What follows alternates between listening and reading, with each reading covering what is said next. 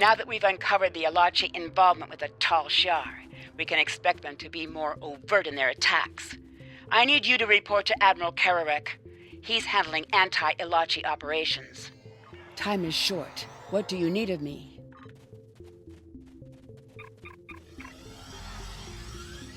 Which one's binary circuits? And if it's the one I think it is, that's great, because that means we can review it, because people will actually be doing it. God, I hate that ship so much. Spit, spit, spit. Alright, we're good, we're good.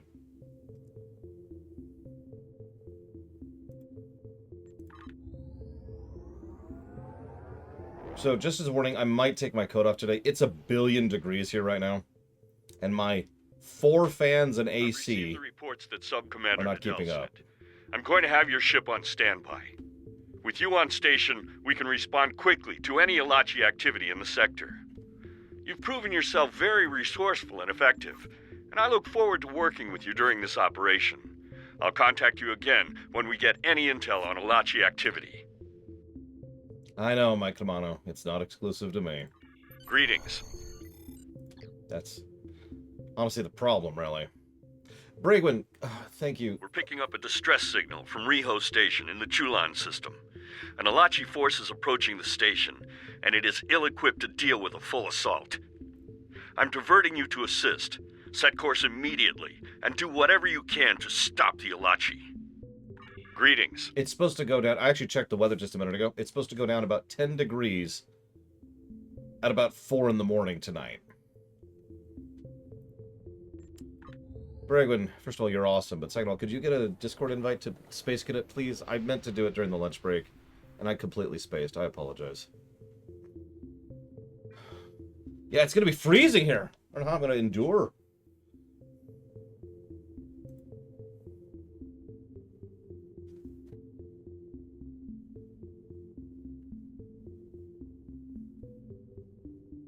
See, I'm actually just saying all this to keep up the illusion. I'm actually on my spaceship where it's comfortable all the time, but, you know. Can't let you all know about that. Not because I'm trying to rule the world or anything. That you all know about that. It's just, if I let you know that I have a space station, which is always a comfortable temperature, imagine how many people will want to go ahead and join the, the ship. How many people will be like, oh, yeah, you got room for me? Yeah. How about me? And at a certain point, you don't have room anymore, right? And you gotta make more spaceships. And it's just like, oh my god.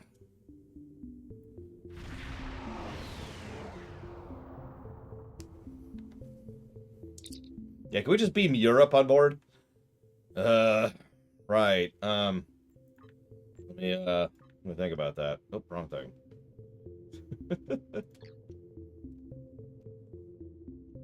Oh my god, there's a Elachi attacking.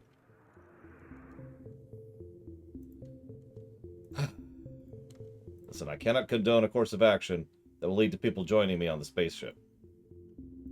I mean, I could. But, you know. So, boss fight! Almost didn't catch the volume in time. That was at full volume. That would have killed everybody. Zeers. Oh my god, you frickin' Elachi. You know what? Piss off.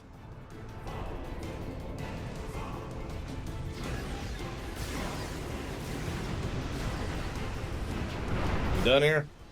Oh, nope. Okay, we done here?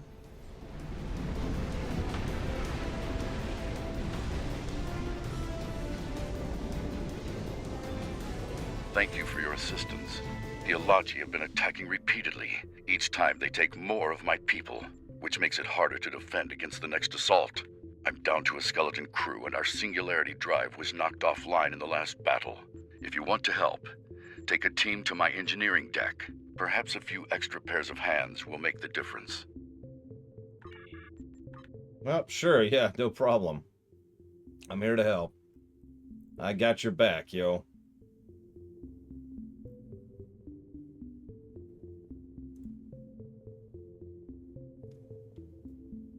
Hey, Berenian. Berenian! I think you're on the list. Hang on a sec. If you can hear me. Apparently you're watching without video. That's a new icon.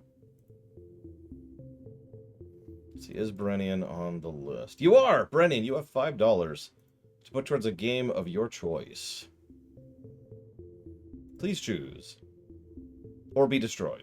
I'm actually okay with either, because then it defaults to dealer's choice. That's a lie. That's not how that works. But please put that towards something. I'll go ahead and just mark off Berenian right now. Scritch, scritch, scritch. There we go. Scrapland Remastered. Is that already on the list? Could somebody check? Is that on the list? Does anyone know? Well, I double check something really quick.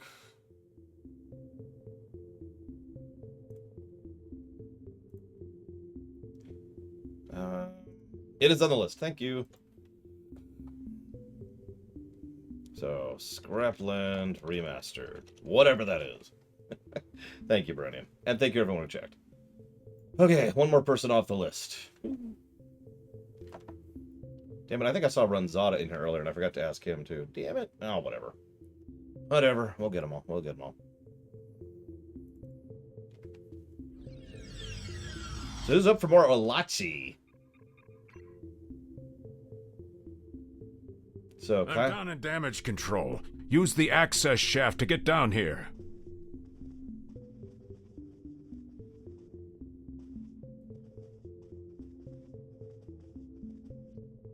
The HUD is up to date so far, Ect.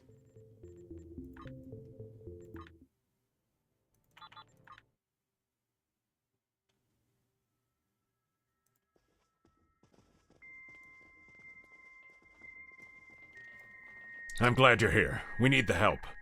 We take more damage and lose more crew in every Elachi attack. Now critical systems are down, and I don't have enough people left to make the repairs. Well, that's a thing that just happened. The last Elachi attack damaged our singularity core. There's no danger of a complete shutdown, but main power is offline. Every time my people and I make some progress, the Elachi hit us again. I need you to keep them from planting their devices so my crew can focus on the repairs.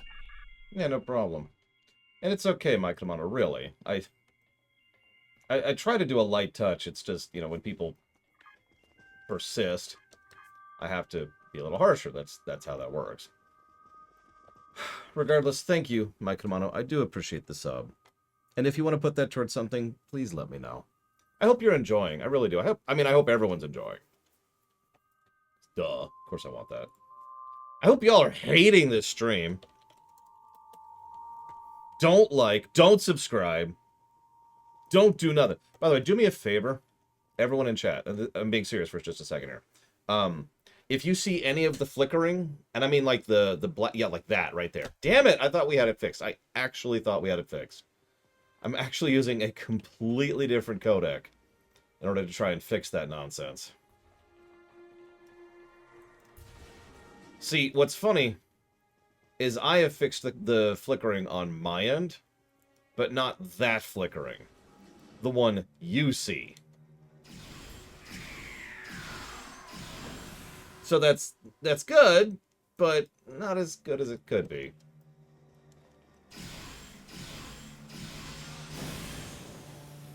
Remember, as we defined earlier, there's two completely different types of flickers. There's the ones I see, which you don't, and there's the ones you see and I do.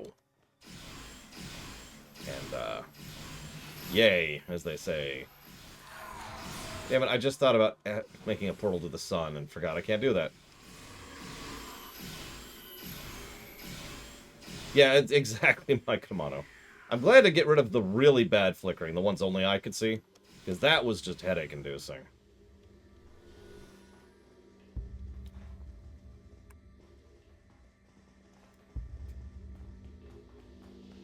That sucks, Sierra Mike, and I'm sorry. I don't have anything else to add to that because I never do. If I may. Quote myself for just a second. No matter what else you add on top of something, you know, no matter what else you add to death, at the end of the day, it still sucks.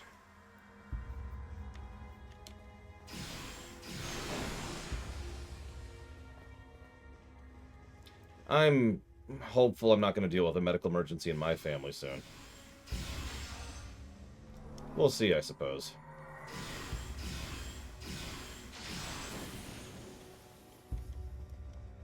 I like how, like, this is not tracking. There we go.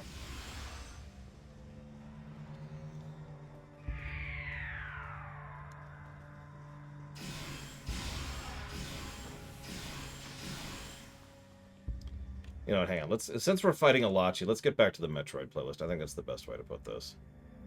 The Elachi are very Metroid, let's just be honest. Pause. Metroid.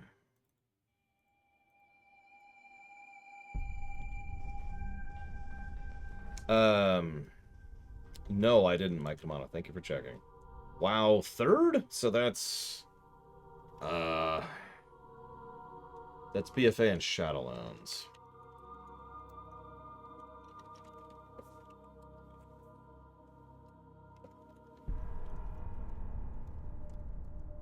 Speaking of which, thank you, Sierra Mike.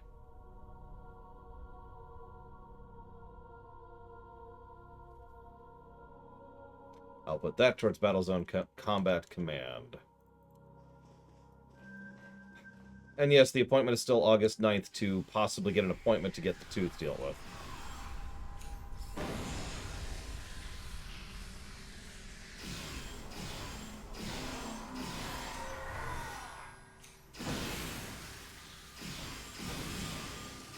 No, I didn't stutter, and no, I'm not exaggerating. I have an appointment on the 9th in order to get an appointment to deal with the tooth. That's just my life right now.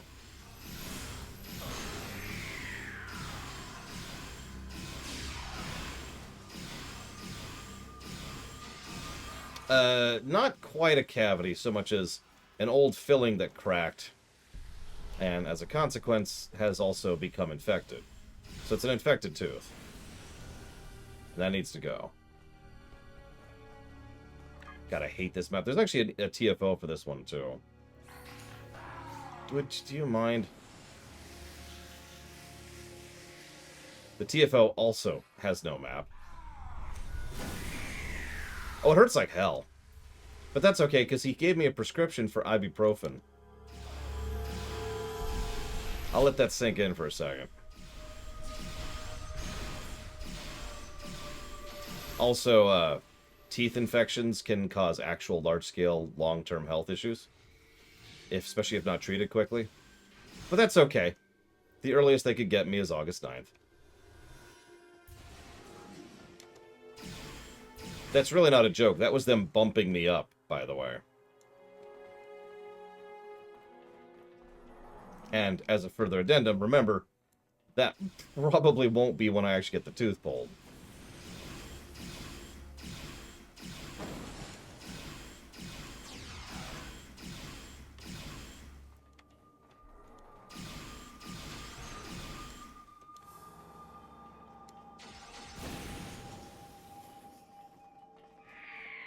Correct, Blaterval. Truth be told, I haven't even turned in the script. Why would I? It's literally a waste of my time and money.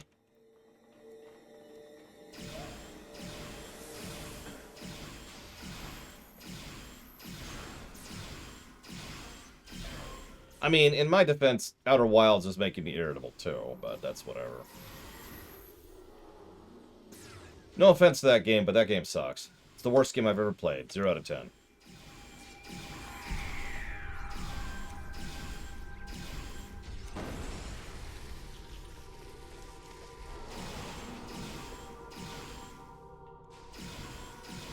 Even worse than Shattered Universe. Just filthy, filthy game. Ugh. I spit upon it.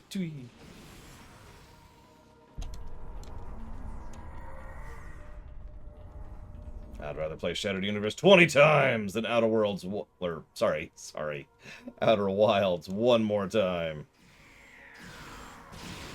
Obviously, if I have to say this, obviously I'm being facetious. I do think the gameplay of that game was irritating. It was time-wasting, and there's very, very little in gaming that irritates me more than wasting my time.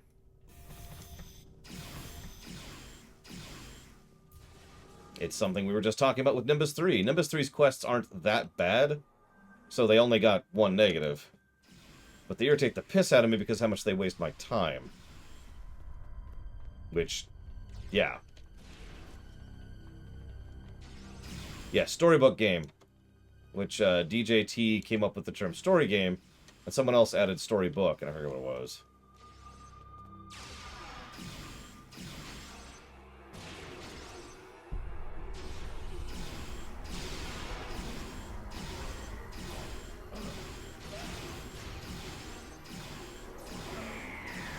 It was all you, DJT.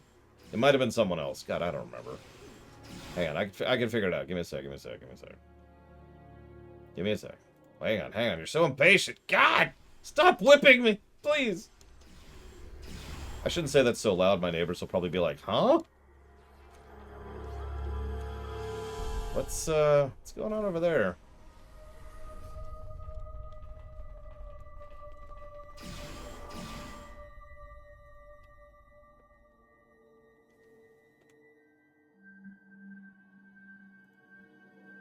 Okay, let's see here.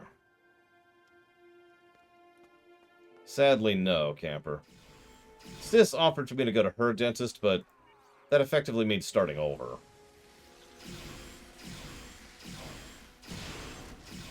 And who knows when they might get me in.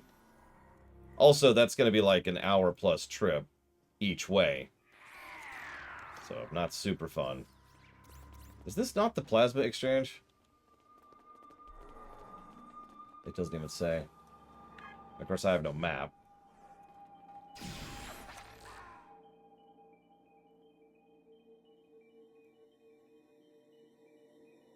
What's funny is I actually got a lot of negatives on the comments about Outer Wilds. Now, I find that funny for 2 reasons. Number one, of course I did. It's a beloved game I spoke negatively about. If I was to say Mass Effect has this problem with it, ... people would bash me for that because that's just what people do. The second reason, though, is that most people didn't really seem to understand most of my complaints. Now, that could be my fault for not properly elucidating, but again, the biggest negative and the biggest irritant in that game by far was the wasting of my time.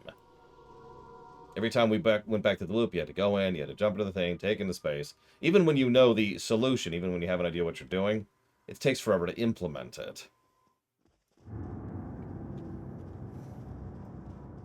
And, because of the timer, you are literally losing time in not implementing it as you're just trying to get back to the damn spot to do it again.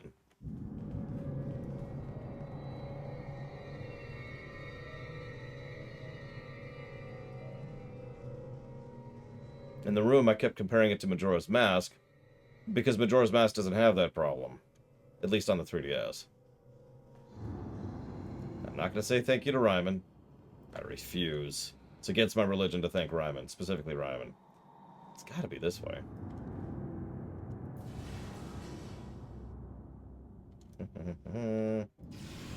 Let's kill all these people.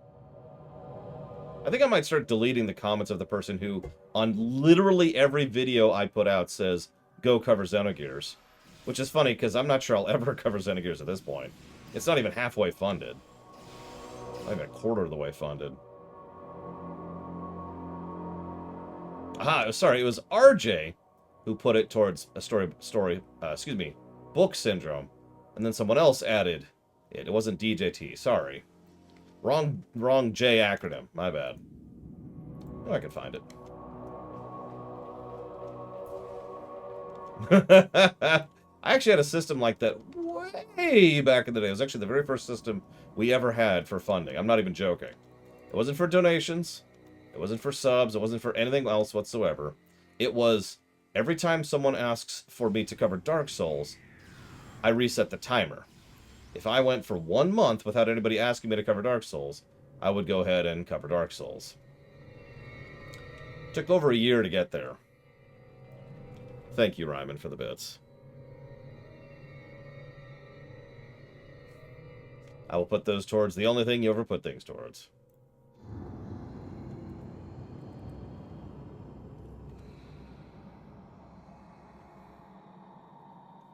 Oh, can't do it now, Sierra Mike. I mean, I didn't like Dark Souls before I played it, and I hated Dark Souls after I played it, so I just really didn't want to cover it. That's really all that boils down to. I made the proviso because I figured it would never happen. I figured that I would never get big enough. I'm saying this wrong. I figured that it would get to the point where nobody would actually care about me doing it. And therefore, you know, it would never actually happen. I'm sure most of you have noticed, or rather haven't noticed, at the very, very, very beginning of the Dark Souls rumination, the first thing I say is, it's been a month.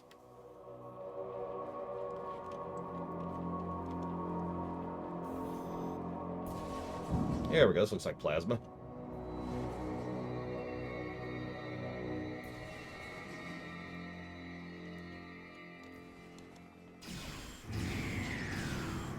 Why are these not counting?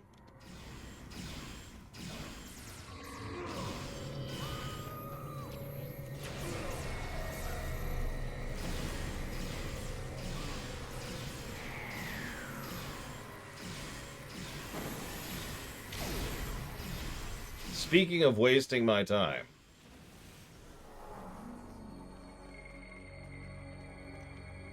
This is insanity. There, I have one. I have 1 of 7. What the snot hell?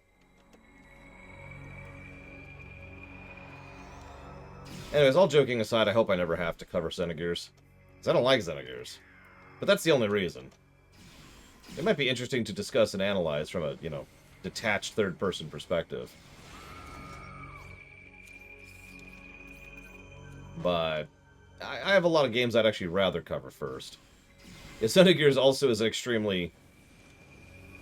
Well, it's an early PS1 game. There's no other way to put that. Or there's no better way to put that.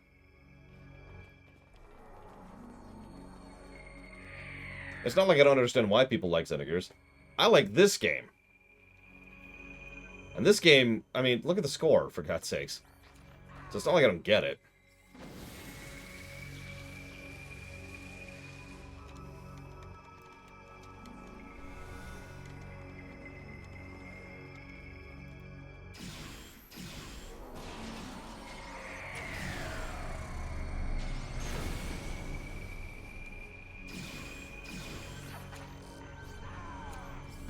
On the plus side, if I ever get to the point where I cover Xenogears, I think I'll have covered all the major PS1 JRPGs.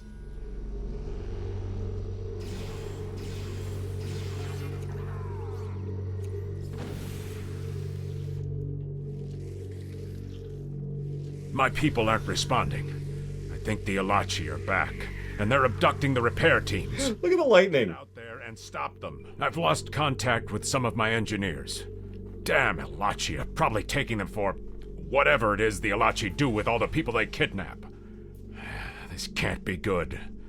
Rescue as many people as you can before the Elachi can escape with them.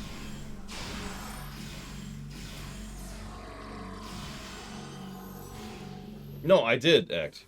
I said it before the game even began. This is a sushi game, and even having played through the crap, or as a reminder, we're effectively out of the crap zone, you know, now. We finished Nimbus 3, and with one exception, that's it. That's the old and the terrible, right? So, we're done with the old and the terrible. We've gotten past all that crap. Even having, you know, done primarily the bad content of this game, I still love this game, and it's still going to be a sushi game, absolutely.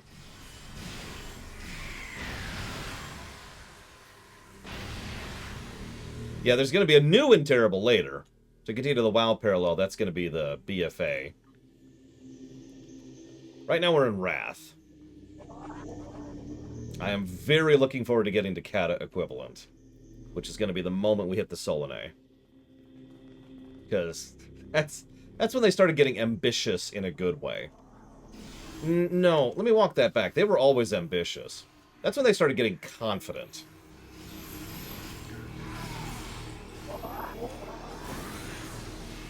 That's when they started thinking, you know, we can do this.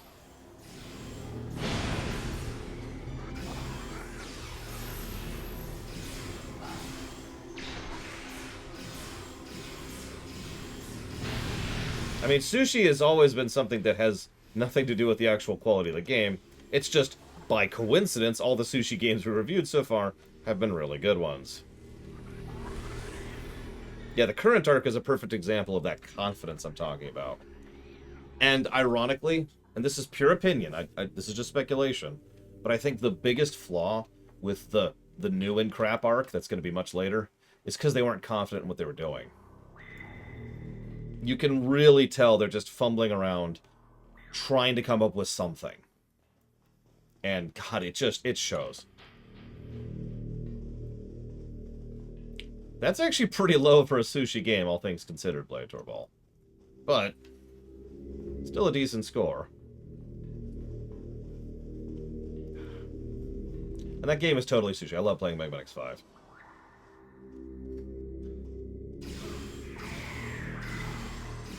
What I do not love is doing the quest I'm doing right now.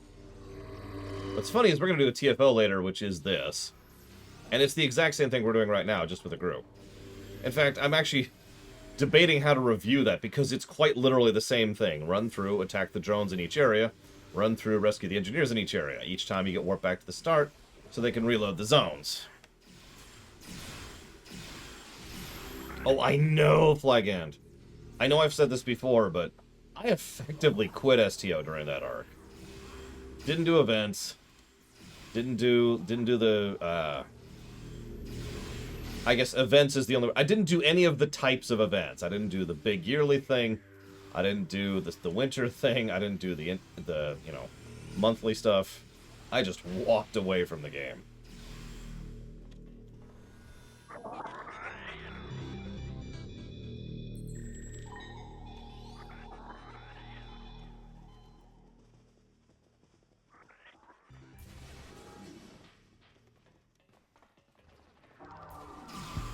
I will admit part of my... I don't know if I should call this a problem. One of the more common complaints / comments about MMOs as a concept is that they're designed to be time eaters. I'm not actually sure I agree with that statement overall. It would probably be more accurate to say that bad MMO design is to be a time eater. I'm getting a little bit off topic, but my point overall here is that a lot of people say that you're kind of tricked into constantly playing the game, even if you're not having fun with it.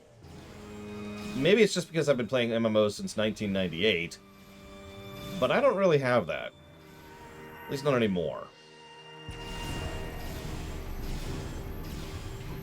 You know, if I'm not having fun playing an MMO, then I stop playing the MMO.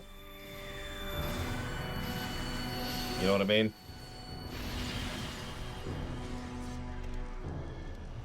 And then there's, of course, the big secret to MMOs, which I'll tell you if you want to hear it. You ready for it? It's a really big secret. It is the key to playing MMOs. I'm not actually making this up. You ready for this? It's great. You log in, maybe once a year, maybe once every other year. Depends on the specific game. You play all the new stuff. Get caught up on the story, see the new mechanics, see the new classes. Have fun with it. And then you unsubscribe and put the game down for another year. That's it. That's the trick.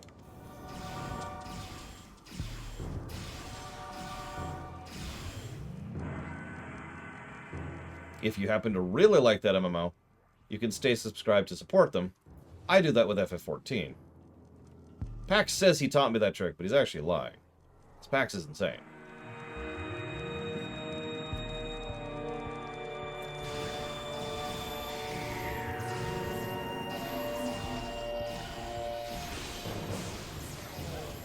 Is it necessary to unsubscribe? Well, I mean, again, I am currently subscribed to FF14. I haven't even logged into FF14 since the run we did, which was months ago at this point. But I do that specifically to support the game. I think FF14 is a good game. I want it to keep going. I want it to be financially successful. So here, I pay you money, you keep making content. I know how this works. By contrast, I haven't been subscribed to WoW for quite some time.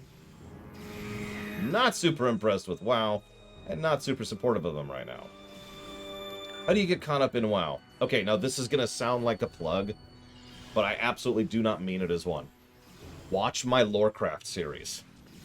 The literal original intent and purpose behind the Lorecraft series, the World of Lorecraft series, is to get people caught up on all the story. Because there is an absolutely inordinate amount of story across over a decade of Warcraft lore.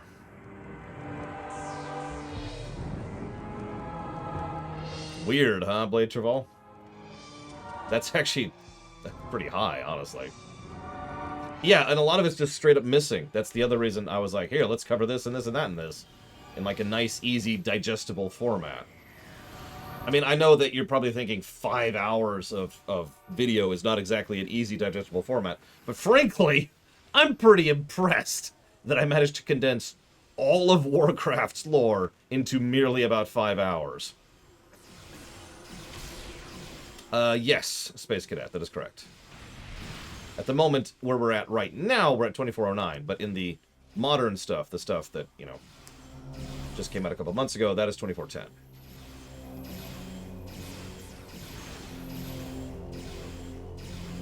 I don't know, Don Crow. I do know that Stardew Valley stops updating after, I want to say, year 2 or 3. Wait, when did it hit 2411? Real talk, because I don't remember that changeover. They make a big point of marking the changeover to 2410. Like, there'll be a cutscene unless they take it out. Hi, Dr. Winter.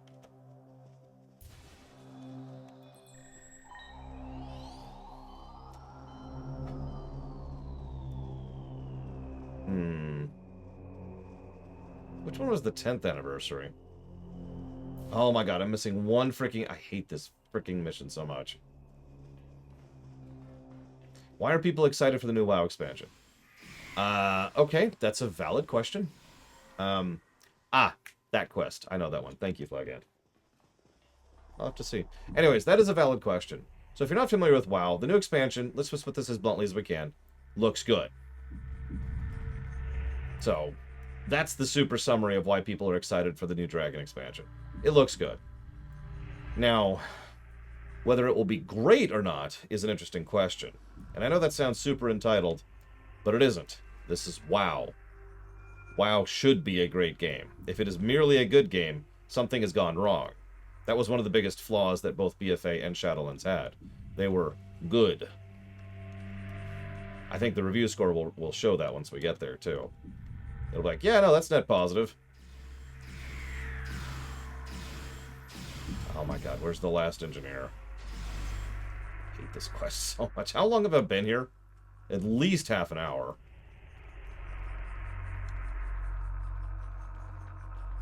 Undetermined. I'll have to increase the price if I do, my Kamano. So, the WoW review, you'll notice, isn't funded or even really up on the block, so to speak, even though we're doing STO, Tor, and FF14 all this year. And I said, at the beginning of the year, I said it several times, this is going to be the year of the MMOs, and I stand by that. That was a big goal of mine. Really happy to get that done. Everything's cool. The thing is, I'm not sure when exactly I want to pull the trigger on WoW. And I think at least part of that's going to depend on my real life circumstance. So, you know, I think I told this to everyone, and if you're not aware of this, then you haven't been paying attention today, but I did decide to pull back a little bit today, tomorrow, and Friday on my sleep schedule, or excuse me, on my streaming schedule to get a little bit more non-streaming time in my life to see how this does for me. There you are. Reason I bring that up is a lot of whether or not I'm going to cover WoW like immediately, later, or something, is going to depend entirely on how I'm doing in my real life at the time. Because WoW is going to be a big frickin' run. Problems are under control, but there's an Elachi force in main engineering trying to sabotage our singularity core. Take them out. God, you need to... This really is just identical to this TFO. I should honestly give this a negative for being crap, and then I should give the TFO a negative for being identical. So, I don't know if the WoW run will be longer than the FF14 run was. It is absolutely possible. It is within the realm of feasibility that it will be as long.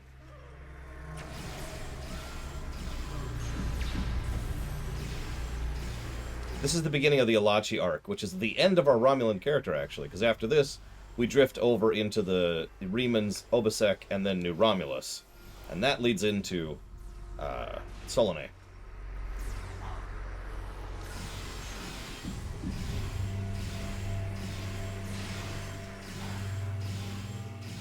That's a good question, Dr. Winter.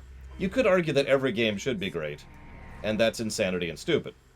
I smack that idea. Smack.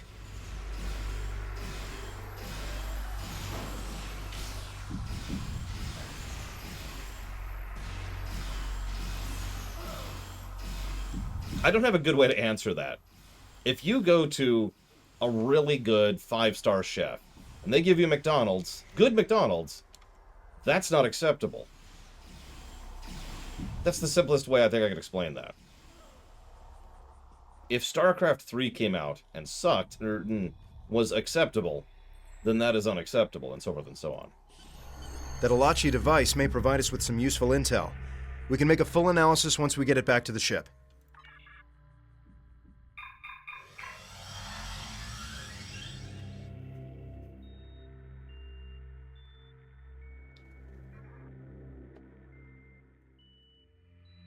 I'm pleased the station was saved, although the increase of Elachi attacks is troubling.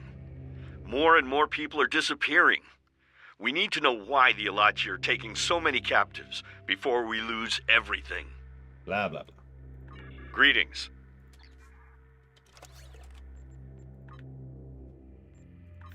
The Romulan Republic has authorized a new shuttle for permanent assignment to you. Please report to the new Romulus Command Center to requisition a small craft. Sure, Greetings. whatever. Please tell me I don't have to do that stupid mission now. Not sure I want to. In fact, I know for total certainty I do not want to.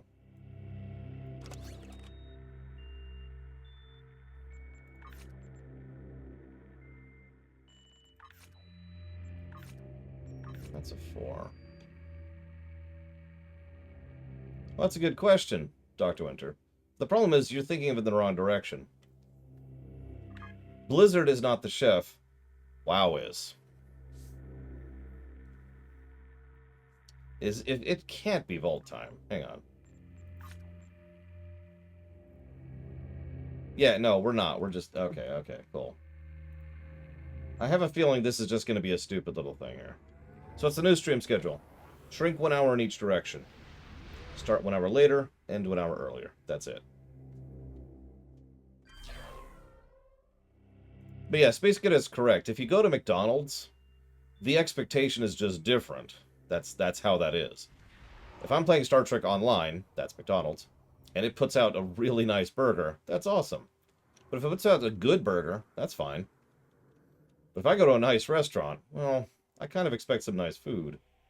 So we actually haven't been to New Romulus yet, and we're technically not going there now either. Let's just ignore everything that's happening here. We have the strength now.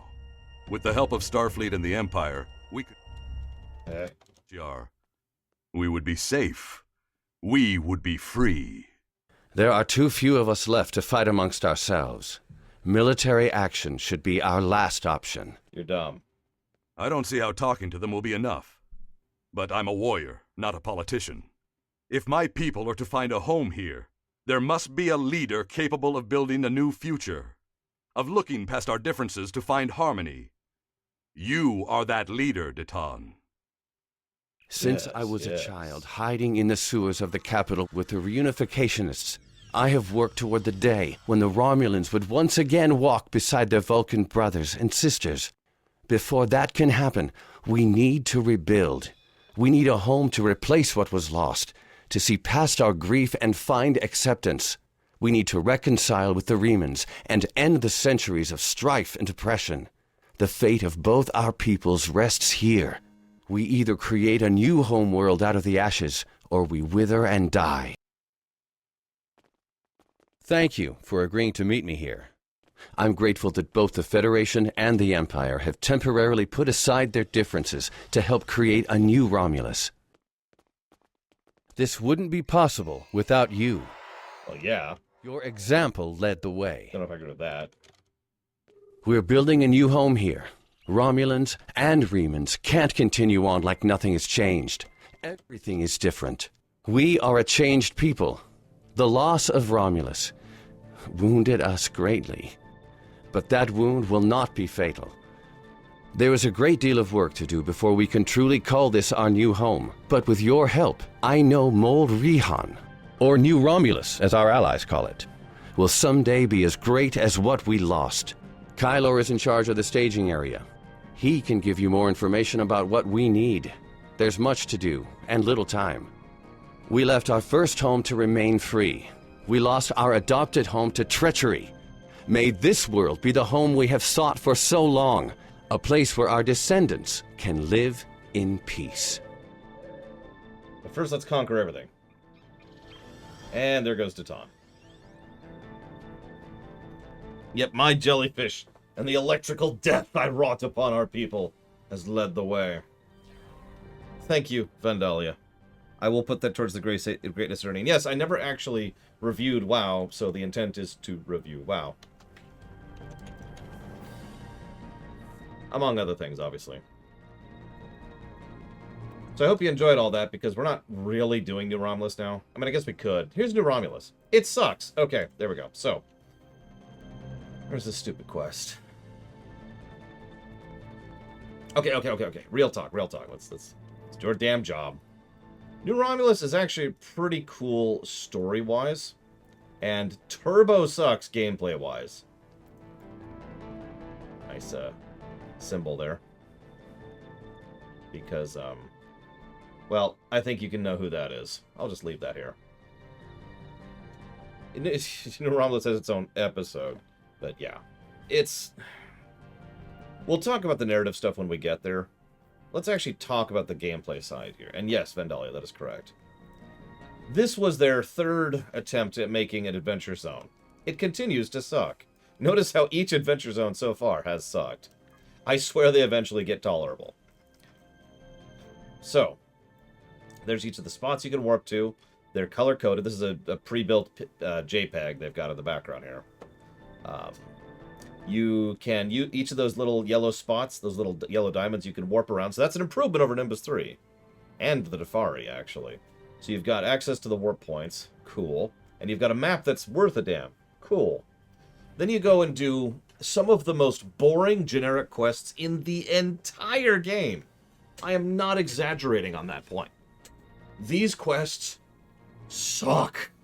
It's literally walk out, and then it's like, hey, I need to do a quest. And then you kill mobs until the quest is done.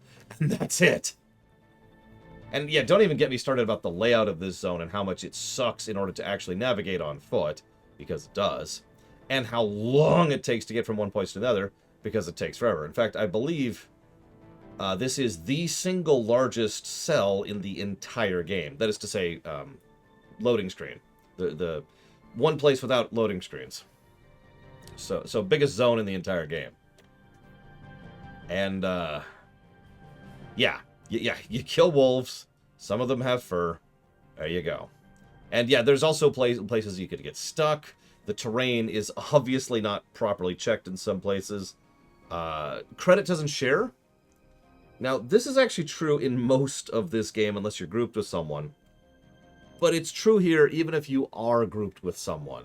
If I group with Flygand over there and start doing a quest, we're in the same group, we do not share credit. Now, if you don't understand why that's such an egregious thing, then you haven't played WoW for 10 years. But more to the point, it means that we become competitors for the same quest. It means that we have to work around the game to ensure that we actually manage to complete the quest, especially since most of these are timed. Like, you see this loser Andorian who's down here? This loser Andorian who's over here. I'm gonna go over here and go punch. Punch! There we go. Oh crap. She's got an Iconian stuff. Okay, I'm gonna run for my life. Oh Jesus! Oh Jesus. We're okay, we're okay. We're just gonna be fine. We're gonna be fine. Okay, we're okay. Everything's fine. So, bad quests, even if they shared credit, bad quests that don't share credit, irritating overworld design, problematic map. This whole thing sucks. This place sucks balls. I preferred to do the Azure Nebula over and over and over again than roam this goddamn zone back when I was farming new Romulus marks for the first time. And the second time, for that matter. Screw this place.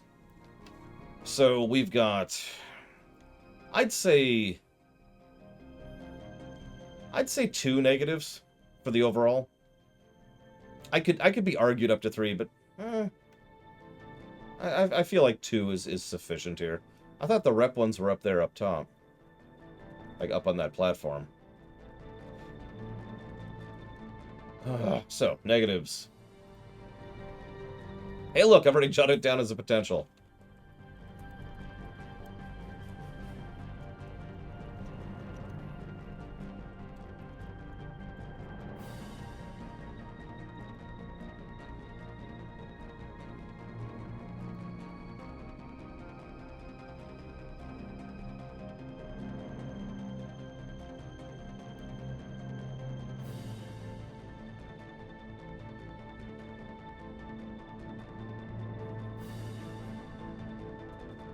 How do you get up there? Oh, you just walk up here. Maybe it's this thing? No, that doesn't seem right. Maybe it's this one over here? I don't know. I'm not the character who has all this stuff, so I'm not sure what it is. Well, whatever, I suppose. Yeah, the skybox is honestly kind of boring, which is a damn shame. STO actually has really good skyboxes for the most part. Okay, so let's go get our stupid shuttle. Which is apparently not here. Whoops. Do I give games credit for experimenting and trying new things even if they don't turn out well? I usually mention credit, but I do not give them points, no.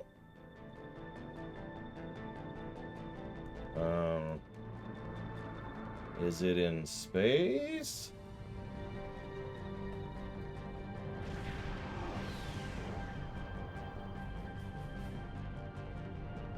There we go. That's what I wanted.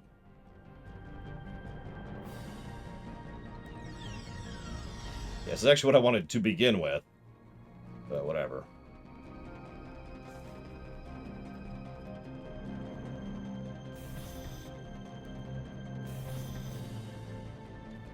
Anyway, sorry, this ties back into something someone was talking about Heavensward. I forget who asked that. I think you meant Heavensward. You had said HS, so I assume you mean Heavensward. If FF14 put out a subpar expansion now, that would be bad for FF14. It would be bad for its perception, it would be bad for the gameplay construction, it would be bad for audience retention, etc., etc., etc. Would that be something I mentioned in the review? No. Because remember, the reviews are supposed to be distanced from that kind of thing. A game is a game regardless of when it came out, regardless of who put it out, etc. If Random Indie Studio 7 does something great, they don't get bonus points for that. And if big AAA publisher does something great, because that's unusual too, they don't get points for that either. Make sense? But it is the kind of thing that will absolutely affect people's opinion and perspective on something. Now you might say, but they can't, keep increasing quality forever. And no, they can't. It's worth noting that the relative quality here is something that kind of does this. Or, if I could explain this differently, let's say this is a great game, right here. There's a band around this for what qualifies as a great game. As long as they're inside this band, they're fine. They're in the goal, right? They slip too far down, well, they've got a problem. And, ironically, they go too far up, they have a problem in that direction, too. Because we're never going to get another Legion, are we? And everybody ever will probably be judging every WoW expansion based off of Legion for a long time. Because Legion was just that much better.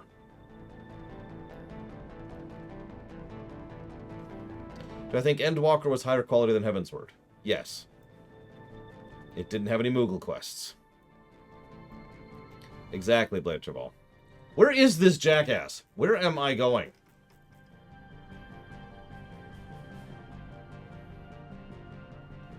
Like, okay. I think it wants me to go to the turbo lift. Do I think Endwalker was higher quality than Shadowbringers? No. Shadowbringer's had some stinker moments in it, almost all the optional quests, for example.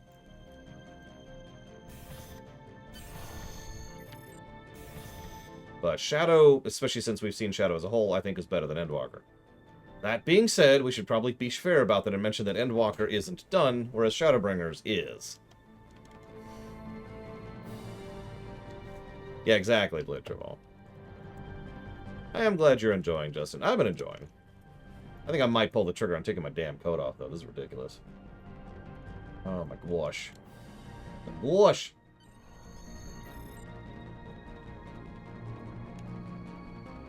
I'm extremely busy, so I'll probably regret asking this. But can I help you? Yeah. I'm supposed to pick up a shuttle. I wish Admiral Kararek had informed me of such a decision. We're incredibly short of resources, and I'm trying to keep track of all the equipment we have available. You'll need to fill out these forms in triplicate before I can issue a shuttle to you. I really don't have time for this. It is quite necessary, I assure you. If you want the shuttle, you'll fill out the forms in triplicate. I had to break his neck. Of course. Please take this requisition to the Ship and Shuttle Requisition Officer at the new Romulus Command Center shipyard. She'll get you sorted out.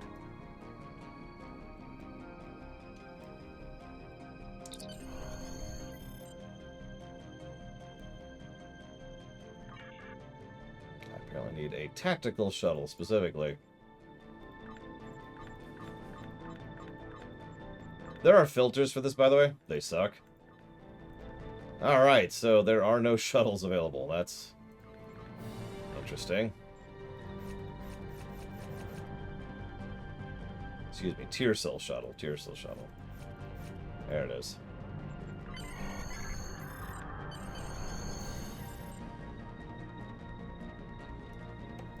Use your new vessel well. Sure. Greetings. Congratulations, Sub-Commander. Are you done wasting my time? The Elachi's initial attempt to attack Reho Station failed, but it has not put a stop to their predations. Long-range sensors have detected groups of Elachi ships on their way to small colonies and space stations throughout the sector. They're taking as many civilians as they can load onto their vessels. There's an attack underway right now in the CNA system. Proceed there at maximum warp and intercept them. Greetings. The same reason Spock congratulates us for the Federation. Because it was kind of his shtick back in the day. And they never re-recorded or changed it. If you're asking why they did it back in the day, that's a very good question. I think because Sela was the face of the Romulans. Even though Titan probably should be.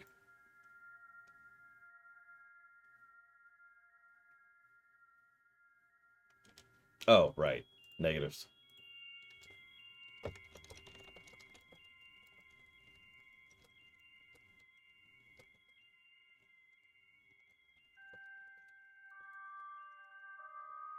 Anyway, so Dr. Winter asks, what about a game that has an impact on the genre and gaming as a whole? Does a game that defines something get a positive or negative? No. We do actually have a completely separate system which we invented for Super Mario Brothers specifically. You know, the original back on the NES. We call it codifiers and innovators. And it's just a little extra way to kind of notate points of gaming history. It does not affect the review because it does not change the game. The game's score isn't altered by that. But it is something to notate. Alright. Oh no, the Elachi have attacked. Damn. That was only one thing to do then. Yeah, Doom codified the FPS. GTA 3 codified the open world along with Morrowind. Dum-dum-dum-dum. Ba-da-ba-ba-ba-ba. And they're dead. Oh, absolutely, Cashley. You are quite correct. It's why Sela has such a big role in the game. Well, as you can see, I do not, Mike Kamano.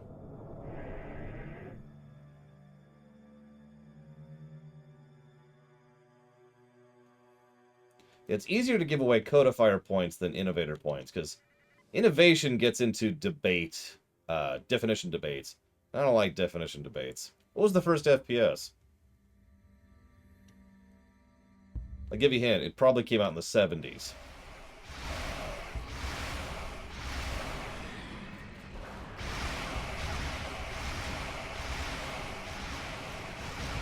That's a good question too, Mike Kamano. I think they were getting you ready for the upcoming shuttle missions, which we aren't even doing on this character.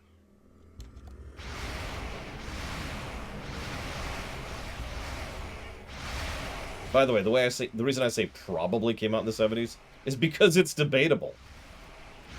How exactly do you define an FPS? Because usually the very, very first games in a genre don't really qualify as that genre. It's more like the beginnings of that genre. For example, Neverwinter Nights is probably the first MMO. But it wasn't actually an MMO by just about any definition. It was a MUD. It just had a graphical interface smashed on top of it, and happened to run an AOL, which was kind of the big thing at the time.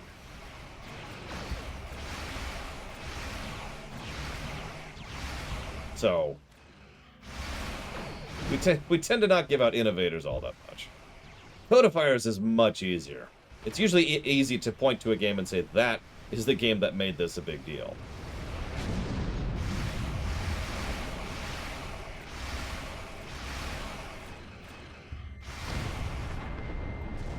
I'm sorry, I don't quite understand the question, DJT. Let me presuminate for a second here. What's an originator, Mike Kamano? So I'm assuming what you're asking is, if they patch FF14, and that patch fixes a negative we've given already, or removes a positive, does that change the review? The answer is yes. We will go back and we will adjust the previous score to accommodate.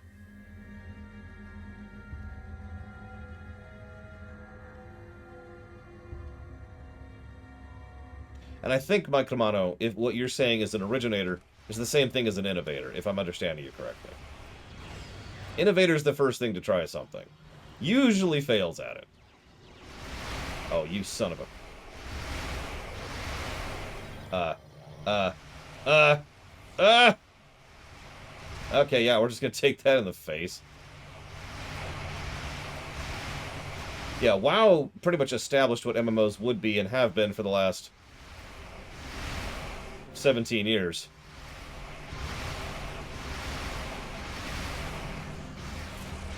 The same would hypothetically be true for any MMO, yes. That's part of why MMOs are a separate category. Not the only reason, obviously, but part of it.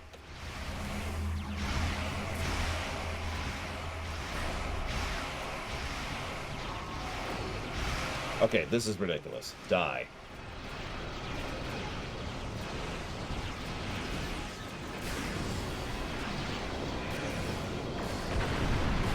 Well, for the purposes of how we're defining this, what you mean with originator is exactly what I mean with innovator, so...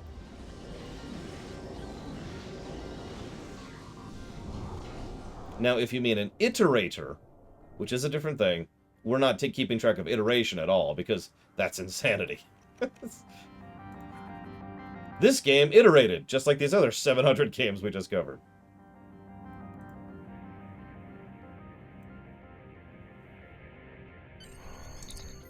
Okay, we did it. That was really quick, actually. I can't wait to stop playing my Romulan. Don't mistake me, this jellyfish is fun.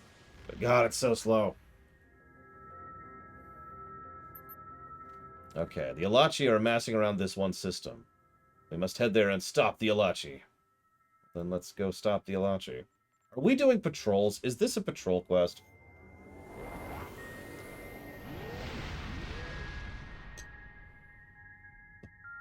That is true, Mike Romano. And those are called various degrees of something. Like they could be called a clone. Where did this put me? Why am I here? Okay, I hit transwarp to quest. It put me here, right next to Wolf 359. That's the quest up there.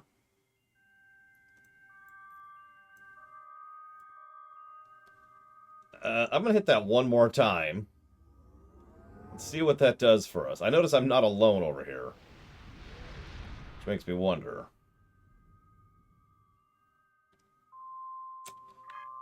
Okay, huh. That's new.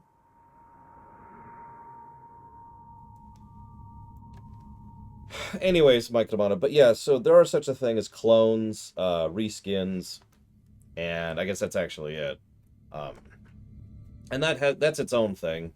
Like, Saints Row 1 is a GTA clone. It's not exactly the same game, it's just a very, very, very, very close copy of the same structure, format, and style.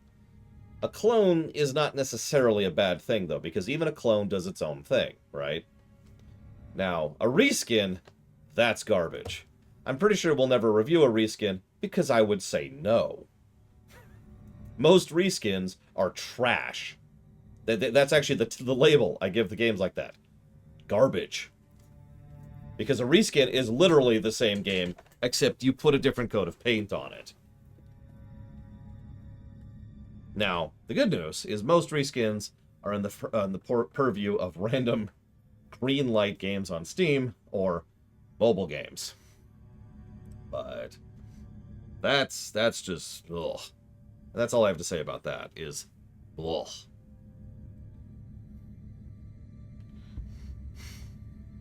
Yeah, we've got a bit of a trip here.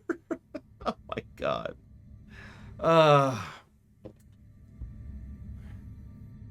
Meanwhile, my flickering is back, so nothing got fixed by me switching codecs. So that's cool. At least you're not seeing that.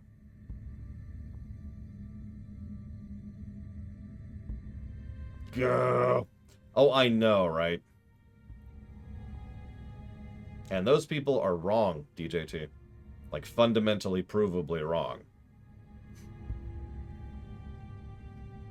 You could argue the Pokemon games are clones of each other. Even that's debatable. But they're absolutely not reskins of each other. Hi, Saber for Wife. What is up?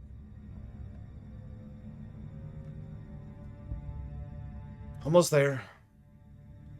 Just a little bit further. Oh my god, I'm never going to finish this quest. Listen, Mike Kamano, this is just the purple lightning side of the Force, okay? That's just our life now. We have given in. What would that be? Whatever. The pairings are reskins. I actually agree with that. You know, Pokemon Blue is a reskin of Pokemon Red. But Pokemon Gold is not a reskin of Pokemon, Blue. What in the world? Oh, whatever.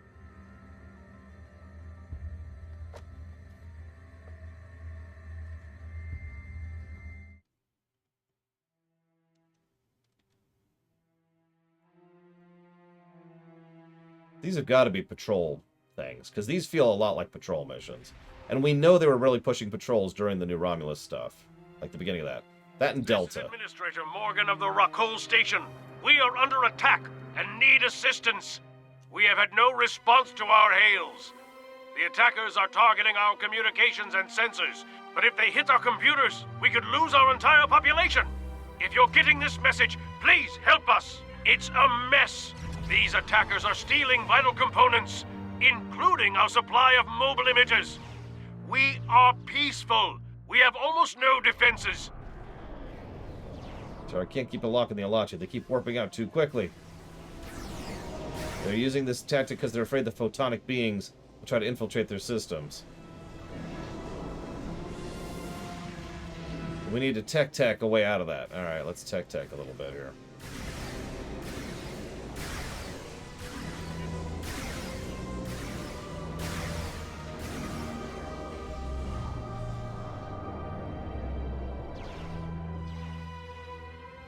Well, then I'm afraid I have to kill you, Dr. Winter.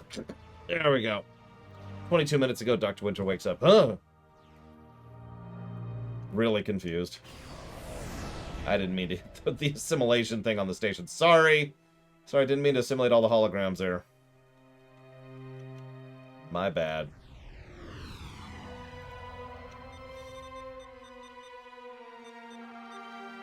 I do still disagree with you, though, Dr. Winter.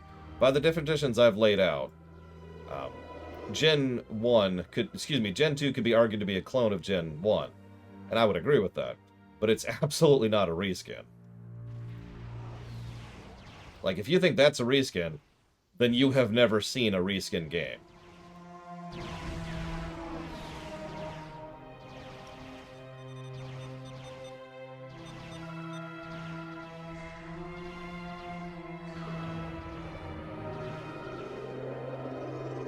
Okay, so now can I kill them?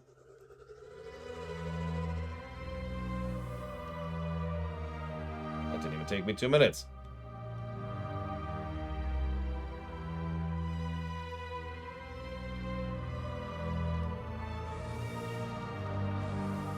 No, Lost Levels is a, You mean actual Super Mario Bros. 2, don't you? Yeah, okay, I'd say Super Mario Bros. 2 is pretty close to a reskin. It's actually still not as severe as a reskin as I usually think of when I'm thinking about that, but I'll give you that one. I'll give you that one.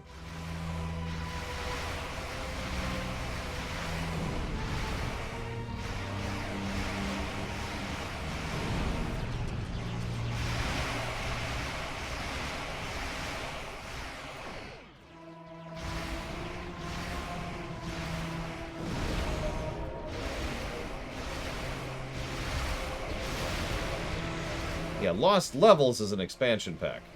Super Mario Bros. 2 is close to being a full reskin. Like, it's a soft reskin, I guess. Get some gradients in here. So we're getting into definitions things. What am I doing? I'm doing this button. That's why I was hesitating on that, Space Cadet. Anybody who actually knows the more in-depth stuff knows that Super Mario Bros. 2 is a more different game than you'd think from Doki Doki Panic. Well, where's the other ships? There they are. Come here. Come on. Please don't just sit out there. Oh, Jesus Christ, you're just gonna sit out there, aren't you? The Elachi are attacking by just sitting out there doing nothing. Ugh. But no. When I say reskin, I frickin' mean it. Final Fantasy 15 A New Empire is a reskin.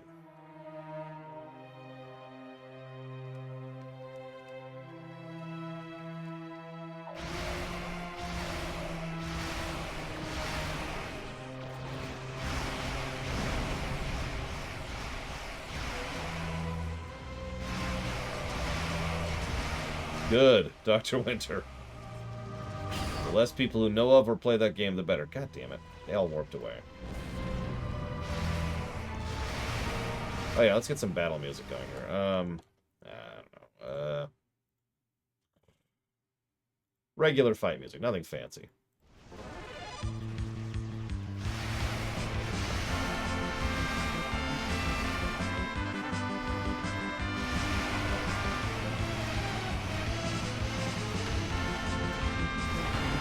I mean, that's provably not true, Ross. At that point, you're just trolling. I actually do think Frozen 1 is better than Frozen 2. I wasn't just saying that to troll.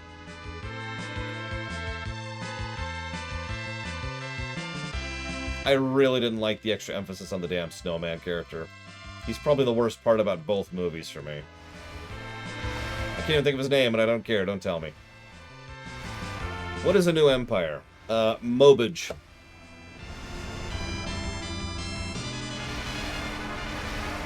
By the way, for perspective, I enjoyed Frozen 2. I'm not saying I did. Just that I think Frozen 1's better. That might not even be true. I haven't reviewed either film.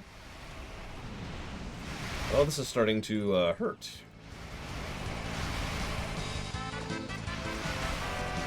Like, a lot. In fact, this is hurting too much.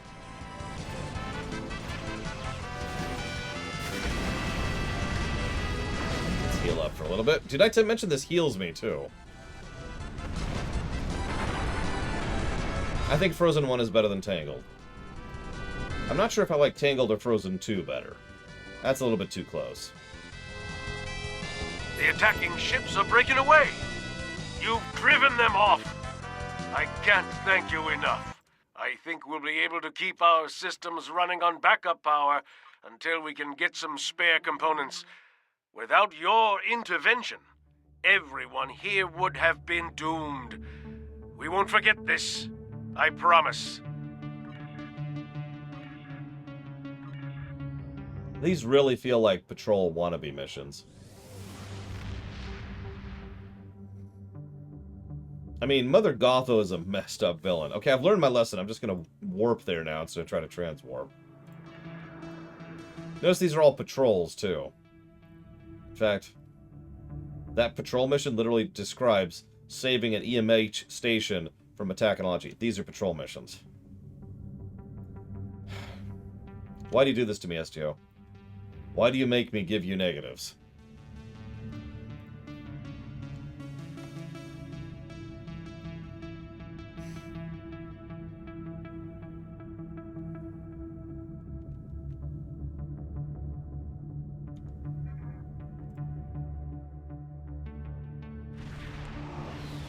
I mean, we're doing patrol missions. What do you want from me, Trathon? I don't know how you found out about this attack, but you arrived just in time. Long-range sensors indicate that the Elachi are massing for an attack. The first wave will be here at any moment. So naturally, rather than responding to the crisis at hand, we explain, oh yeah, we've received intel from another outpost. We're picking up incoming ships on our sensors, and their weapons are armed. This isn't a military station. We don't have the resources to hold off an invasion fleet. Scramble shuttles for local defense. Tell them engage the frigates and keep the ships separated. We'll handle the big ones. Acknowledged. Thank you for anything you can do. Don't worry, I can do a lot.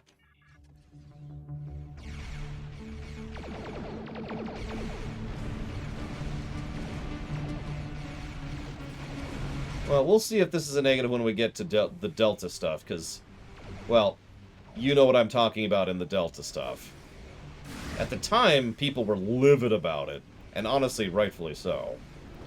I don't think it's as bad as it was then, but still.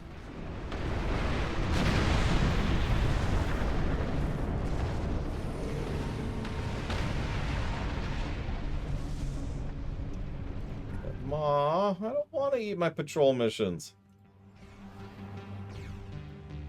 Also, some of the later patrol missions are actually pretty cool, but, you know, we won't get to those for a very long time. After the Delta stuff.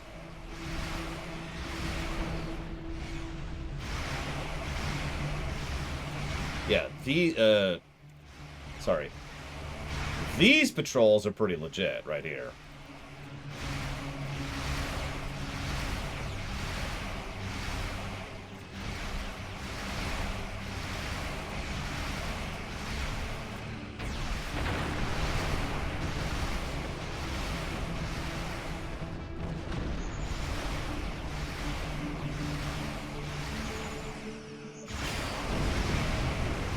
Going to simulate some Elachi. That sounds like a good idea. If we can.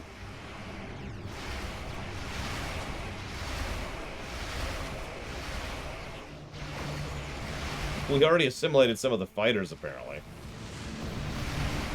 And now we've assimilated some Elachi ships. Excellent. Oh, sorry. Fight music.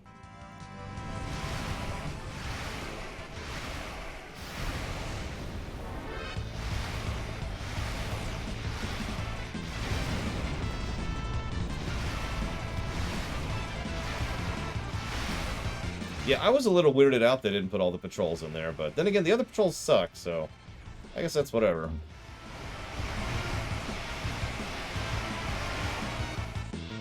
Best Disney princess.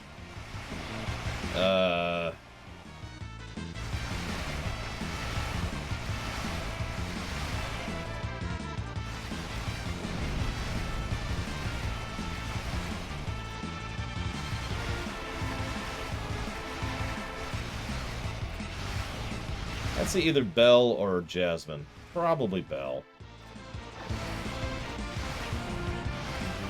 Mulan, I believe, does count as a Disney princess, yes.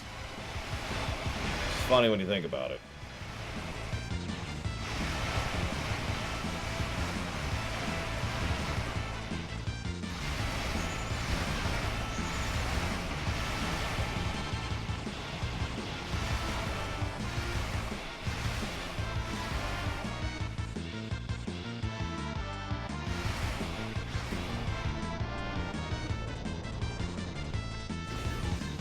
I mean, all of them have something wrong with them, Chthon. Mostly because these are films that came out in the 80s and 90s. So that's just whatever. We done here?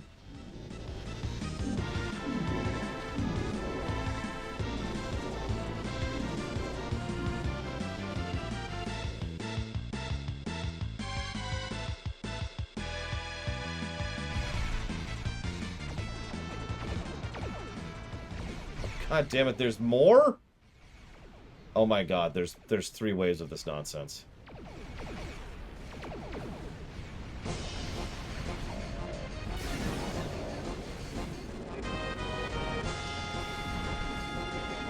And they're so far out I can't even hit half of them.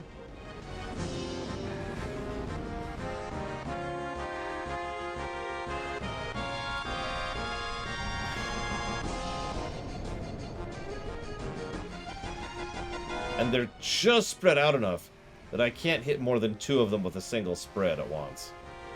Hang on, let's look up the official Disney list of Disney princesses here. What do we got here? So we've got... Hang on.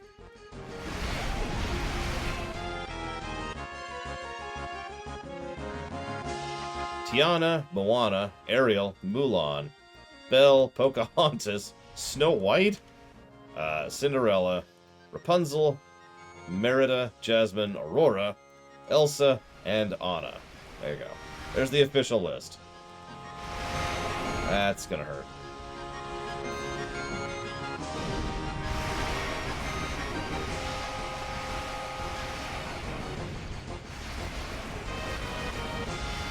Ironically, to this very day, I haven't seen Princess and the Frog. And I never will.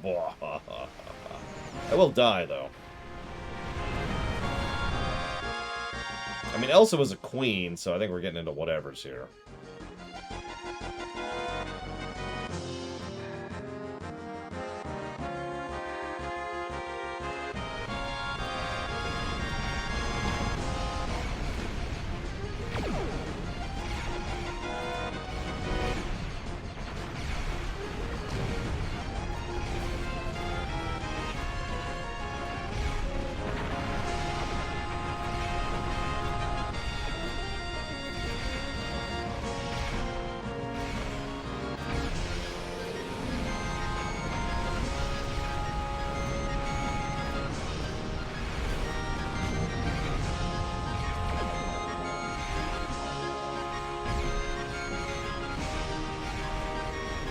I mean, Pocahontas is the daughter of leadership. I don't know if I'd call that nobility.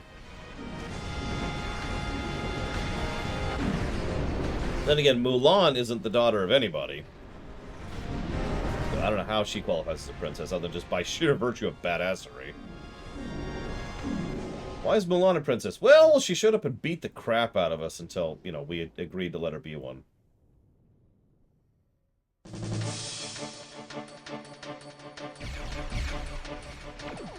God, why do they start so far away?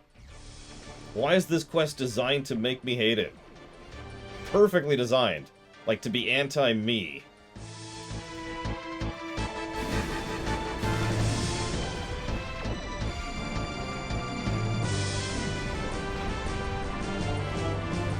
She did get a sword from the Emperor. That's actually an extraordinarily big deal, but whatever.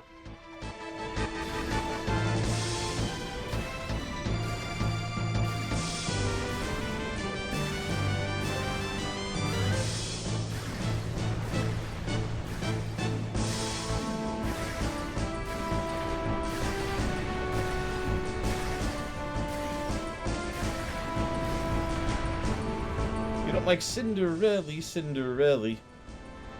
Listen, those mice are the stars of the show, I'm sorry. That was the beginning of them realizing that the animals were the true stars of Disney films. No, seriously, I'm not actually joking about that. You pay attention? That's when that trend really got going. It's one of the reasons why, literally decades later, they would have a rule about, someday, about the animal companions being mandatory. You ever wonder why that stupid cricket is in Mulan? Ironically, I even talk about that cricket in my rumination of that film. Oh my god, this is ridiculous.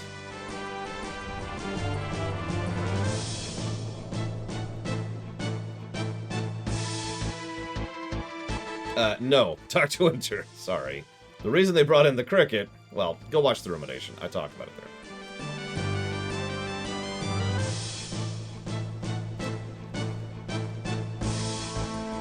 The lady from Lady and the Tramp? Well, she's only a lady. I mean, she's part of the court, but she's not actual nobility.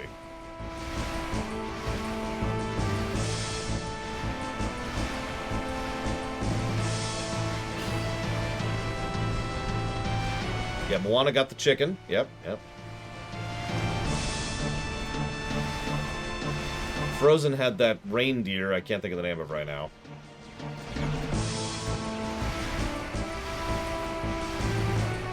They are Siamese, whether you please or don't please, Dr. Winter.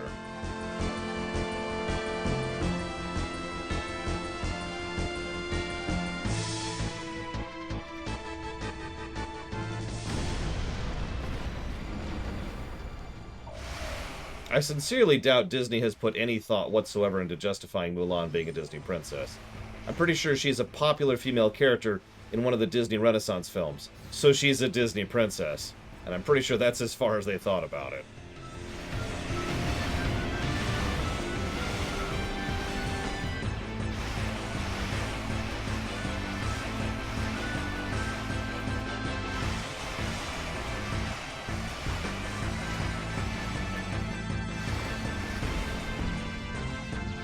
Oh, I know, Ross. It's kind of weird. Jane from Tarzan? Yeah, but nobody likes Tarzan.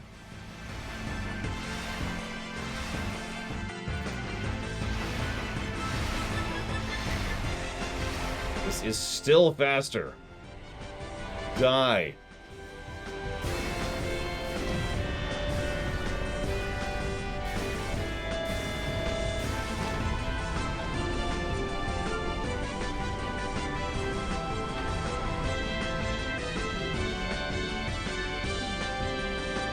You and your heroes. Without your help... This is Administrator Morgan from Rakol Station. Apologies for breaking in like this.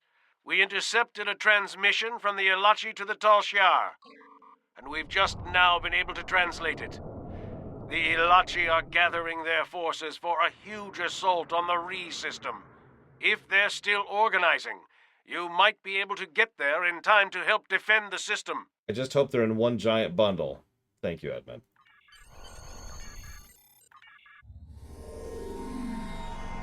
We've been at that point, Blade Javal. The problem is, these are Romulan-only quests, so I have to do these on this character. Well, have to is a bit of a stretch, but... Excellent work.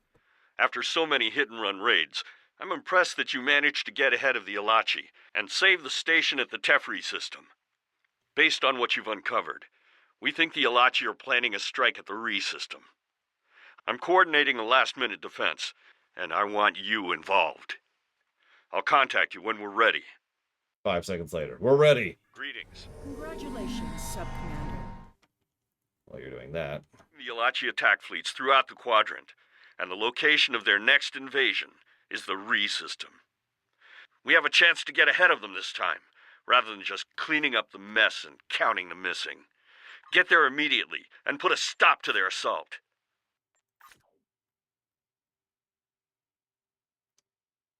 This is the best defense, isn't it? Yep.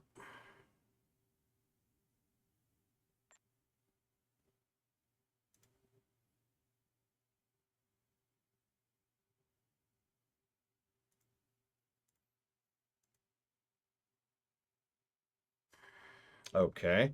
Well. Greetings. We might actually skip this one. Legit. Just straight up. Favorite Doctor Who companion? The awesome one. His name I can't think of. I want to say the big one, but that sounds unkind.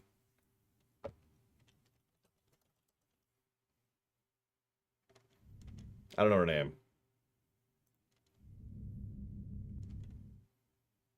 She's not on the... Oh, there, you. Who are you?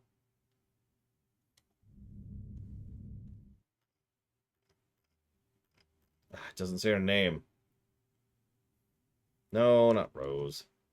Is it Donna? Hang on. Doctor Who, Donna. I think it might be Donna. It's Donna. Donna Noble. There we go. Ugh. Oof. So, who's ready to give more negatives to gameplay? God damn it. No, we didn't actually skip it yet, my Kamado. We might.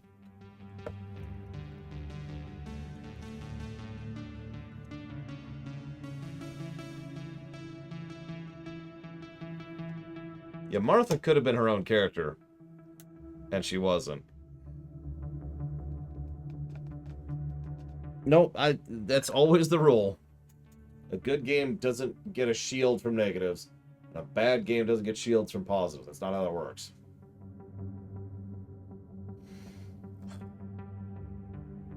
You're probably thinking, I don't know why you're silent like that. Butler, what I want to know is where's my beetle stuff? And also, why does this mission suck? Well, give me about 2 minutes. I'll show you. The Elachi are here, and they're attacking shuttles. Those shuttles are full of Romulans trying to escape the invasion. We have to help them. If this is the mission I'm thinking... If it's not the mission I'm thinking of, then ignore me.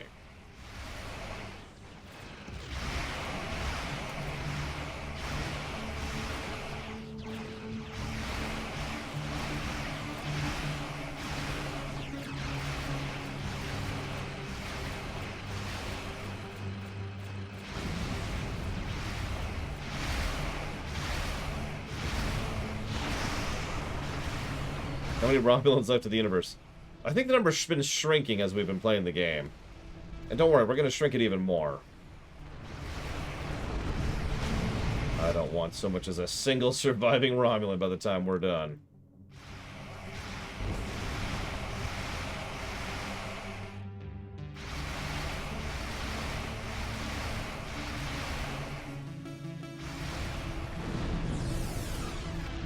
That's true, we should wipe out the Vulcans. Just to be absolutely sure.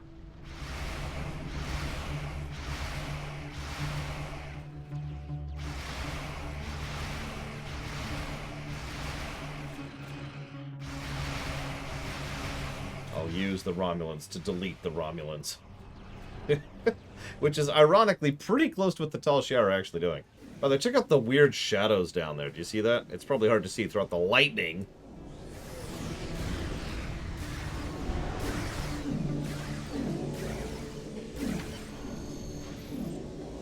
But it's there. It's really obvious when we've got the tentacles flailing on the jellyfish. We're getting distress signals from the surface. The Elachi are landing walkers near the capital. Take the shuttle and help the city. We'll stay here and defend the remaining shuttles. So here we go.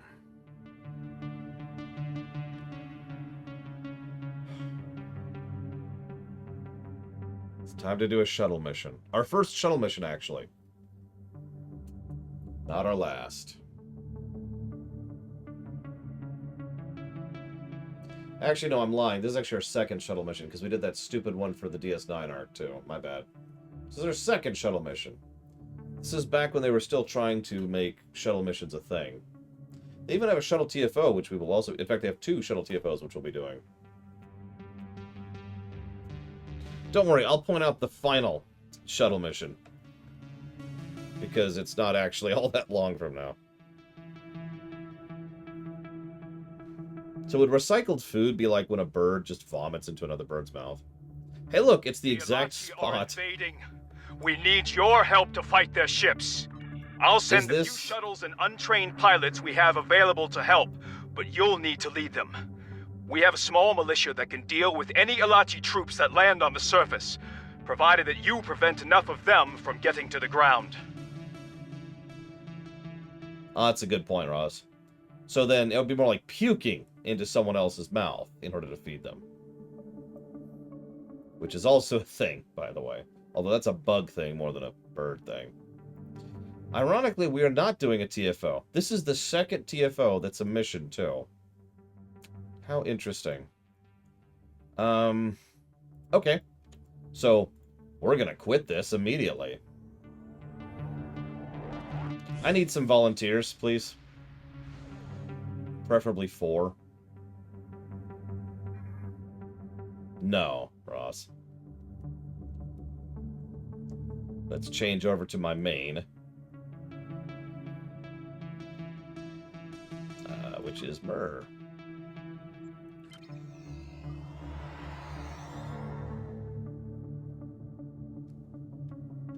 If you're going... So, sorry, I should clarify. If you're going to join us, I am going to need you to actually have... What is going on with her tail thing? Oh my god. Look at the wind there. Like, just catching that. As she's just standing there. Anyways, you do need to have a shuttle. So we're about to do a shuttle TFO, okay? So keep that in mind.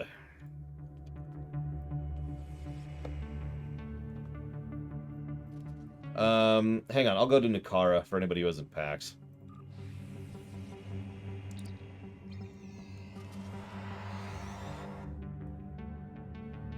Hey, Trihexia.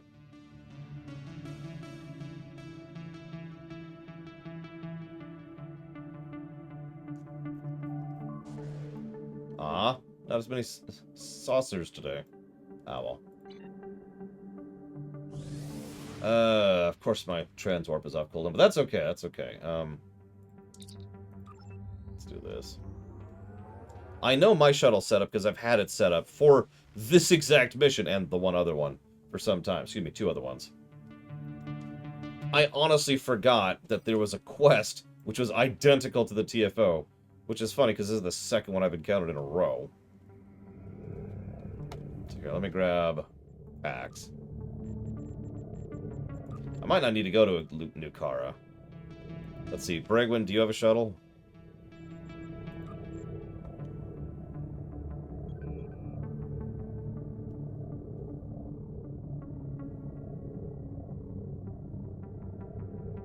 Okay, so we'll grab Bregwin. I don't know who any of the rest of these people are.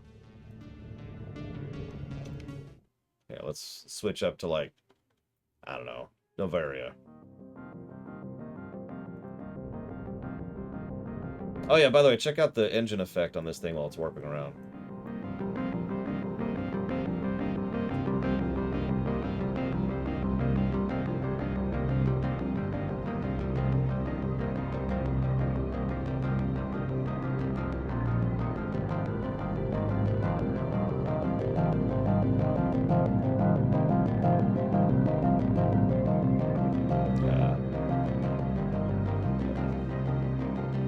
Oh, I guess I'll be dragging... Who the hell is that? Oh, whatever. Someone down to Nukara.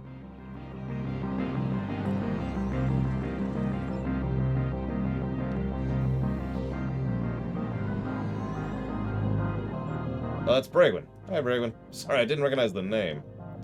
I was like, huh? Thank you for being part of the show, DJT. Always. I will go ahead and jot that down for Sly 1.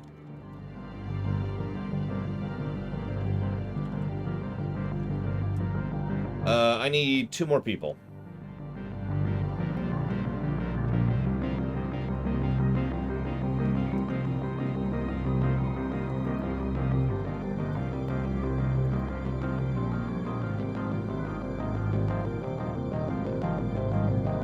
And remember, I probably don't know your character names, so help me out with that, please.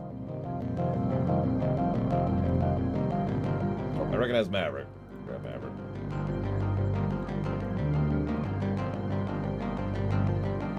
And there's Reynolds. Okay, grab Reynolds. And that's everyone. Justin, you can stop trying to log in. If I can get the invite out here. Yeah, I actually thought this quest was later. Or, excuse me, this TFO was later. Might be a better way to phrase that.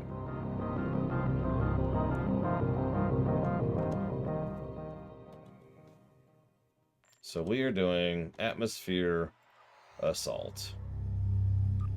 On advanced! No. I'm confident in my shuttle. But that's dumb. So let's not do that. That's just going to make it take a lot longer and be a lot more slow and boring.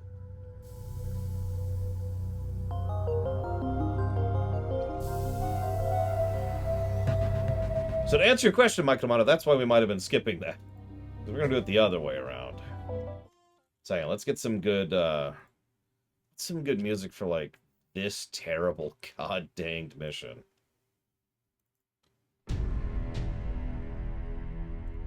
Oh, there we go. No, perfect, perfect. Yeah, who's got the terrible suit here? God. I at some point need to get a different suit. I just never bothered. I'll probably get the Solanae one at some point. I think this is literally the default.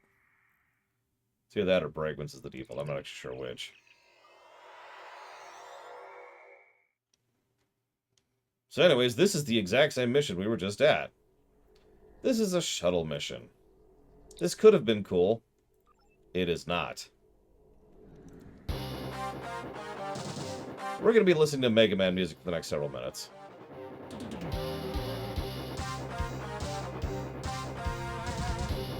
So yes, I do have the Yellowstone, of course. Some Borg gear. But there's not much you can really do with this loadout, so we're just gonna do the best we can here. Oh, speaking of which. Problem number one. A lot of the enemies don't show up unless you select them, like I just demonstrated.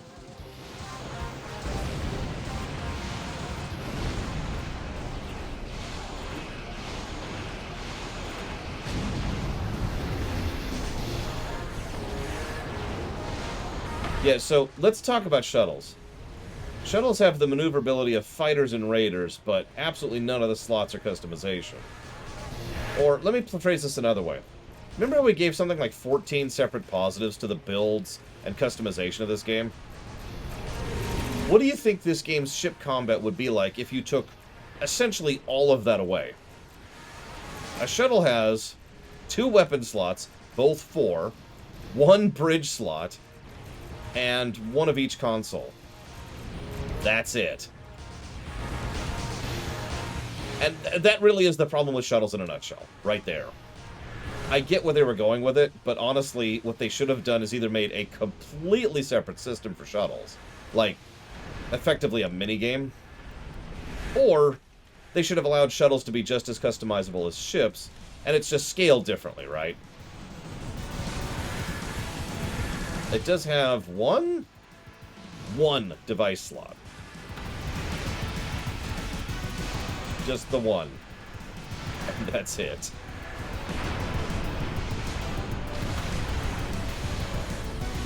Now, there's one cool thing about this mission. I will actually give them that. It's the walkers.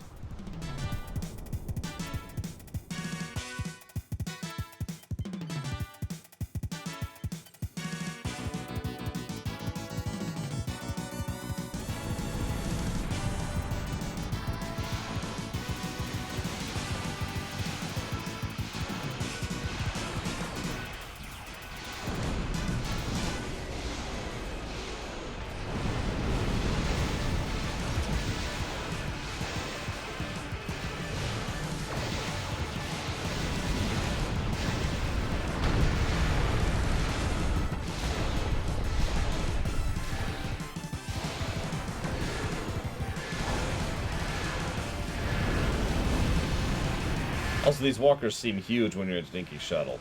We actually fight these walkers later in actual ships. They're not quite as impressive in terms of size there. I do love how the walkers, like, unfold there, too. Wait, I'm talking Latin? I knew it. That actually explains a lot. Like, every time I talk to Bregman, she's like, huh?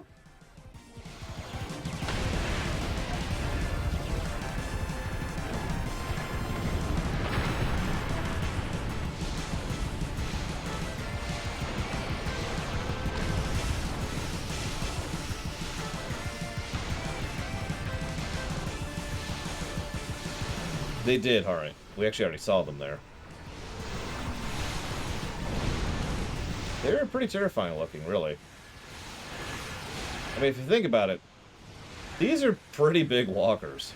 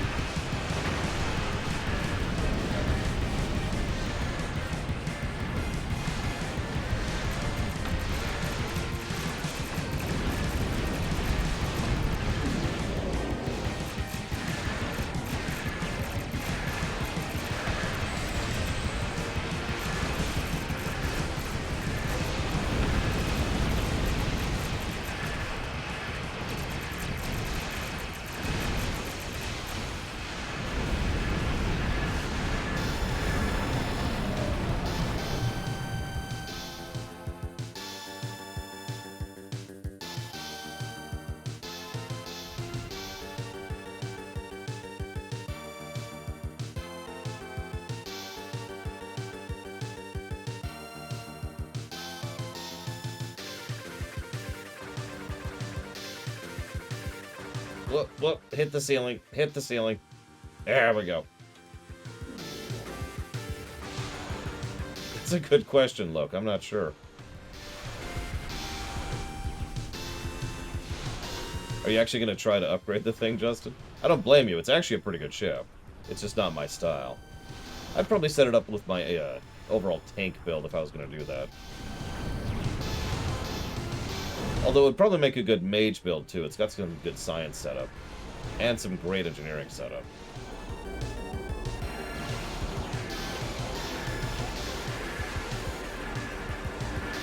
Come on, stop missing. Stop missing. You're terrible. I'm a better shot than this. Come on.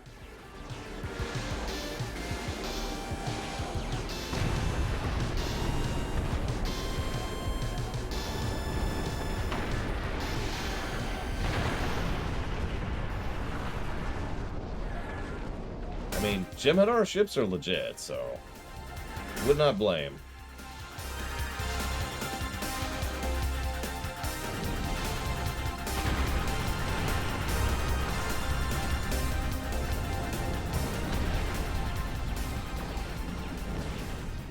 I don't know which shuttle is opening a freaking portal to mycelial space, but could you quit it?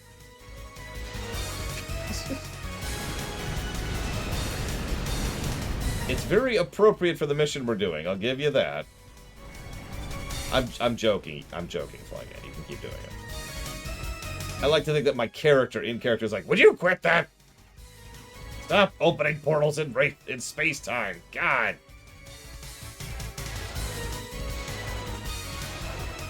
Sorry, that's true. It's a rift. It's a rift.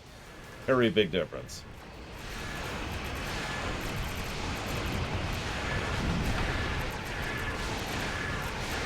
That's an interesting question, Trihexia. I can make up an answer if you'd like me to.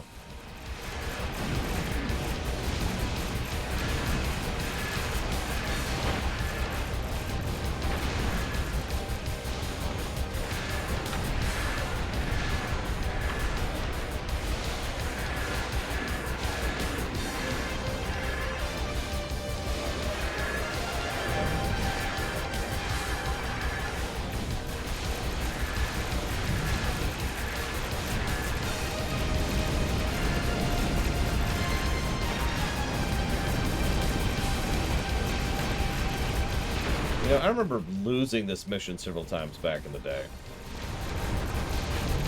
Now, here's my made-up answer. So there's these extremely advanced AI, right? And they nearly wiped out all life in the galaxy in the past. But they left a signal so that people in the future could go back and grab them. And then an ancient and terrible society of Romulans got together to ensure that no AI would ever be developed ever again. The end.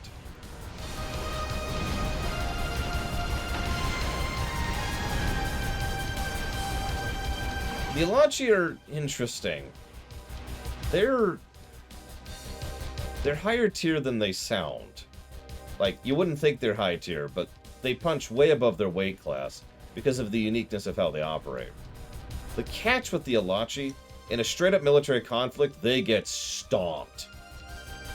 That's why, if you're paying attention, and I know the narrative isn't showing it off that well, but almost all the Elachi missions have to do with them sneak attacking a civilian outpost, or a research area, or some place that isn't super well defended and doesn't know they're coming.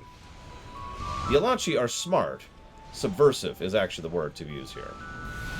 If they weren't, they would get crushed.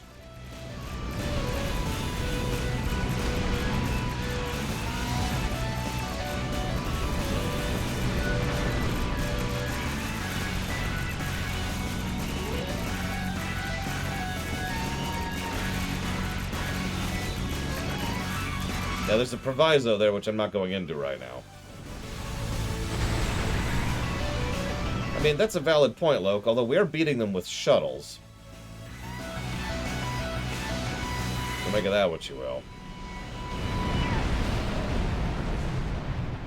But really, some precision orbital strikes would get rid of these walkers. Pretty easily.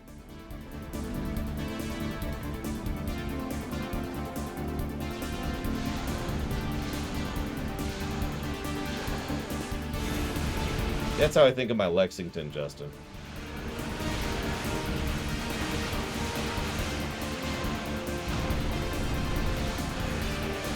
Nevertheless, I would probably say... So we talked about, you know, there's A-list, D-list, B-list, etc., etc. And we put the Syndicate, what, at like Tier 5 or Tier 6 or something like that? So I'd say the Elachi are probably around Tier 4 or so. You could argue, with some provisos we're not talking about yet, that they would qualify as a Tier 3.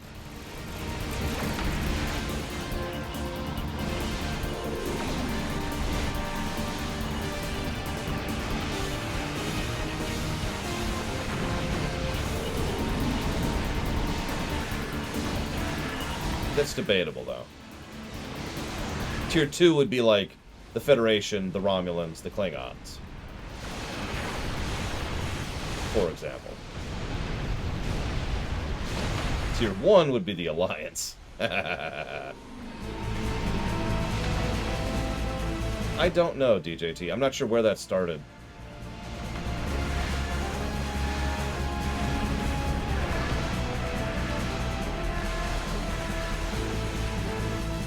I mean, it kind of is, Hari, yeah.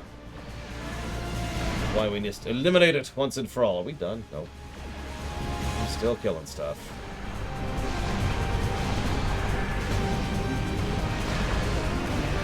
By the way, fun fact, I actually did put consoles on this ship. I'm not sure where they are right now. So, whatever. I'll probably have to fix that before we do our next shuttle mission.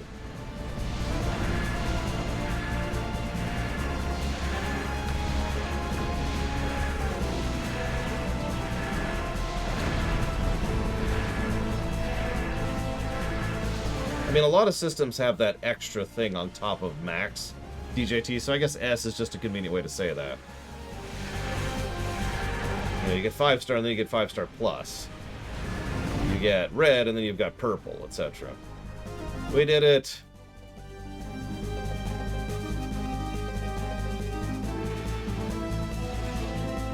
Thank you for your help. Cool. Can I get back on my spaceship, please?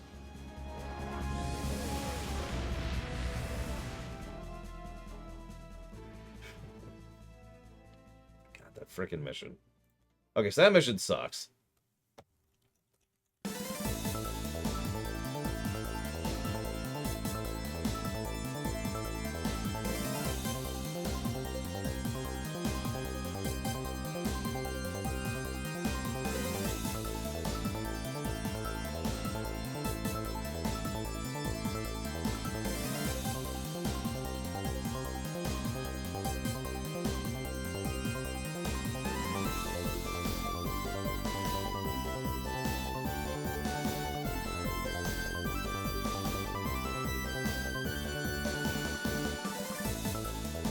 Okay, hang on. So, let me switch back to my Romulan really quick. We're gonna keep the Mega Man music going.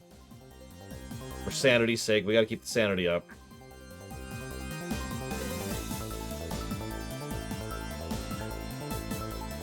Gotta keep the sanity.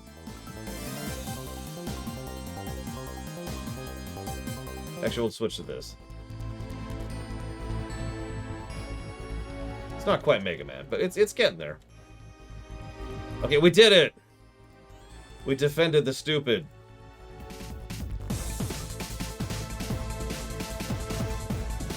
We have located Elachi forces in deep space, near a spatial anomaly, NGC-863. We know they have a station in the sector, but we don't know its location. It's time to change the game. We're done chasing our tails. I want you to engage the Elachi, board one of their ships and take control. Once on board, your mission will be to find any information you can about their forces and fleet movements. But most importantly, find the coordinates of the Elachi base. Good luck. Greetings. Because, of course, there's only one Elachi base. Anywhere. Ever.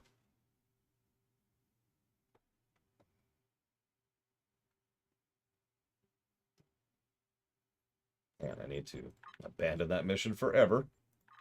Never look back. And now to change the game. Next we're playing Hades. Actually, we haven't yet, Flag End. We haven't passed Pineapple. We haven't even passed Kiwi yet. How's that for weird?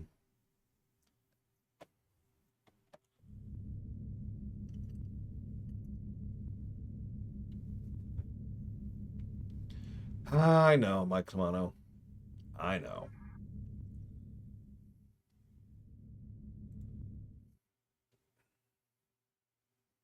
Yep, soon we will pass Greased Lightning.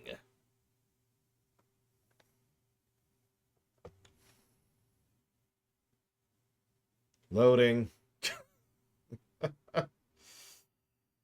Come on, game. Work with me here. Work with me. When we turn on the Mass Effect music, I'll do it.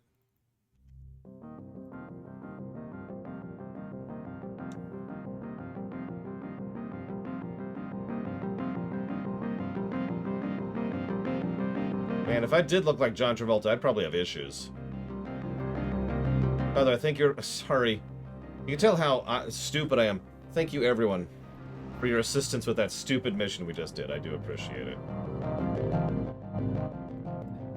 We need to secure one ship. We've given it the designation Target Alpha. The rest need to be destroyed.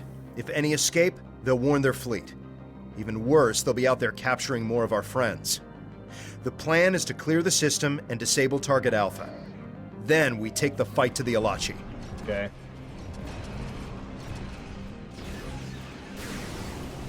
It really is extraordinarily hot in here. I'm really thinking about taking off the coat. Like, it's just getting silly. 4 fans and an AC unit. I cannot keep up. It is too damned hot.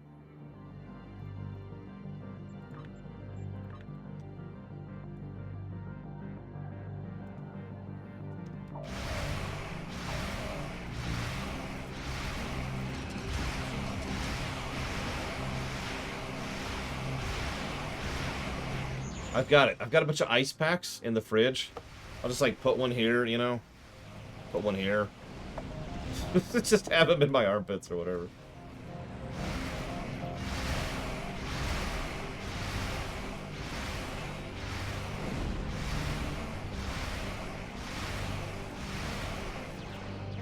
It's a good question, Harriet. We, of course, have no idea because we don't speak Romulan.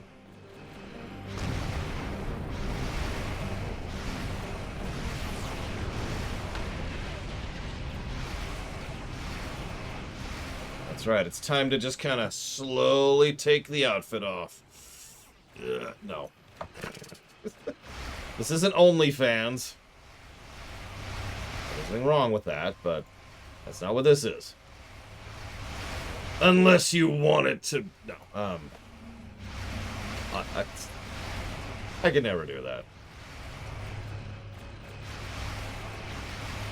Like, is DILF a thing? I don't know. Anyways. I guess I would be Uil in my case.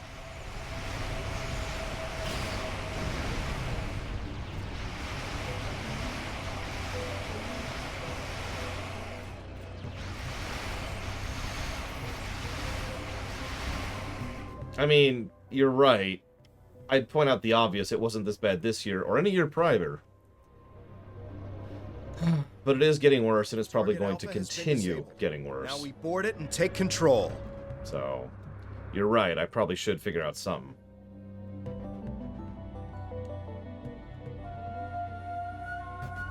And yeah, it's July. It's supposed to get worse next month. August is usually the worst here. Or in most places I've lived, for that matter. What do you want to bet we won't even have a winter this year?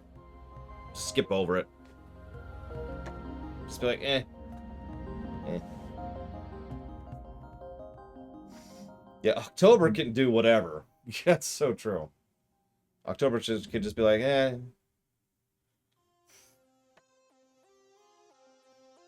Let's try one last thing before we take the cut off. Let's go ahead and... So right now I've got my fans on oscillation. Let's stop that. Just have the fans pouring directly on my face. I don't like to do that because it dries me out really fast. But I now have 2 fans blowing directly on me. So. I need to get a rebreather. Done. Okay, next.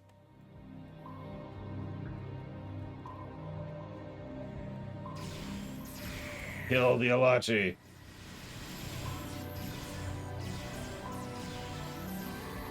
See you around, Yada. I mean, if you think about it, dirt is a pretty good insulator. At least I think it is.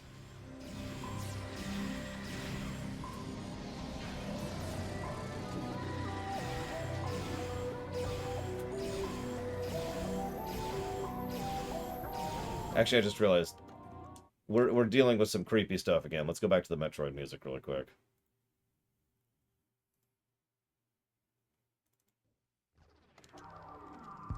Oh, we're dead. Sir, we're detecting life signs of more captives. If you can free them, we should be able to beam them out of there. Okay.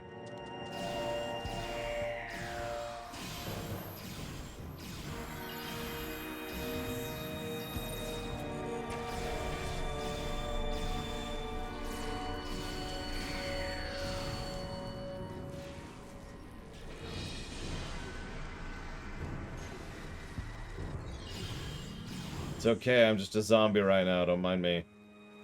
Everything's fine, everything's fine. Oh my god. Did this piss off? There we go. Walker production continues. 50 new units. Well, we'll complete construction at Subspace Base 002 within the next few weeks. Supplemental materials gained from salvage operations will expand production capability by another 20 units. Small craft of Romulan species not allied with the Masters have proven effective deterrents.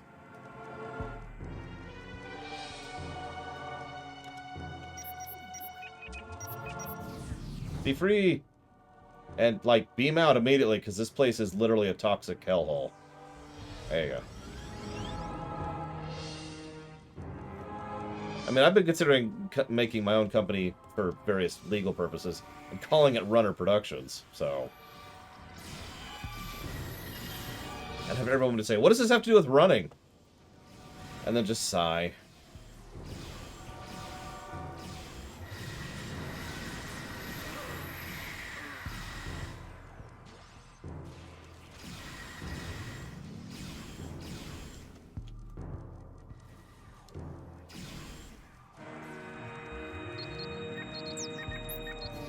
Yes, the Tholian defense, I believe is what they call this. Oh god, it's got me!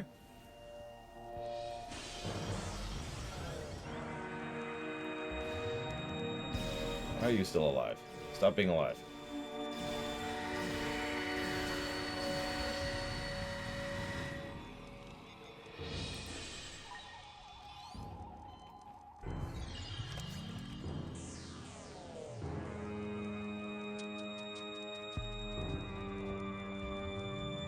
I think they all have better guns than that.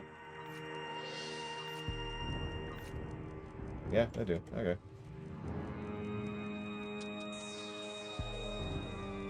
Damn it, Trithon, no! We were actually thinking about it during the Trek rewrite.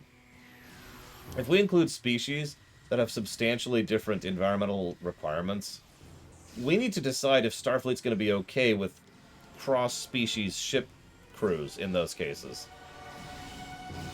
And if you think about it, that's actually kind of a messed up and tricky situation, because on the one hand, it would just be better in so many ways to just have, you know, Elachi. We'll use Elachi as an example. Elachi on their own ships, and then everyone else on separate ships, right? The problem is what you've just done is created a kind of a built-in, you know, a bias line, what do you call that? A built-in segregation, I guess. And that can be problematic in its own right.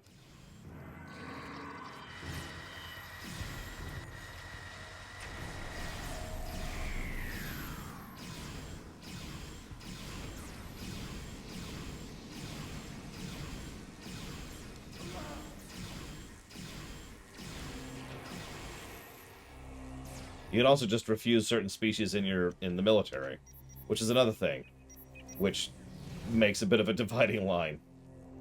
Oh, what's this? Crew performance above expected levels.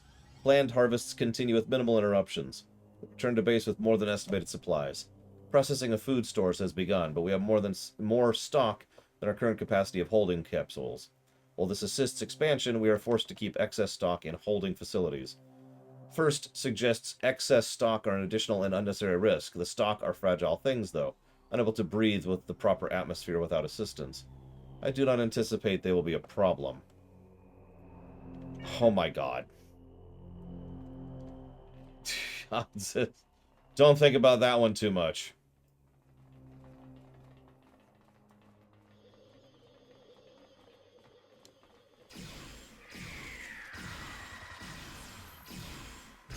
Yeah, that's actually another thing. You could also use, I mean, obviously a full body suit is a thing. But you could also do, like, just rebreathers or specific, like, filter technology so that you can operate around other atmospheres. And yes, Babylon 5 had a couple of things like that, too. And most of the, you know, humans would have to go down there with a gas mask and the like.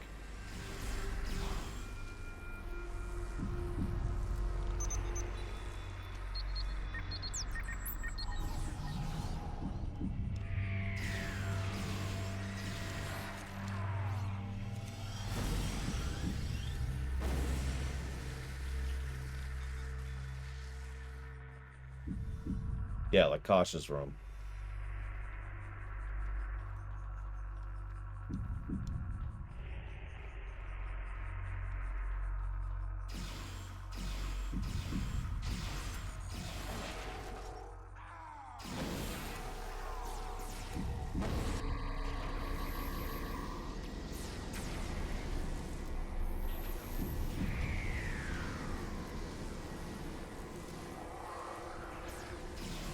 Okay, I'm mostly shooting this ship with lightning.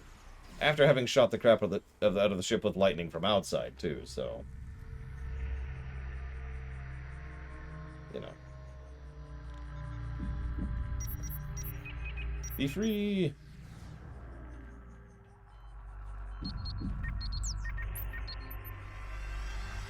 Subspace coordinates of Station Alpha received by navigation. Station's superstructure is nearly complete. Growth racks are erected and the first livestock have been transferred. Production's beginning and our cargo is necessary to continued progress. One more target is scheduled before we rendezvous at Station Alpha. We must control the ship. The station is in subspace, and the Elachi commander is under orders to destroy his own ship and crew if he's been compromised. You have to get to the bridge and subdue him before he can scuttle his ship. Yeah, he's been awfully slow in following that order, hasn't he? My goodness. Thank goodness for that, I suppose.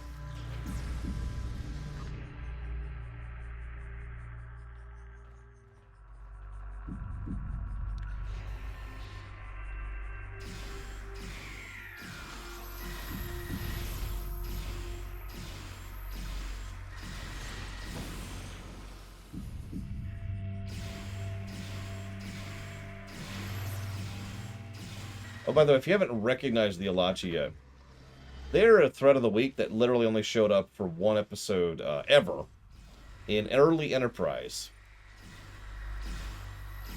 We never learned anything about them, really. They would capture ships and the people on those ships, and they would rip the liquids out of them. That's all we ever really figured out.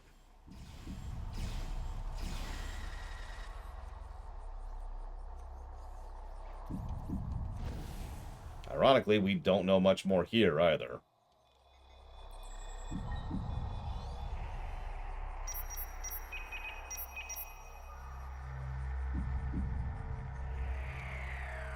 Well, we killed the commander. So, something's happening. And he's dead. And, of course, he activated the self-destruct. Oh, my God. Whoa, whoa. Stop the self-destruct. We need this ship to get into subspace. Sure, let me just go out into the void here. I'm just going to leave this camera right here for a second.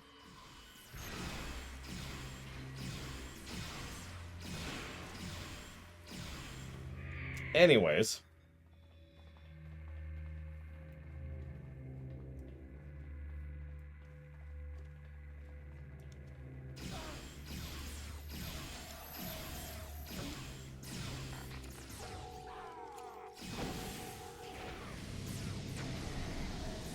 And we're dead.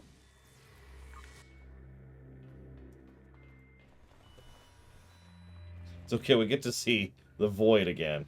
Look, you can see through the door, look. Like there's just void on the other side of that door. Look at it.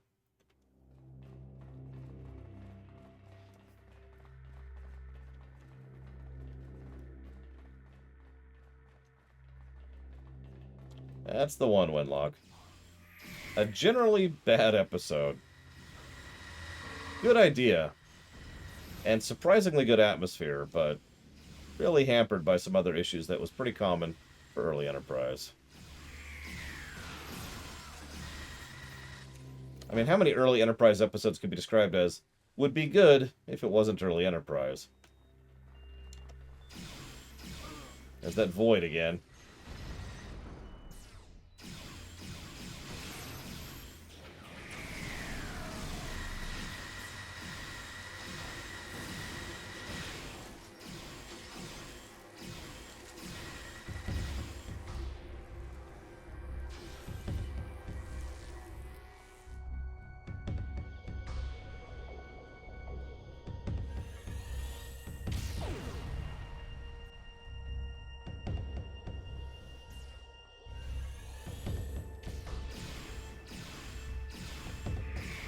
I mean, that does sound awesome, Trithon, so I don't really feel like that's a bad thing. Where are my crew members? Why am I about to be dead? Remember, this is FF13 rules. I go down, I'm taking y'all with me.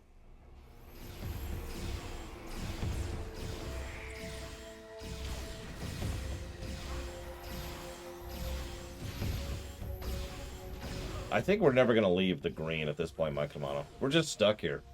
It's just our life. Oh, I cannot seem to get through his shields. Jesus. And we're dead.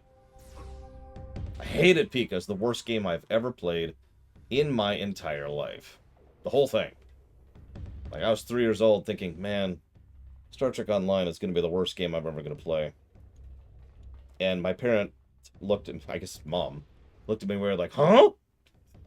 I'm like, what? What's the issue? Oh yeah, I went back in time so I could do the loop again, Mom. Huh? You say weird things, and I'm like, yeah.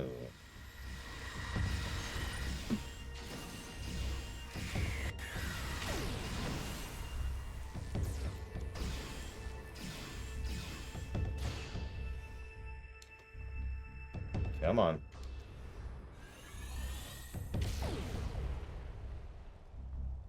Oh my god, it's stuck in the terrain.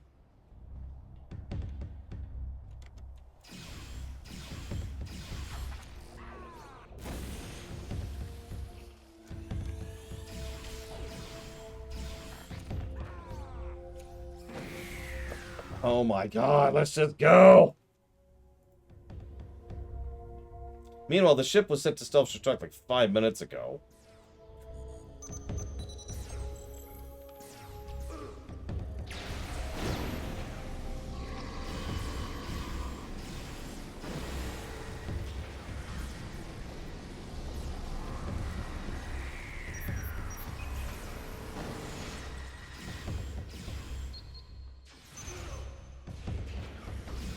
God damn it. Dinky little enemies doing poke damage just to prevent me from using this damn console. Die! We done? Oh my god.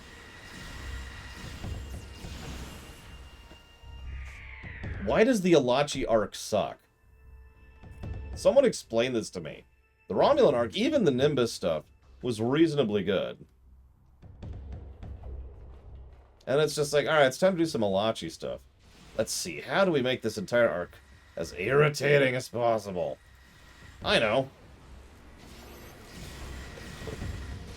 Let's make an annoying enemy.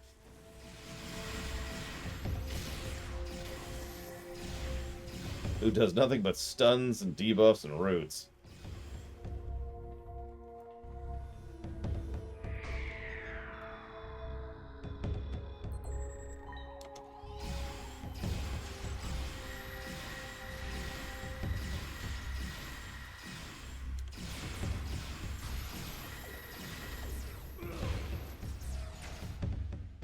God dang it. No, no!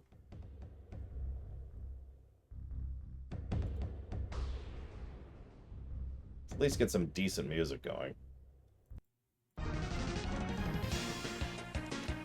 Yeah, I love their walk animation. It's so weirdly casual.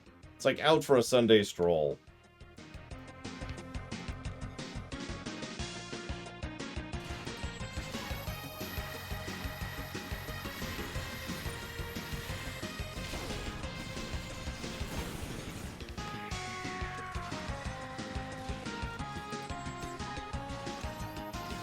I wonder how many of our bridge officers were like, yeah, sure, I'll sign up with you. What are you going to be fighting?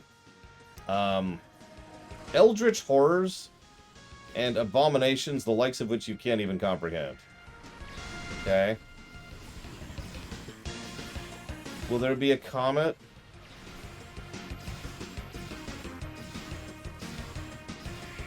That does sound like an irritating fight, Pika. Oh my god, my entire team is dead.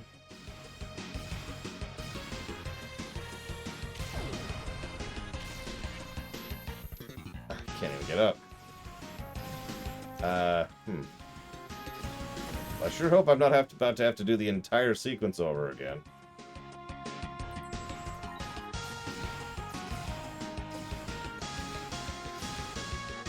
And we're dead.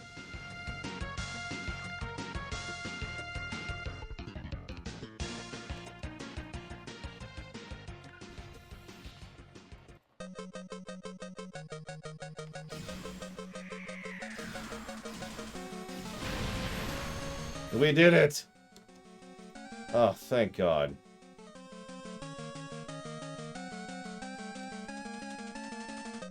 We've taken control of the ship. Alright, beam back to our ship.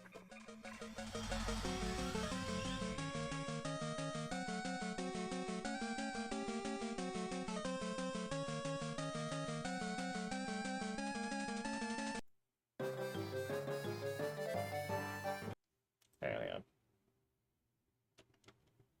We're waiting. I'm not sure what's going to happen next. We're just waiting. Welcome to beautiful Riza.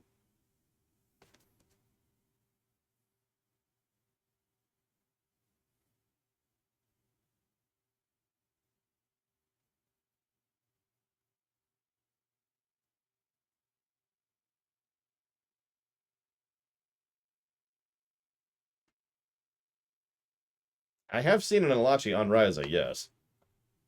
That's not a joke. Incoming Elachi ships on sensors. Target Alpha must have gotten a distress signal out. We need to eliminate the incoming Elachi or we'll have no chance of getting to that station. Okay.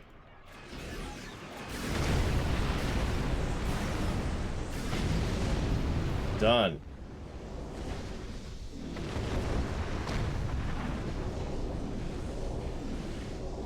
Is that it? Are we good? Oh, nope, there's another ship. And it's dead. We done?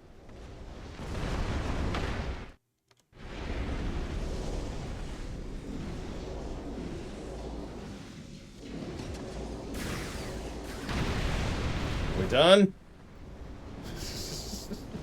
I will continue to murder you. As long as I need to.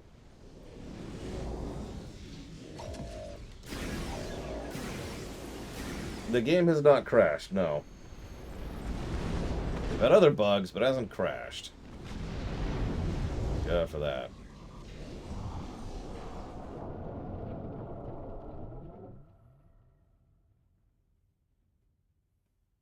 Sensors are clear. We need to contact command and then get moving. We should be gone before the Elachi come looking for their ships. Excellent work. Your successful capture. Greetings. Congratulations, Sub-Commander. Yeah, it hasn't crashed yet. He has armor. She doesn't have armor. She doesn't have good armor. There you go. She also doesn't have good shields. Let's fix that too.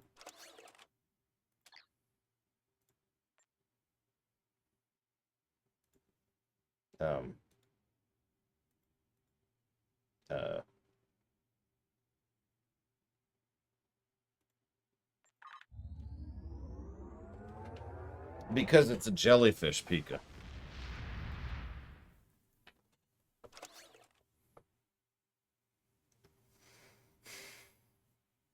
The ship you've stolen will allow us to take the fight to the enemy. Using data recovered from the ship's computers. Greetings.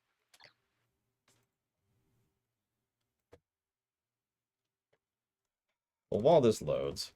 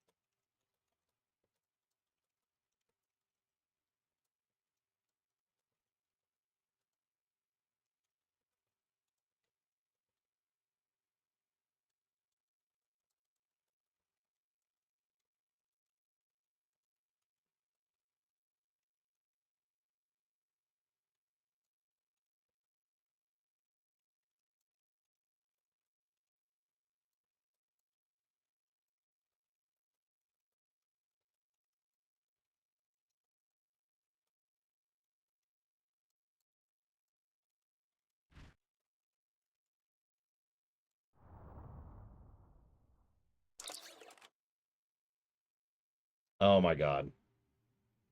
Okay. Well, we're in subspace. In an Elachi vessel with absolutely no gear. This should be fun.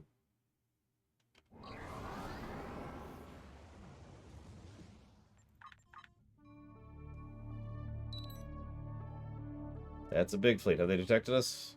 Okay. It's not that big of a fleet, actually, but whatever. Go.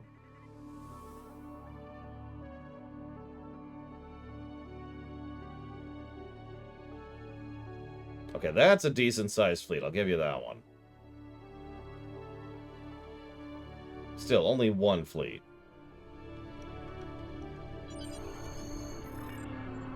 The good news is, this actually isn't another ship mission. I'm not sure when those started being a thing. I know there's one during the Solanae arc, but I'm not sure when the very first one is.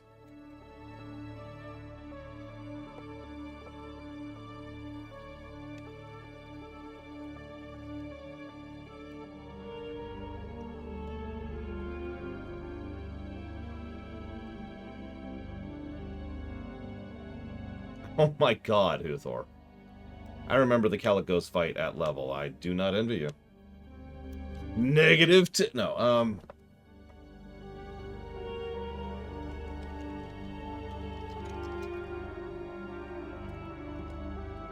Speaking of which, there's a couple of negatives I kind of forgot to give earlier. This is actually on me, so We're actually up to this many gameplay negatives right now.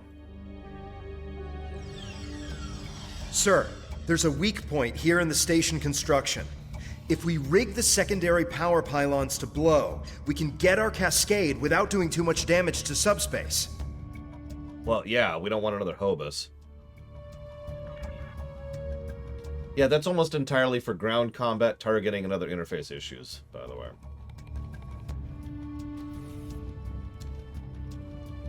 Everything. We will absolutely break 100 negatives.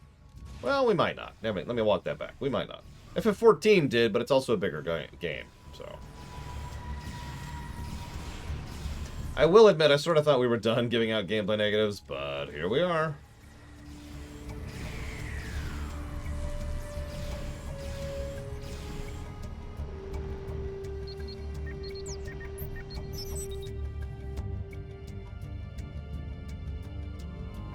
I'm detecting massive biosign readings. The Elachi are probably holding more of our people as prisoners. Let's find them. Yes, Milich. Back to the Metroid music. If I can find it really quick.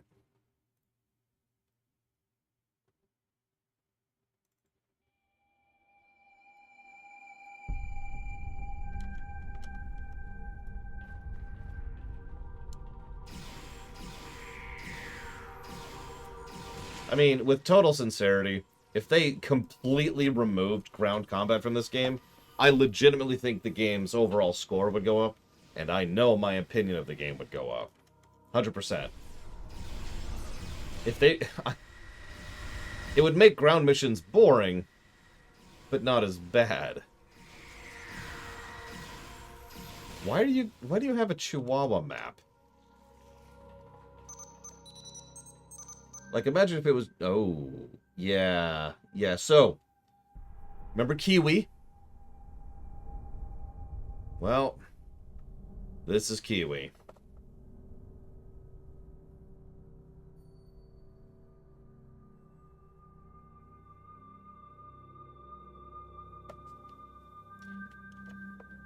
So in case that's not super obvious what you're looking at, they will grab people, put them in a contained cell, which is just absolutely glutted with whatever that nonsense is, and leave them in there while they are slowly converted and infected by the fungus that is in there.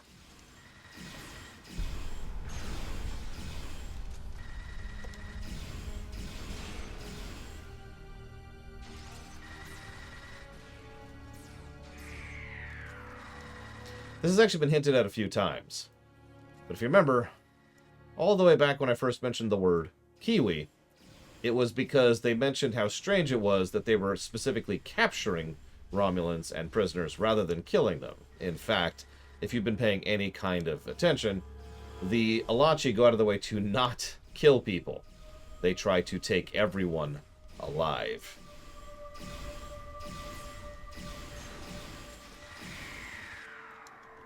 This is why their standard tactic is to disable and to kidnap and etc., even in gameplay.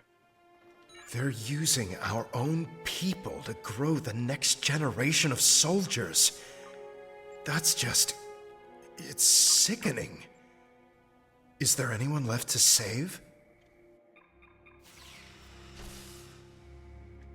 Well, that's an interesting question. Considering how gradual and gradient of a conversion this is, that's a good freaking question. Yeah, this is straight up messed up.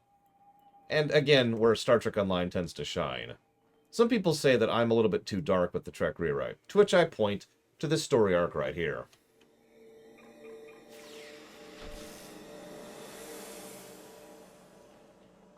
Of course, then you might just say Star Trek Online is too dark, and, well, at that point, I got nothing.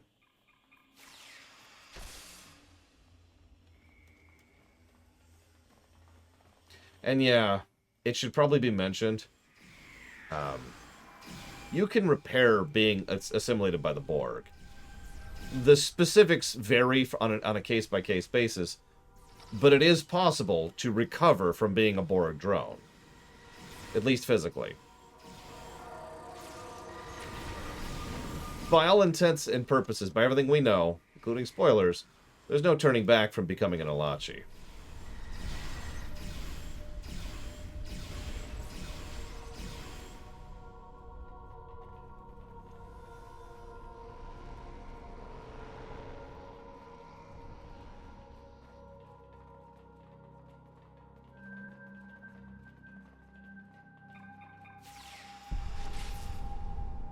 Well, I meant even within the bounds of good writing, Ross.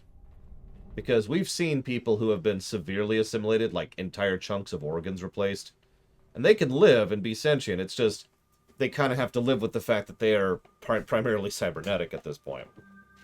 Not me, no, Pika, personally. This is just messed up. So yeah, we're going to activate the fire. Someone asked earlier if we're going to burn them all. Yeah. Yeah. No trace. Moving on.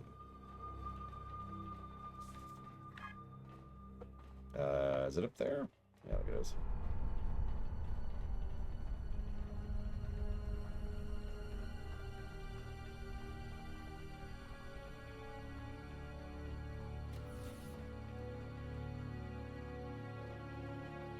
Yeah, sorry, no screaming. The irony is the fact that the Elachi have a built-in burn them all to the ground thing is actually good design if you think about it. Like, in lore, I mean. Essentially, yeah, Ross. I mean, 7 was assimilated and fully converted for, what, 20 years? Picard was converted for, like, 20 days. Actually, that's probably highballing it. God, I hate these fucking people.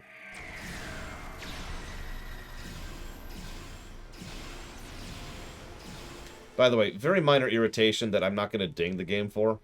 Whenever you have a suit on, whatever special power your armor has doesn't apply because the suit overrides it. You'll notice my button for my shield isn't there anymore. So the only live cooldown I have is gone. It's one of the reasons I kept dying on that previous Elachi mission.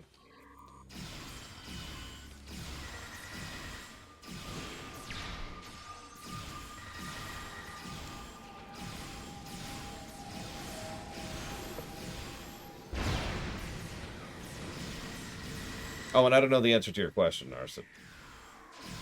Like 2 days ago? Yesterday? Something like that. And I'm dead. Speaking of.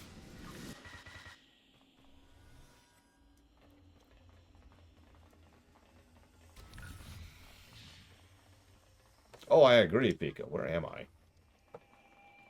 Am I way back here? I am way back here. Okay.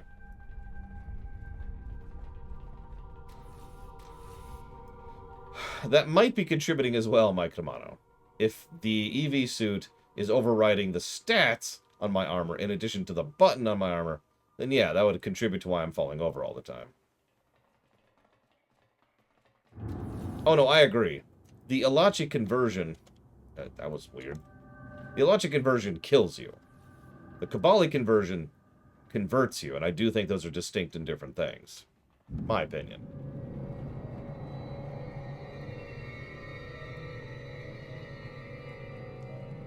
So if the suit completely overrides the armor, then that's the third reason why I've been dying all over the place here.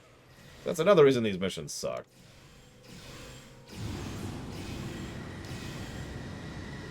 Don't worry, I'm sure they'll never do a combat-heavy EV mission again. Again, because we've already had one before this.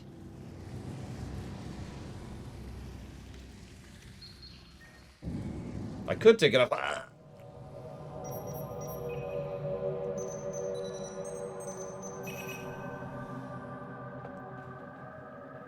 Well, the good news is we don't have to do much more fighting. I mean, could you imagine if there's like a giant room of endless enemies in the next... Oh my god!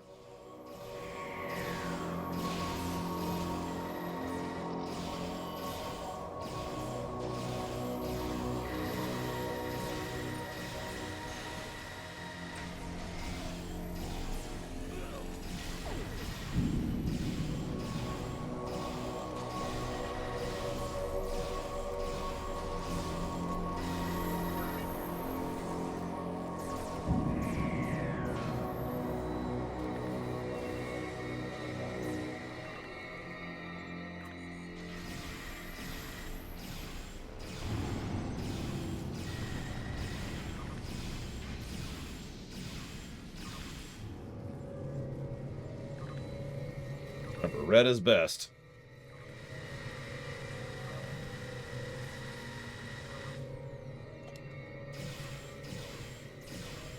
Yeah, the big room, which is actually the next room over there. You notice I'm not even walking in there. Because I'm probably going to die in there if I just walk in there.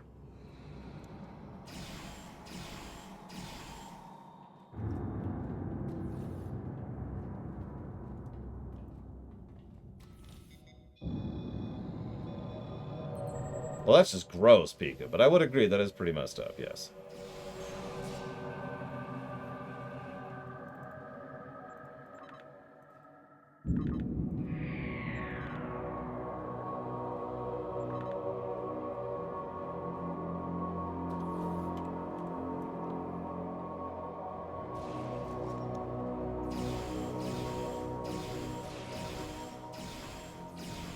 Okay, you see how many enemies are in this room? This is not a good room to aggro everything in. Unless you're, you know, geared and ready to know what you're doing, which of course I am none of those things. Also, I'm about to die, so before we die, let's get some damage out here. Pop this thing. This thing. Pop this thing. And then die. Or not. That's strange.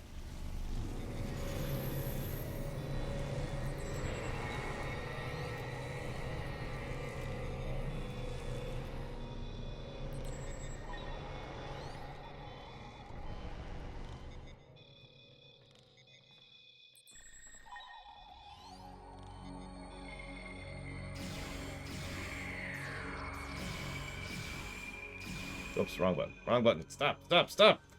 That animation locks you for a while.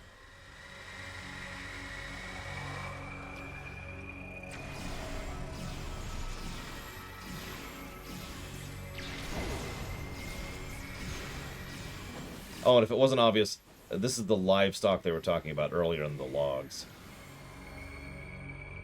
So, you know. That's cool.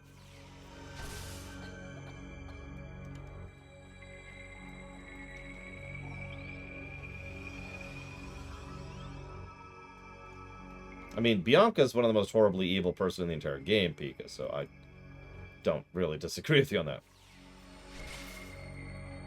I think you just secretly hate me that much, Tazara. Hi, Tazara. Do not blame you, though.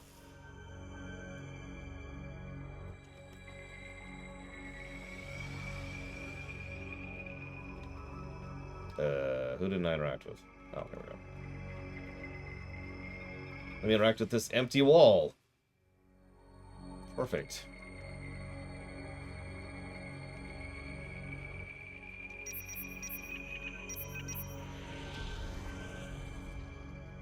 Yeah, I don't want to think about the... There's more of that fire. Let's just deal with the rest of those. Jesus. Yeah, I'm trying to think of the psychology, the therapy. Let's use the correct word here. The therapy that people are going to need after going through all this nonsense. I thought you could make a Vorta. Someone track me here. Can you make a Vorta?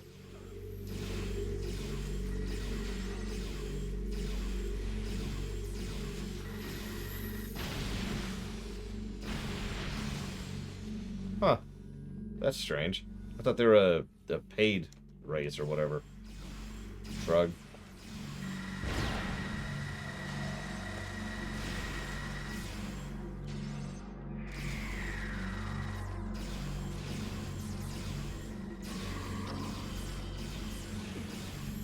I mean, I could play a Jem'Hadar. I didn't have to pay for it. Although I guess there's like the liberated Jem'Hadar. Oh no, that's the Alpha Jem'Hadar, isn't it? That's the paid one. Or Vanguard, that's it. Vanguard, sorry. I knew there was a paid one.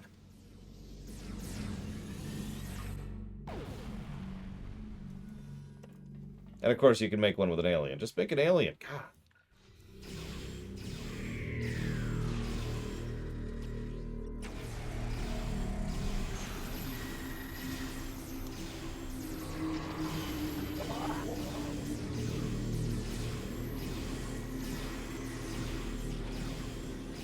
I mean, let's be honest. We're not really playing a member of the Dominion.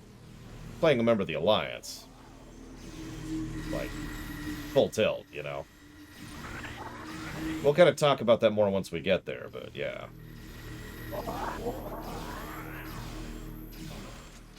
Why is the Institute so weak? They're not... Question mark. Nah, what the Reapers do is cool. Pika. I was thinking about signing up myself for that.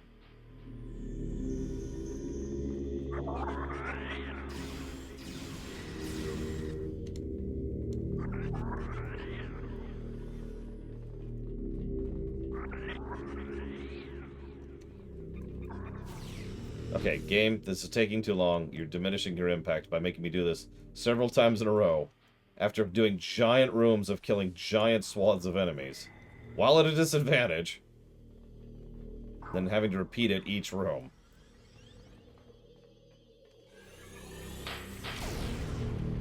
For God's sakes.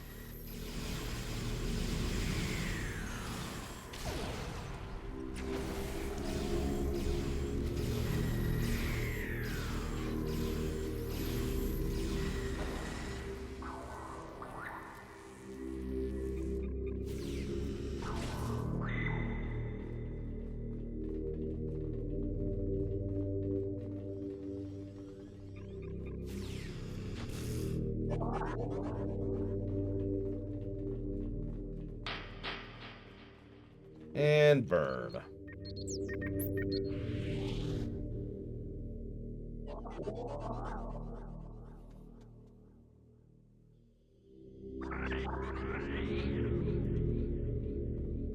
I don't agree with that, Flagant.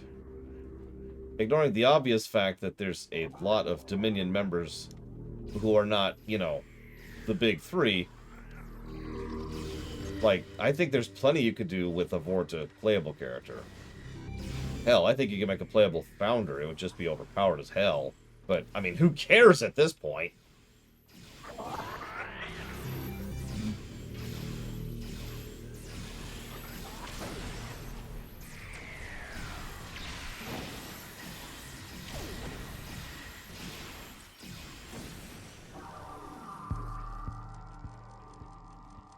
It's just a really dumb reason, Flagant.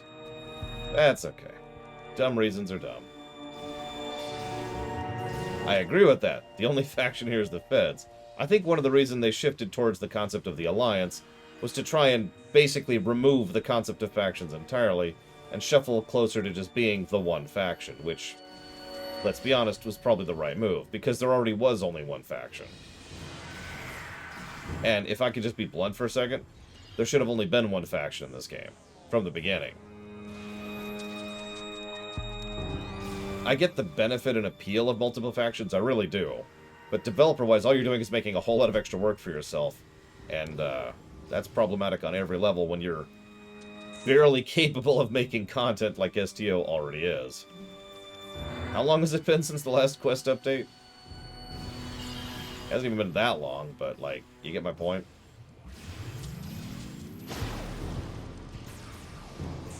And I'm dead.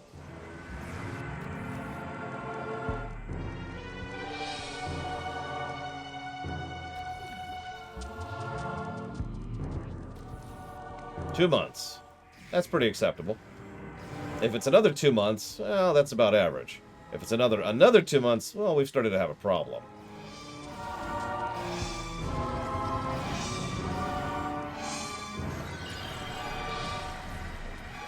And of course, I'm admittedly being unkind because I've been playing STO for a bagrillion years. I remember the content droughts this game has had. In fact, I have a small speech prepared for that when we get there, to a specific spot in the game. So, yeah.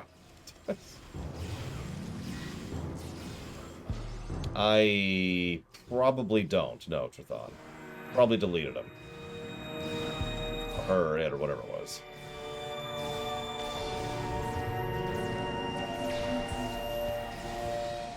And I'm dead.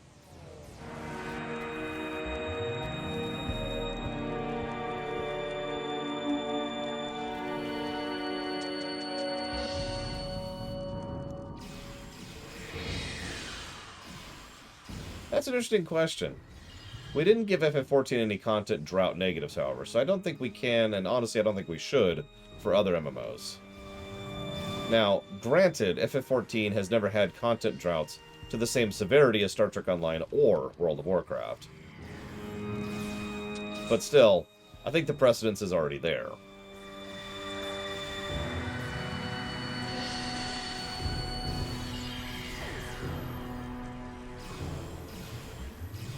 Yeah, these betas really suck, and so do the scanners. You'll notice I'm just kind of corpse dragging at this point. Or, this isn't corpse dragging, sorry, this is corpse mulching? No, this is graveyard rush. There we go, that's what I'm doing. I'm graveyard rushing.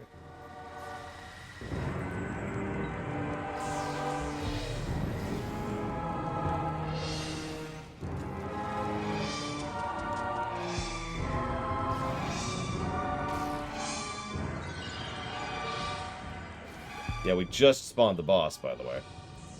Don't worry, we're actually really close to no longer be having to play our underpowered Romulan character. And then finally we'll be able to play an overpowered character. We won't run into these issues anymore. Until it forces us to play as someone else, in which case we're screwed.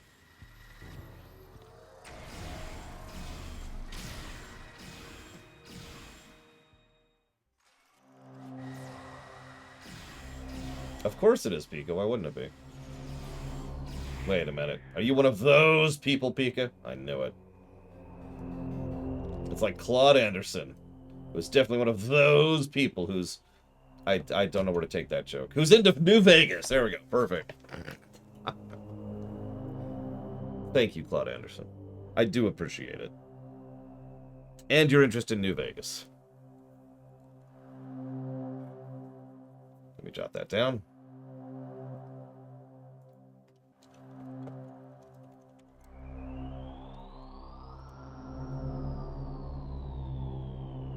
So it depends on the expansion, Admiral Murphy. Legion had one faction in every way that mattered. You had very, very minor differences in one zone in Legion, but otherwise, Legion was the same content on both sides, so one faction. In BFA, you had three very different teams, zones, each faction, so it was very different based on the factions. And it suffered for it, but that's neither here nor there. Shadowlands is back to being one thing, one faction. So it kind of varies. Warlords had very, very small variances and one zone each. Pandaria had really small variances and no unique zones, etc., etc. The last time WoW really had two factions in terms of content was Cataclysm. And I don't know if you know how long ago Cataclysm was, but it's been a minute. The cascade reaction is beginning. It's time to go. Thank God. Let's get out of here.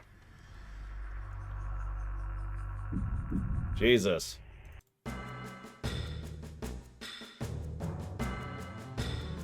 Yeah, no kidding, Carolina. Can we just have... I mean, it sounds weird to say this, but can we just have the Alliance in WoW?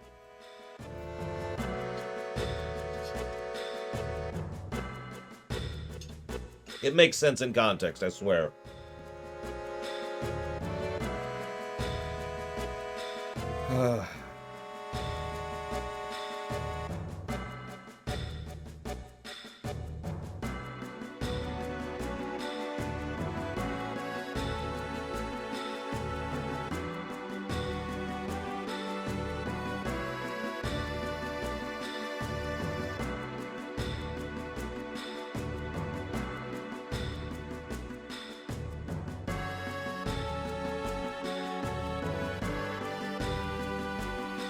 Damn it, Truthon, no! Alright. So let's get out of here.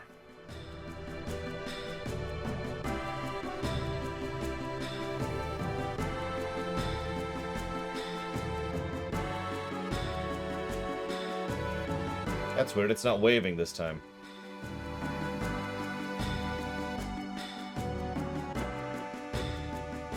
Well, now it is.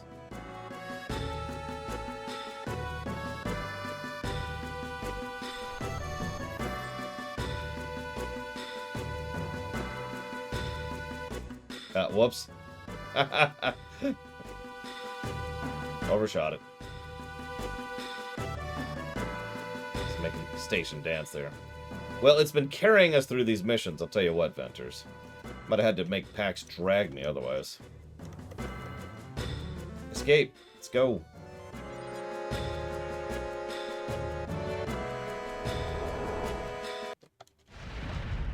Alright, so we just killed thousands, possibly tens of thousands of Elachi and an entire fleet. Cool. Let's get out of here. No, I don't feel bad about that.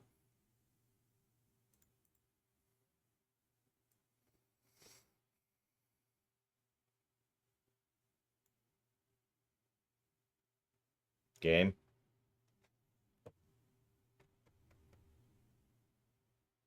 Game. Why did it just give me that mission?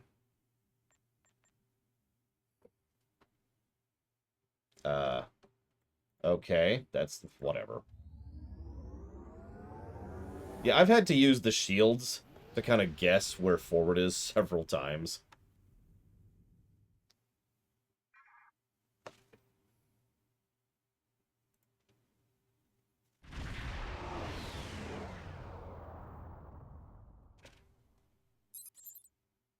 New Romulus is under attack! Yeah, if you get an engine that has visuals, it helps. If you're moving, you can kind of see where you're going. Otherwise, it's, you know.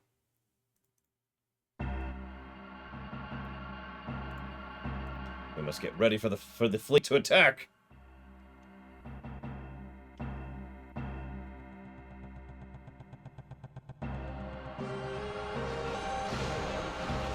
Because, oh my god, the Elachi fleet was actually here all along! Bum, bum, bum! Super big shocking twist. This is gonna be funny. They're all bundled up. They're all in one big group.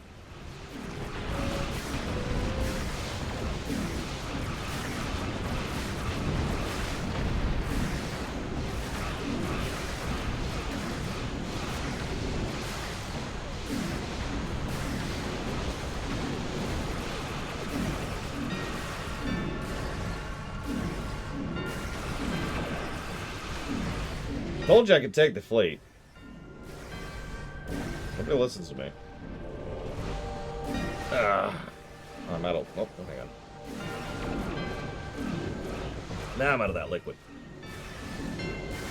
Yeah, I just want you to picture someone saying unlimited power right now.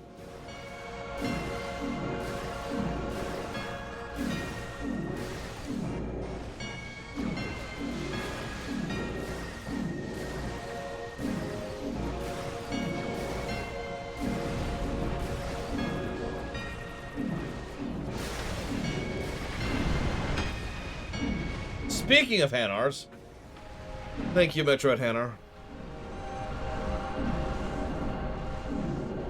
I will put that towards the Metroid block.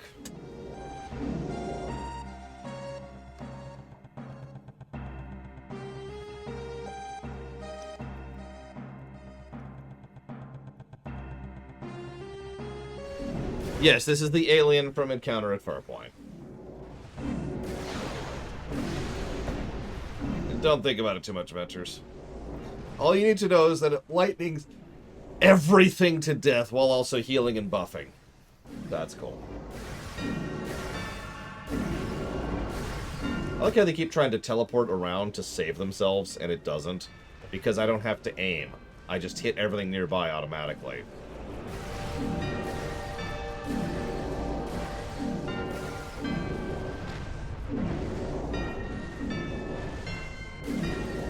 Unfortunately, some of those ships warp in just a little bit out of range, so we're going to go ahead and pop it out now.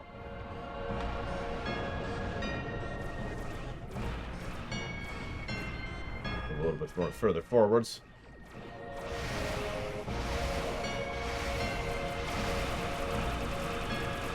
Get stuck on some Romulan craft.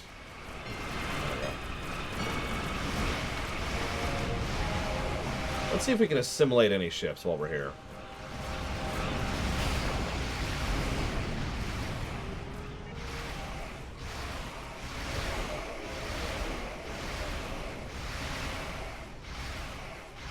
I didn't get last year's ship. Which one was it?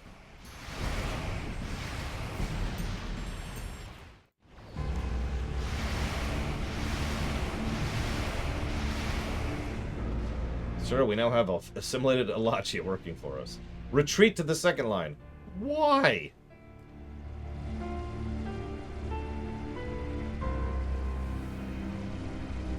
Sir, the enemy corpses, they're too much. They're choking the space around New Romulus. Apparently. And turn around.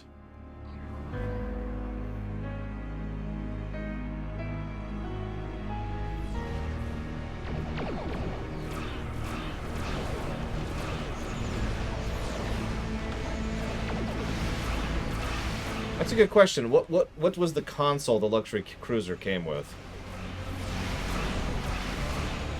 Because it was probably a war crime, whatever it was. It always is.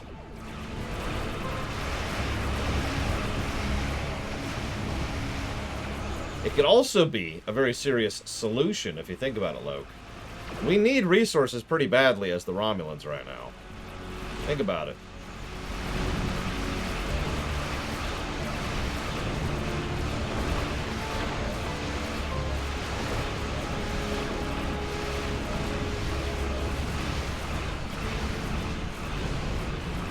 And there we go. The Soliton wave generator. Yep, that's a war crime. Ah, Riza. Never stop committing war crimes. Speaking of, I'd like to think this qualifies as a war crime ship. Who agrees with me? Considering what we're doing here, really.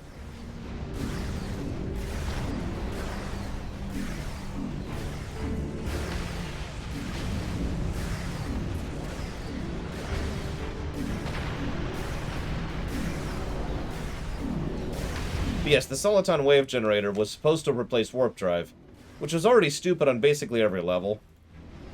But as the very episode pointed out, it was actually the threat of that week, was that if something can't stop the Soliton wave, then it's going to destroy the planet it hits. Think about enough energy to propel something into faster than light, slamming into a planet.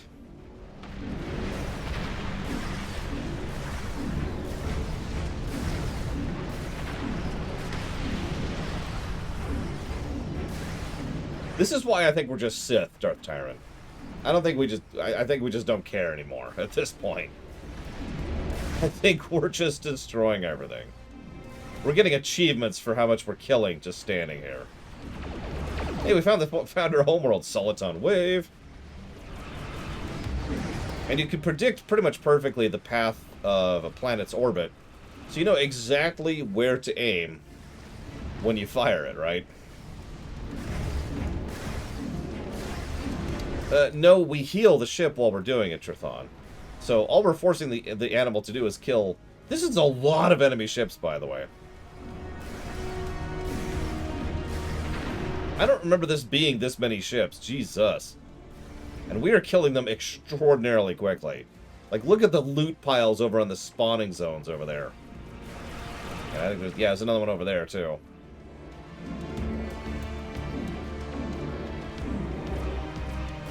I am afraid I have not, Tiny Hippo, no. Retreat. Why?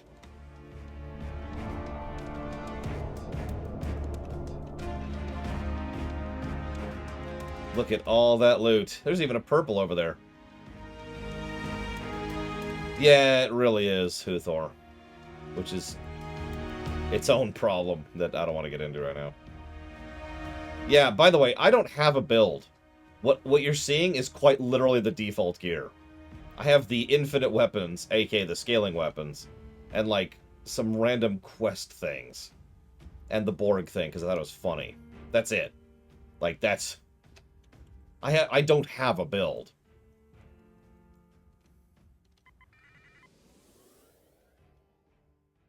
Whatever, let's retreat. We're just losing too badly. We're playing Final Fantasy Mystic Quest, that's how much we're losing. Quick, we're gonna switch to FF2 instead.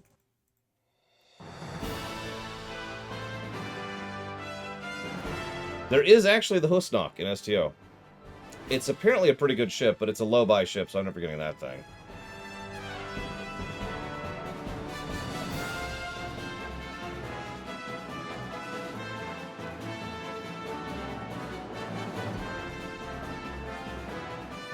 It's gonna get back into position. Whoa!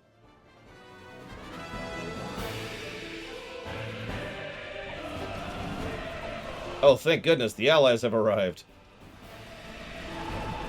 I mean, all joking aside, that is a good thing. Not that we need it, but, you know, it is nice to have allies. It's a good thing. It's a good thing. We did it. You cannot leave the map during combat.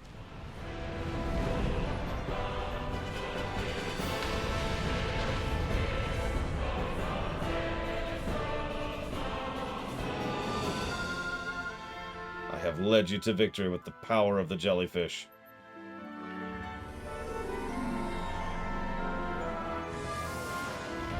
I mean, that was supposed to be a gigantic Elachi fleet. And it was supposed to be the first moment, really, where the Klingons and Alliance finally stopped fighting. It will not be the last moment where they stop fighting. The Romulan Republic will last a little while. Greetings. Blah, blah, blah, blah, blah. Congratulations, Commander. Congratulations. You've proven yourself to be invaluable to the Republic Navy. Greetings. That's nice. So, words. The Klingons and the Federation have been at war since the game came out. It was actually part of the backstory. This is the first time that the two sides finally decided to work together, and it's the first time the Republic is actually confirmed as a unit that's not going to get killed while it's still in its infancy. So, good moment. Not super well implemented gameplay, but, you know, whatever. But you'll notice what that next quest is. Maybe you can't read that, so let me read that for you. The next quest is the Vault. Dun dun dun. Okay, so what that means is it's time, at long last, for Justin to be deleted.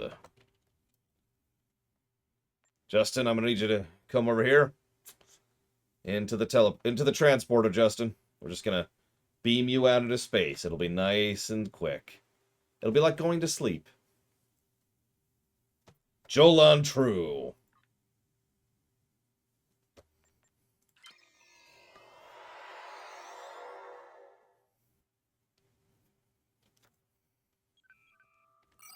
All right, now, okay, so I need to do a couple things super quick because I wasn't super ready for that. No! Where am I warping to?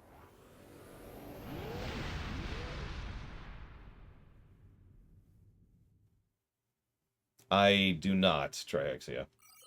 Oh god, it put me at the Azure Nebula.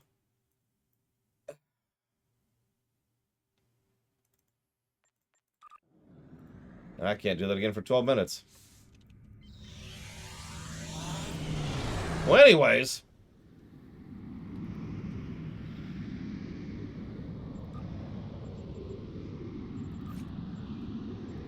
You may have heard about the tragedy at Khitomer.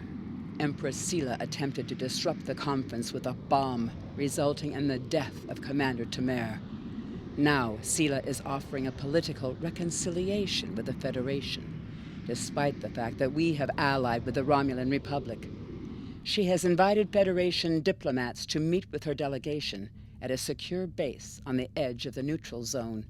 However, we have recently received intelligence that Sela is amassing a fleet.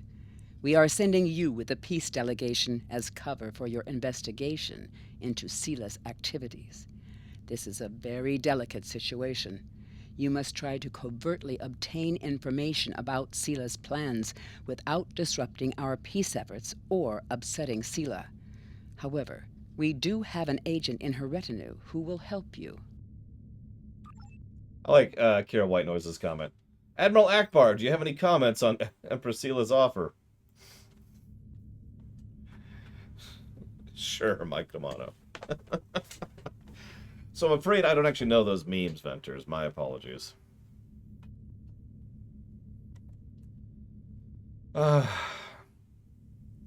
Must get back to ESO. Or ESD, excuse me. ESO. I haven't even played ESO, which I blame Pax for, by the way. I was like, hey, Pax, let's play ESO. And he's like, nah. I was like, oh, okay. So, like, a week passed. I'm like, hey, do you want to play ESO? And he's like, nah. I'm like, okay. And another week passed. I'm like, hey, you want to play ESO? And he's like, I'd rather rip out my own eyeballs than play any games with you. And I was like, okay. I wouldn't want to play any games with me either.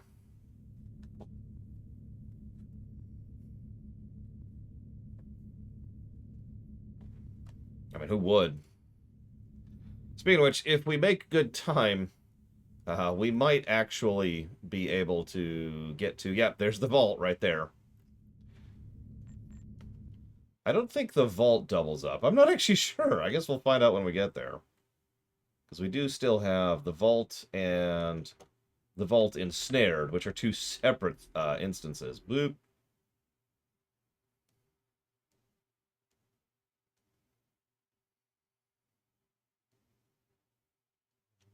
Oh yeah, music. Music! That's not the song I wanted. Where's the... Is it in Castle? Is it in Tower? What the hell is that? There it is. It is in Castle. Go back to ESD. Sela is a much better character than Hakiv, which is ironic because for the most part, she's actually a worse voice actress, at least early on. She gets better later, I mentioned that, but early on, she kind of sucks. Really bland, just very, very line-ready. You know, when someone's just reading her lines and that's the performance they give. You know, like my kind of voice acting.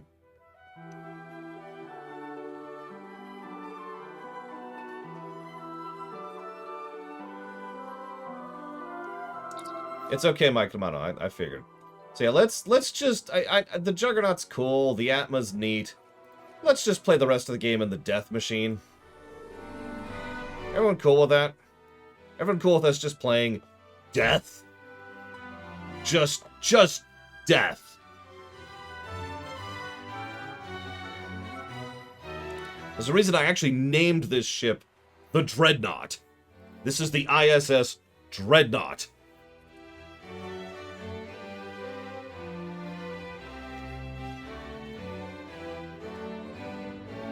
This ship, by the way. We are now going to kill everything. No more screwing around. No more having to wait on a cooldown. Let's go! So, now that we did all that, other than weapons, Narset, because that's weapons. That's what that is. This is the Lexington-class Terran Odyssey Dreadnought. Actually, it is actually a Dreadnought. So.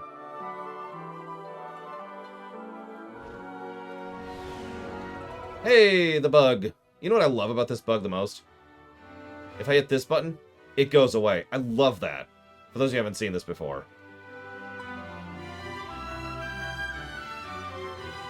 Greetings and welcome to Agrama. I am pleased that notable officer as its representative at this conference. Please enter a standard orbit and transport down to these coordinates. This meeting may mark the beginning of a new day for the Federation and the Romulan Star Empire. It will be very interesting talking about you over the next few missions that you are involved in. Empress Sela.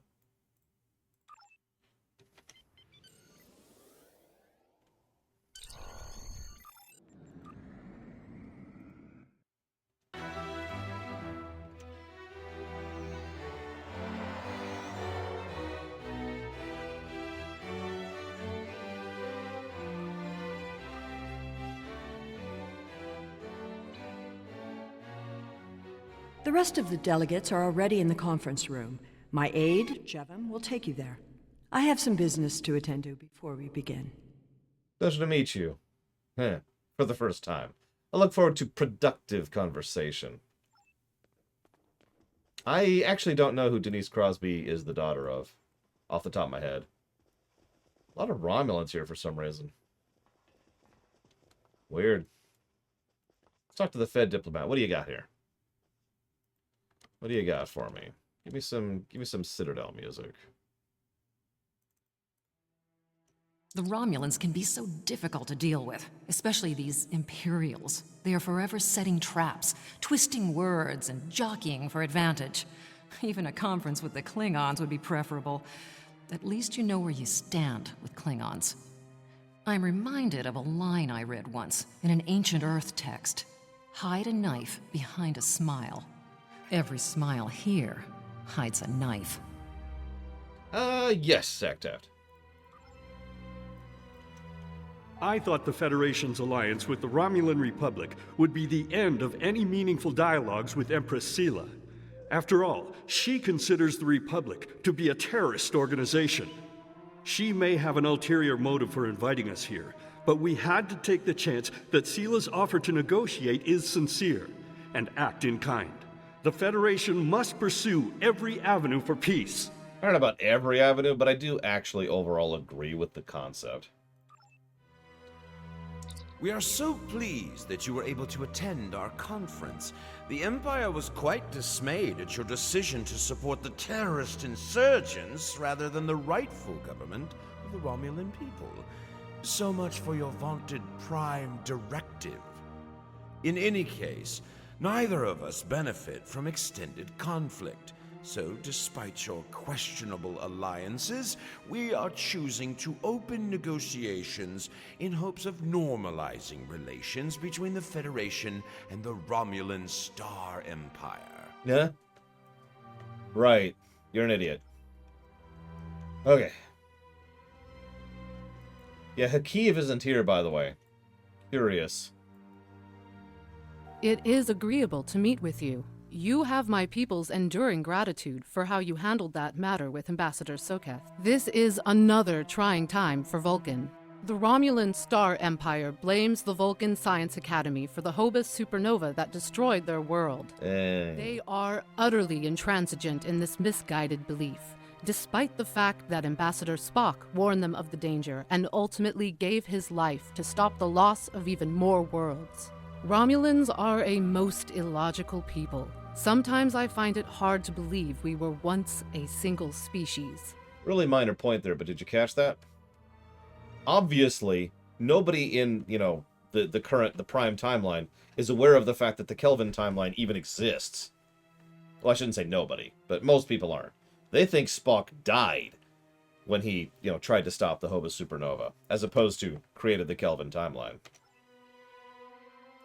I am so pleased to see the Federation recognize and attempt to rectify its past mistakes. Oh my god. I knew that a people as clever as yours would realize eventually that it is folly to antagonize the Romulan Star Empire. I am also confident it will only be a matter of time before you realize that you have made a grievous error by allying yourselves with terrorists, scoundrels, and thieves. The sooner you renounce your poorly considered alliance with the so-called Romulan Republic, the sooner we will be able to come to a mutually beneficial arrangement. I can only say that I am glad we have taken this first step. And that's all I'm going to say. I'm just straining the diplomacy muscles here. Welcome to Agrama. Isn't this a lovely facility? You must tour the atrium later. Hard to believe this system was infested by Orion pirates not long ago. Some of my colleagues were against this meeting, but I lobbied for it. I said the entire Federation cannot be as blind as the people who were at the farce at Kittimer.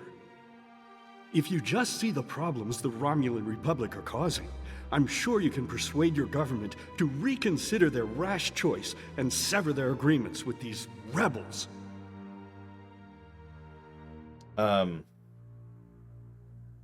No.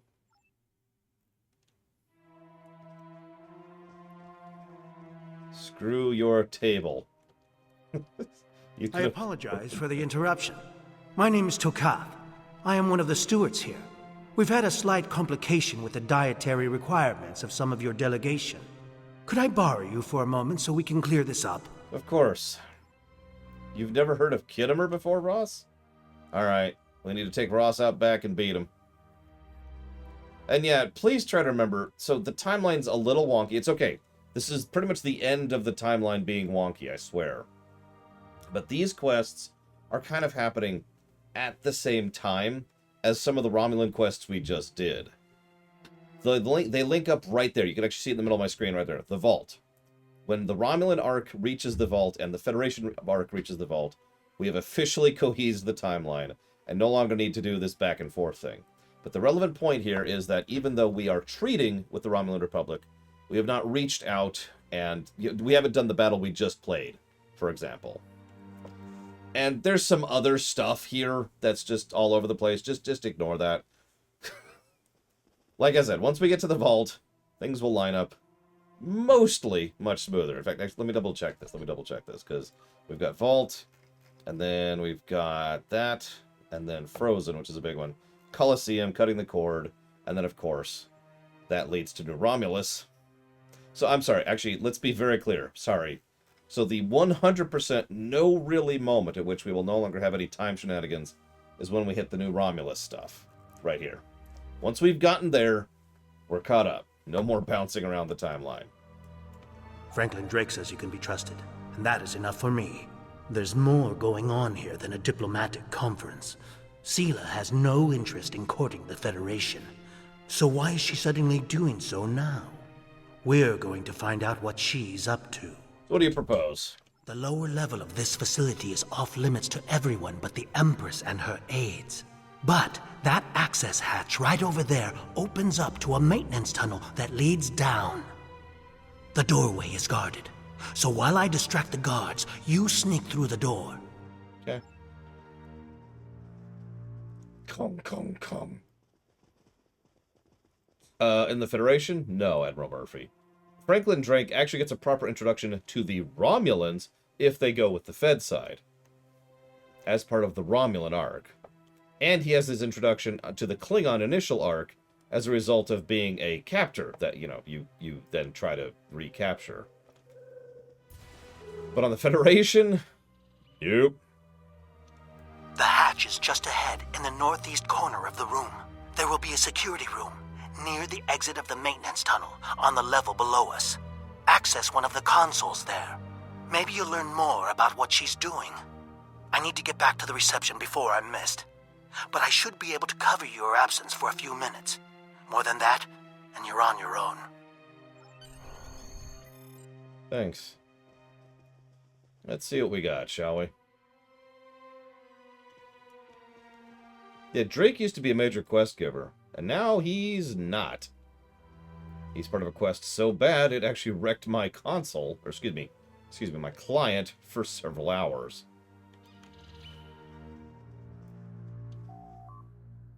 Alright, let's access communications logs. From Commander Tangent to Empress Sela. Per our agreement, ships have acquired the Borg sphere and toured it to the Pilatus system. I anticipate prompt acceptance of our proposal for new hunting grounds on the interested prey you have promised us. So, Sela is dealing with the Hirogen, which makes sense because she needs muscle and they don't care who they work for as long as they're pointed towards prey. The Hirogen are ironically kind of the perfect mercenaries while being the worst mercenaries possible, because they have no loyalty to you and no inclination to follow your orders. However, if you say, hey, there's some prey over there, they'll probably go over there and kill it, and as long as it's actually interesting prey, they'll be satisfied. So, it's actually pretty easy to use the Hirogen. Smart on Sela's part.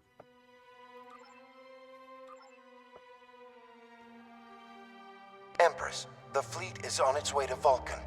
Excellent. Have the weapons loaded aboard my ship. I will depart as soon as they are on board.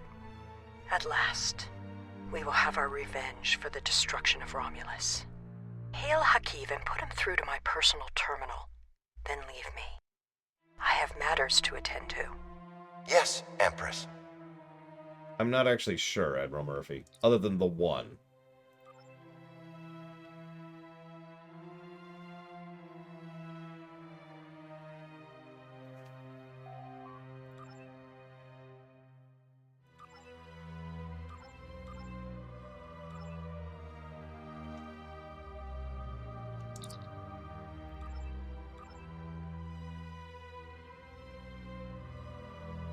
Computer, begin playback of file 2895 Gamma.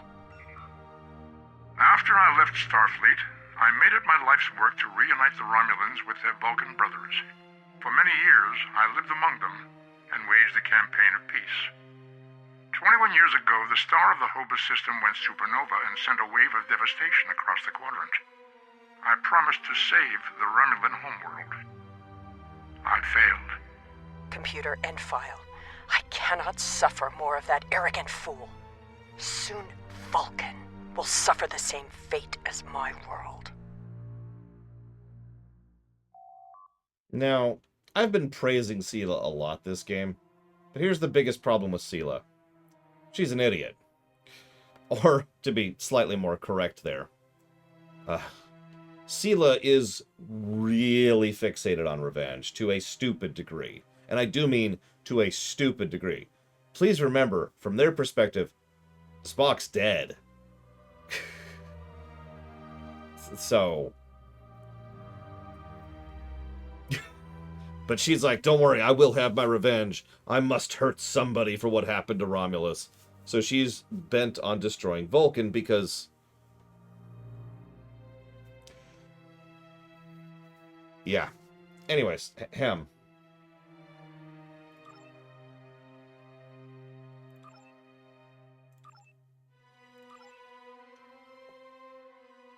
I have Hakiv, Empress. Patch him through. Greetings, Empress. My fleet has launched for Vulcan. I expect you to rendezvous with us there. Alas, I must disappoint you.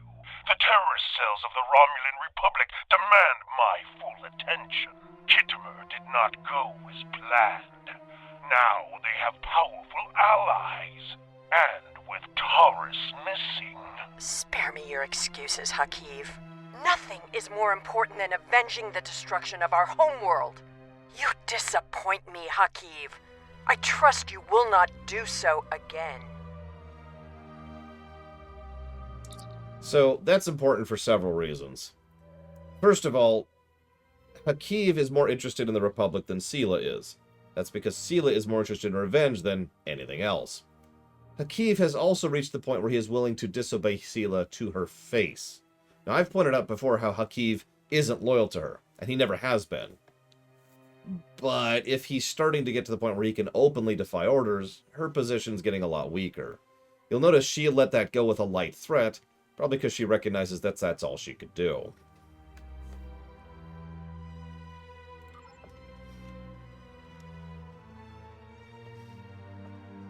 I think Sela is, and I mean this in the nicest way possible, insane. I think she has actually legitimately gone insane with grief and cannot properly process or comprehend what happened to her people. And if we're being honest with ourselves, that makes sense. I mean, I want you to imagine, please don't think about this too much, but I want you to imagine, hey, Earth just got destroyed. And, I mean, a few dozen million people survived. But...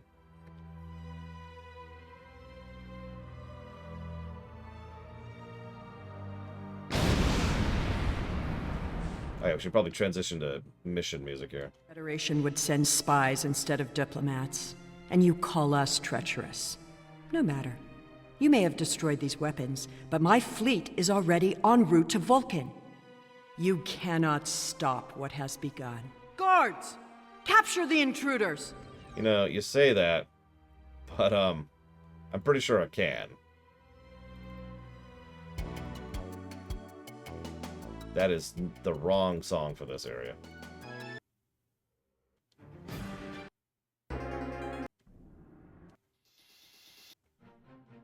Oh, for God's sakes.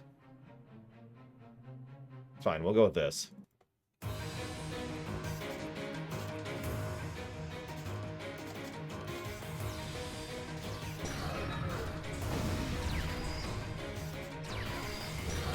Don't worry, we're stronger than the jellyfish now. We're min-maxed.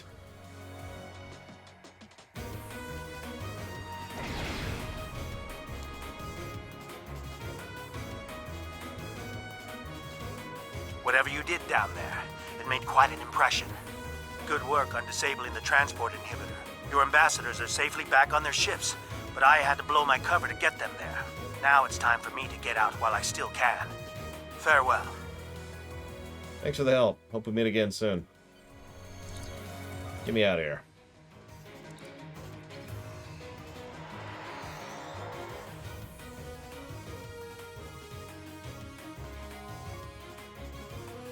Alright.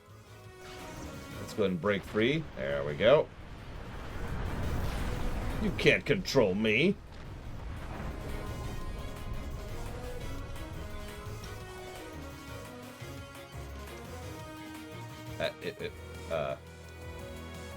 Game?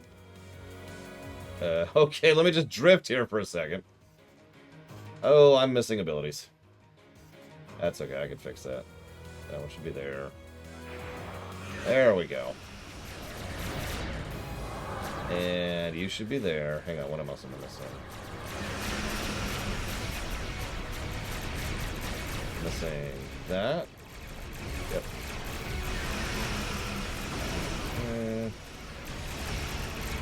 That's up there. That shouldn't be there. This should be here. Actually, no. This should be... Wow, they really jumbled up my bar this time.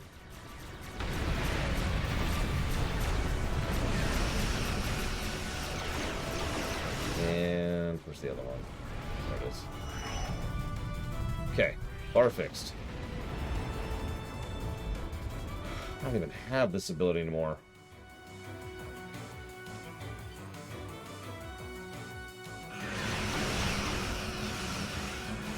Drift! Drift! I don't remember the name of it, but it is the Lobi staff. Give me a sec. Let me open my Endeavor thing really quick.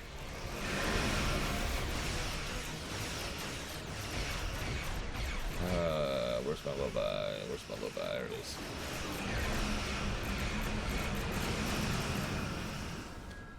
Come on, let me use the thing. Can I not do it in combat? Oh my god.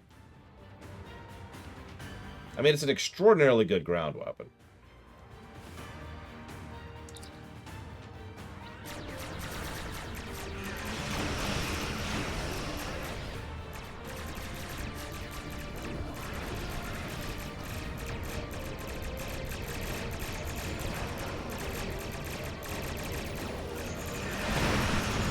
Why I got it. There it is. Advanced Herald Anti-Proton Beam Projector. Oh yeah, and we mentioned how advanced Iconian gear is earlier.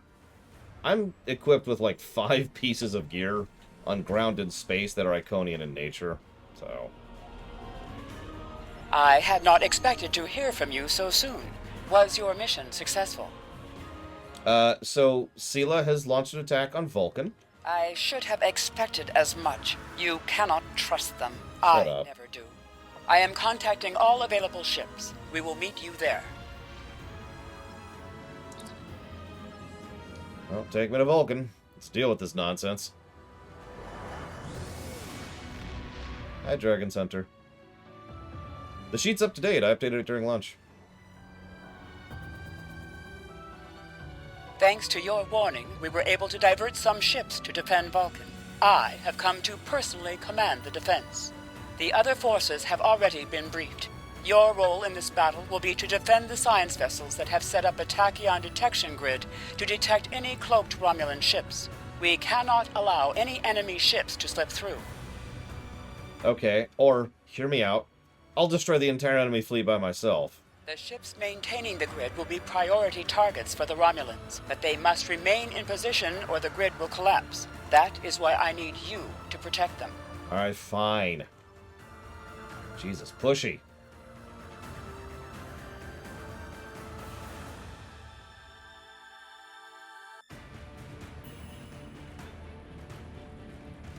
Yeah, for once, the tachyon grid's actually pretty thorough.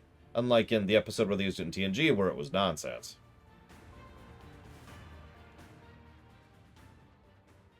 We just, there we go. Our tachyon detection grid has revealed scout ships attempting to penetrate the perimeter. Perfect music for this.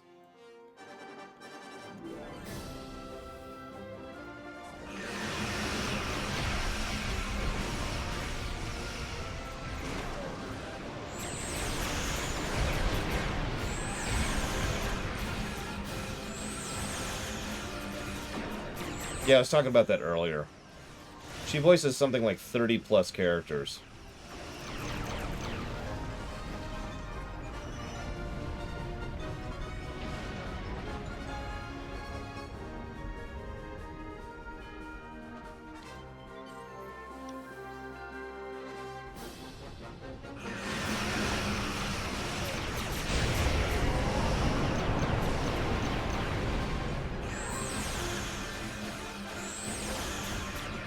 Yeah, STO is still kind of 2D, but it definitely thinks more 3D than the shows ever did.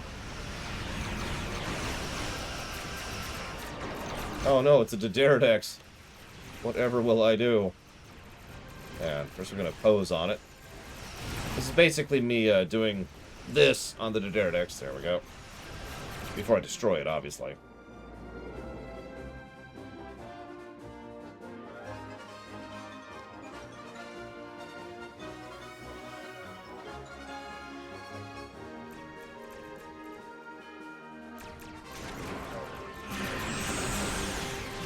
As soon as we play Super Mario Odyssey again, plug-in. I mean, I do like to play with my food, that's true. I should probably not screw on. I'm missing an ability. There it is.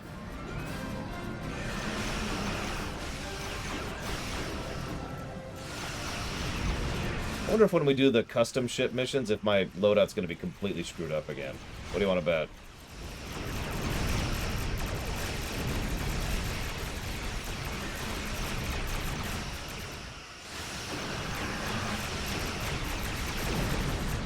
There are several of those, by the way.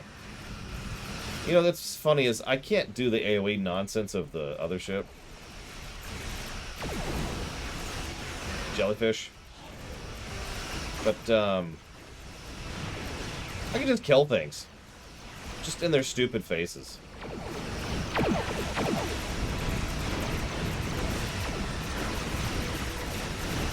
Conceptually, I like the idea of the other ship missions. I do. It's the same as the roleplay things over in FF14, or the they don't have a name for it in WoW, or the I don't remember what they're called over in Lotro. It's a sequence where you play something or someone else, right? And they can do some really cool stuff with that. But the problem is that requires a significant amount of time and thought into what the custom, character or ship or whatever it is you're playing for the custom section. And instead, it usually feels like they just throw the ship together and say, yeah, that's good.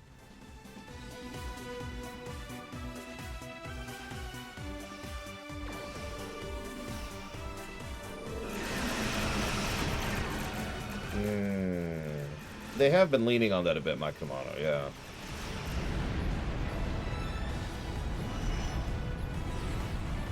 They do, Space Cadet? Like, aren't we at a state of war? You may have won this day, but the fight will continue. Romulus will be avenged. There will be blood for blood, death for death. My world is gone. I will not rest until Vulcan suffers this. Vulcan is not to blame, Sela. The Federation would prefer peace with the Romulans. That's why we reached out to the actual Romulan people. The Republic. Indeed. Then why does Starfleet use ships equipped with weapons of mass destruction? Why did the Vulcan Science Council willfully refuse to assist us when there was a chance to save our world? Every sorrow in my life can be laid at the feet of the Federation. You're blind, Sela. And unfortunately, you won't see that until far too late. Let's go scan the debris.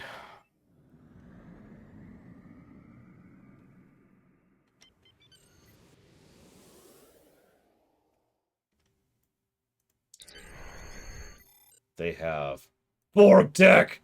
Da-da-da-da! Sorry. I'm not sure if pity is the word I'd use, but yeah, Sela's kind of sad at this point, if we're being honest.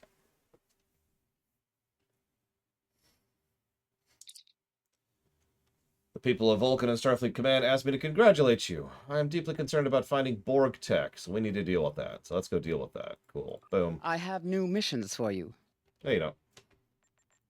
Maybe you do. I don't know. We'll find out. The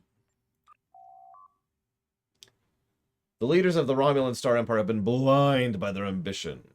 They are studying Borg tech. We need to stop them from studying Borg tech. So let's go stop them from studying Borg tech, shall we? Let me just go into warp drive here. Hey, it's the Pilatus system. We actually saw that referenced earlier. Oh, crap, oh, crap, oh, crap!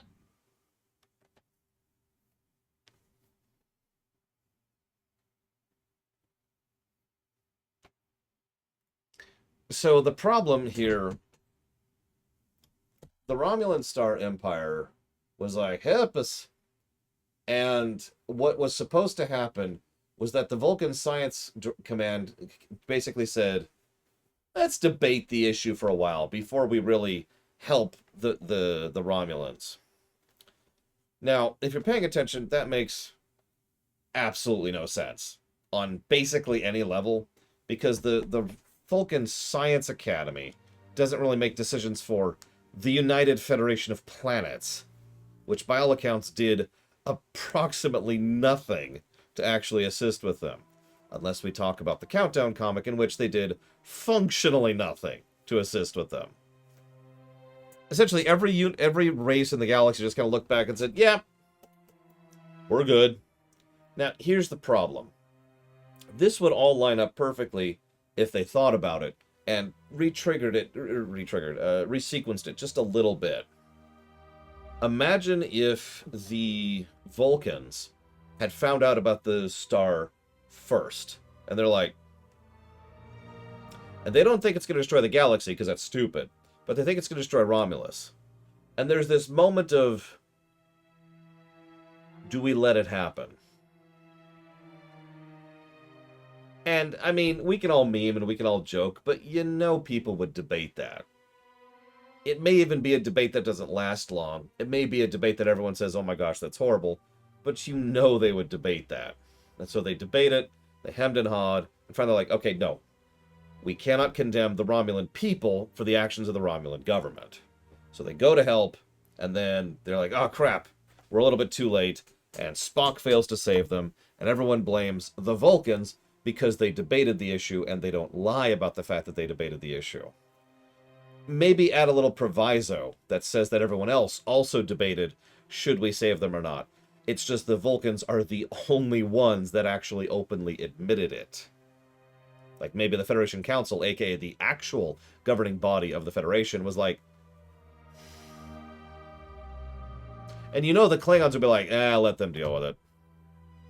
So, get rid of the galactic threat problem, make Spock a rogue agent, effectively trying to deal with this on his own, and then make the Vulcans openly admit the debate, and this whole sequence of events actually makes a lot more sense. As is, it's clear this is just another example of not thinking about it.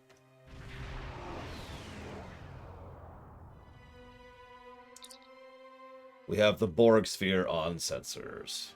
This is the one that the Herosian dragged in for them.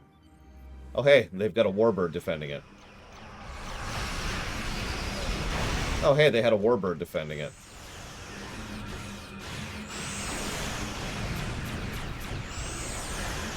I am not going to acknowledge the events of Picard for the sake of discussing the continuity of STO. For reasons that should be extremely obvious. Excuse me?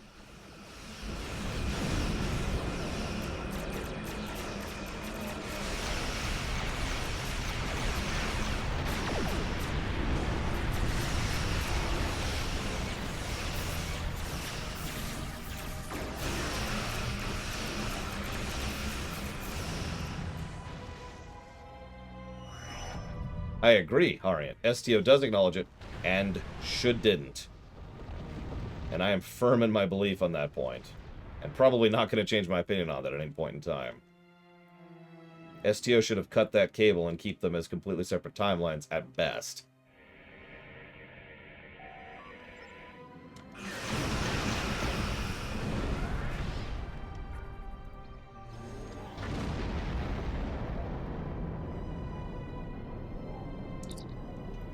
Captain, our top priority should be to find any technology or research the Romulans have salvaged already. Well, let's go see what we can figure out then. Here.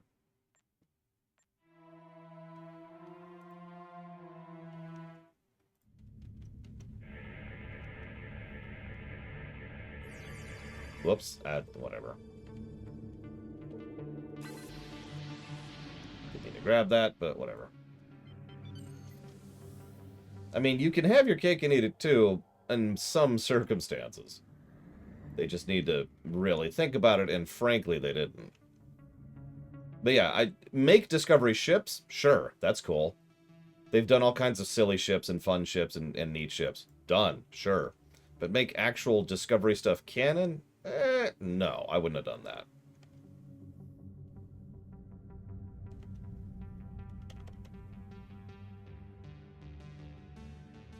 Oh, for God's sakes, really? Come on, I'm even better hidden.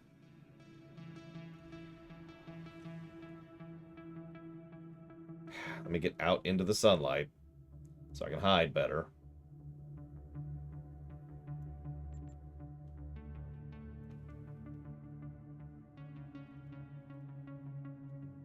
Oh, they totally were Admiral Murphy, and that sucks.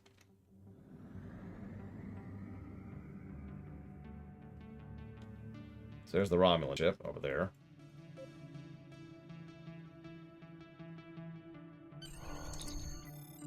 Alright, they're warping to the Gesco system. Let's go! Wait. Okay, we're okay. I thought we were going to hit the planet for a second.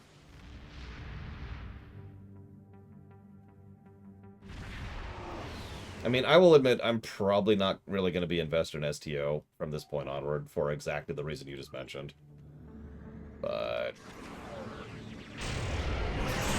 again, it's not the fact that they decided to count the new stuff as canon. It's the fact that they did it wrong. That's what really bothers me.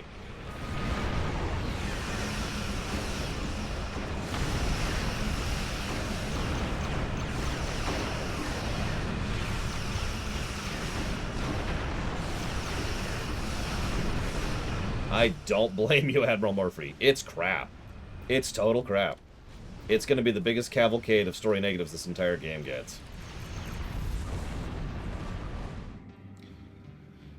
By the way, because I don't like to criticize without critiquing, a lot of non-voiced stuff here. Hello? Yeah, we traced your Borg tech. Really? I sympathize. Borg tech is creepy. We all hate it, but we don't have any choice. We work for the Tal Shiar. Okay. I will try to help your sister, who's being held hostage, to secure your loyalty. I was going to say, I feel like this mission used to have voice acting, but whatever, I suppose. Anyways, so the simplest and easiest way to do, to make New Trek canon, to make it contiguous with this, make this a different timeline. Make the STO timeline, right? That's it. We already have a temporal arc. It would take very minor alterations to the temporal arc to say that during that arc we drifted in another timeline.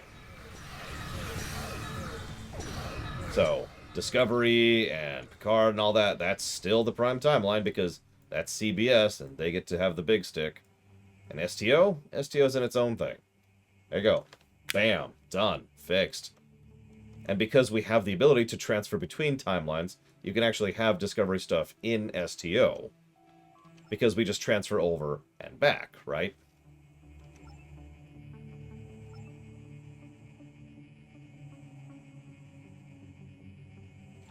Right. So apparently they've actually already had breaches in this place with Borg techs. That's cool.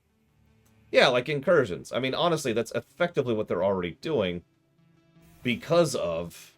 Okay, I've never heard of that, Admiral Murphy. You got to clarify on that one for me. Because of the Terran stuff. They're already doing exactly what I posit with the Terran timeline. Ironically, despite the whole Discovery thing, they haven't done anything with the Kelvin timeline. That's whatever.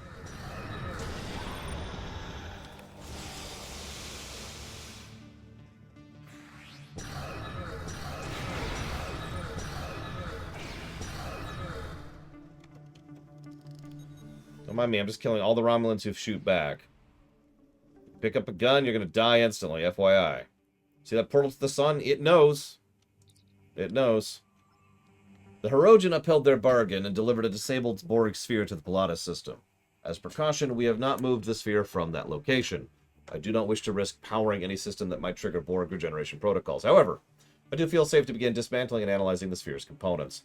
Borg tech shows great promise. I believe we'll be able to improve our weapons and shield technology within the Empress's timeline. Why is it called the Kelvin timeline? Hang on, let me verify something really quick, but I'm pretty sure I know the answer to that. Yep, nope. So the Kelvin timeline was so called because the pivotal moment in which the timeline branched off is when the Narada came back and attacked the USS Kelvin, destroying it and rather fundamentally altering history in a big way. That's the thing that led to the death of George Kirk before his time and the birth of James Kirk before he was supposed to be born.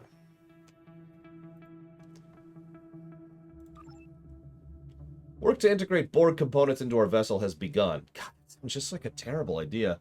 So far, the process is proceeding as expected. Why is this? This should be like up here. There we go. So far, the process is proceeding as expected. We have increased the combat capabilities of our ships of upward of 30%. I still feel we've barely scratched the surface. There's so much the Borg tech that I don't understand. Some of my researchers have expressed concerns over the risks of experimenting with this technology. I explained that circumstances beyond our control force us to take extreme measures. I suspect they continue to have misgivings, but no longer share them with me. I now share my staff's misgivings. Incorporating Borg tech into our ships is one thing, but Commander Navek has taken over our medical bay and is experimenting with incorporating Borg tech into our citizens. Anybody that expresses discontent with the program either disappears or finds their family being held hostage. We should have never sided with the Tal Shiar. Now it's too late. Well, let's destroy all the research. Do-do-do-do. Boop-a-doo. Listen, Warp Core, Borg tech is mine. They don't get it because they're stupid. I'm not going to give a 3-year-old a gun. The moment the Tal Shiar prove that they can be adults about this, they can have Borg tech. Any questions? Excuse me. I need to go murder some Tal Shiar.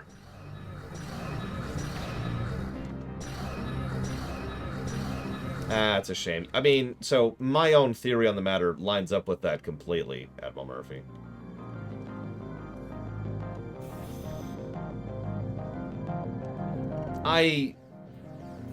Yeah, exactly, Space Cadet. I very strongly believe that the team behind STO... I don't know how to explain it. I tried to explain it earlier. I feel like they just got a little bit too starry-eyed. Like, oh my god, the actual Star Trek creators are acknowledging us. Oh my god, they're so amazing and wonderful. We'll do everything to make it... We've got to please them. We've got to make them happy. You know, that thing, right? Senpai. I don't know what to call it. I think that it's... Because this happens. This happens so often, specifically in this exact concept. I'm not even making this up. There are so many times when a video game developer gets noticed by a television producer team or a movie team. More often it's movie. And they're just like, oh my god, yes, come down from on high and teach us how to do our ways. And they just bow and scrape before the Hollywood producers. And every single time it makes the game worse. Every single time. And it irritates me because this is a really recurring pattern. This has happened for many years in many different companies across many different games. Now, I don't know if that's what happened with STO, but that is my theory. I think they were just like, oh, CBS, come down and show us the way. And they've been literally making their own game worse to try and please them. And if you're paying attention, it's not like CBS is saying, do this, do this. It's more like STO is doing this and doing this to please CBS, or Paramount, I guess, at this point.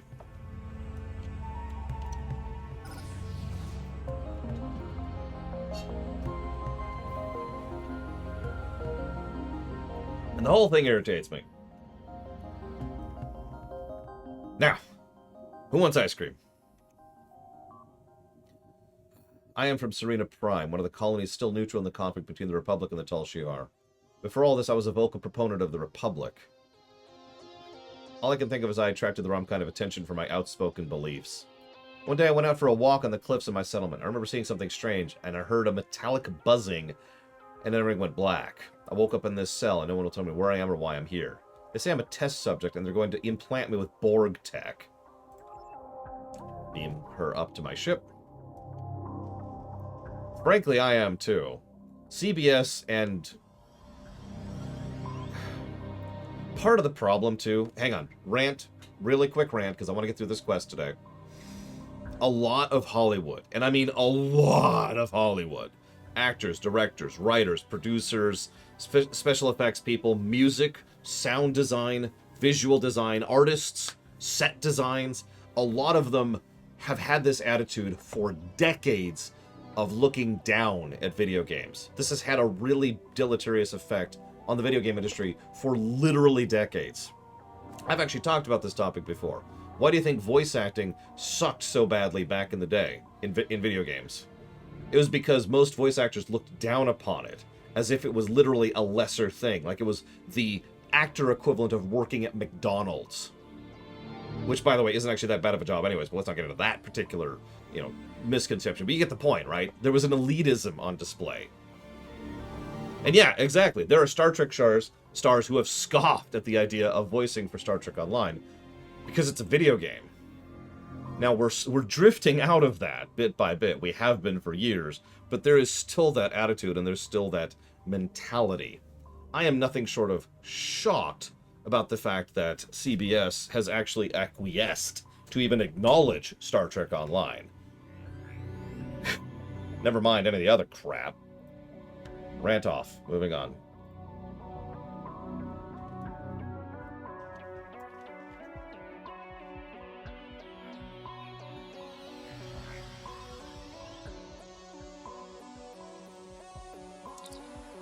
This is Admiral Zale. You wanted to let your brother know... I wanted to let you know your brother's safe and aboard our ship.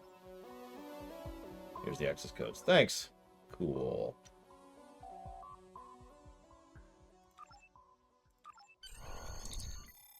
Alright. Let's get out of here. That sounds so gross, Trathon. Yeah, they'll acknowledge it. It's literally a baby step, Mike Romano. And it kind of irritates me. Because it's... This is perception and speculation.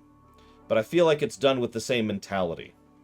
We will reach down from on high and give a bone to those poor video game peasants.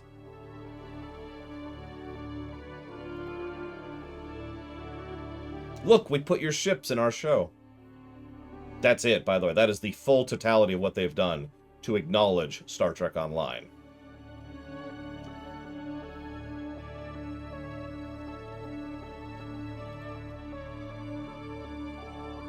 So the Romulans have activated their assimilated ships. Well then, that's... Why are we... Delay ship activation or we could kill them. Decisions.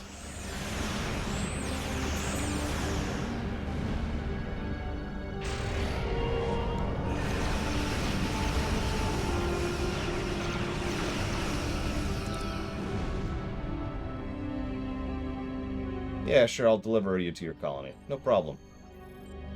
She's never heard from again. She becomes my Romulan slave on my vineyard. Sorry, that's a joke.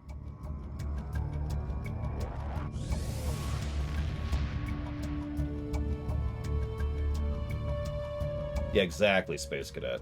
And you are right, Admiral Murphy, but I suppose... I have forwarded your mission reports and the recovered data to Starfleet Intelligence. We now know the Romulans have been researching Borg technology, and really? they're willing to risk a war with the Federation to advance their goals.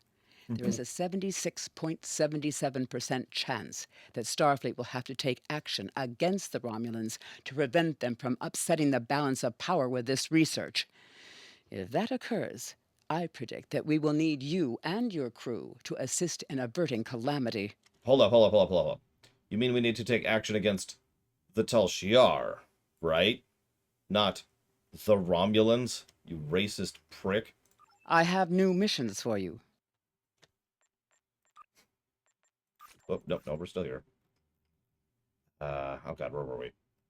There we go. Tequila, the survivor you rescued from Demora Station, has provided some very interesting information about both the Tal Shiar and the new race with which they've allied. Meanwhile, the Romulan Republic and neutral colonies are continuing to report mysterious abductions. We believe these two events are related. Tequila wants to go home to her colony on Serene Prime. The colony there has remained independent from both the remains of the Romulan Star Empire and the burgeoning Romulan Republic. That puts them in a delicate balancing act. We thought taking Tequila home could be a good opportunity to figure out what's happening behind the scenes of the Romulan conflict. We would like you to go to Serene Prime and investigate. And it would be a good opportunity to take an innocent civilian home who has just been through horrific circumstances and was kidnapped against her will by her illegitimate government. That's what we're doing too, right? Jesus Christ, these people.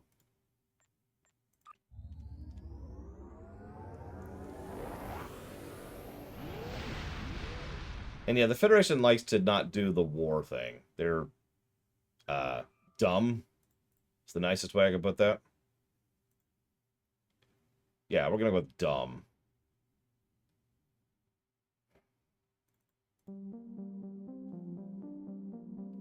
Look, I'm not a warmonger, despite what the comment section of my Star Trek Ruminations will say. But I'm also not a peacemonger. I'm a reality monger.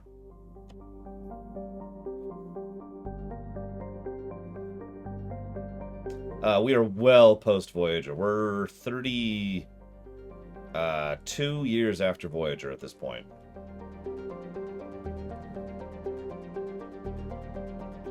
I think. Yeah, that sounds right.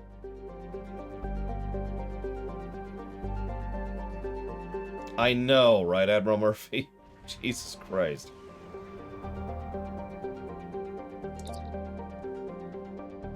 So, there's supposed to be a neutral colony, but there's multiple Romulan Star Empire ships and a shield wall.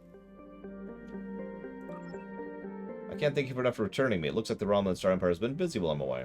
They're already lobbying our council to join them, but the Republic convoys were there as well. Now the Empire is blocking the planet. How many resources do you think it takes to blockade a planet with a giant space shield? Resources that Star Empire absolutely does not have to spare. Also, this is dumb on several levels.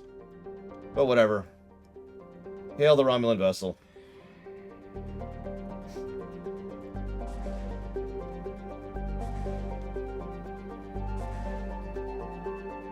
Hi. I'm returning a citizen to her homeworld.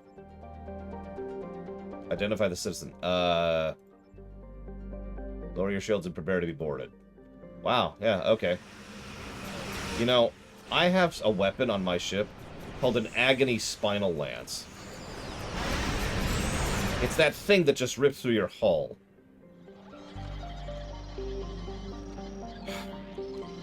Anyways.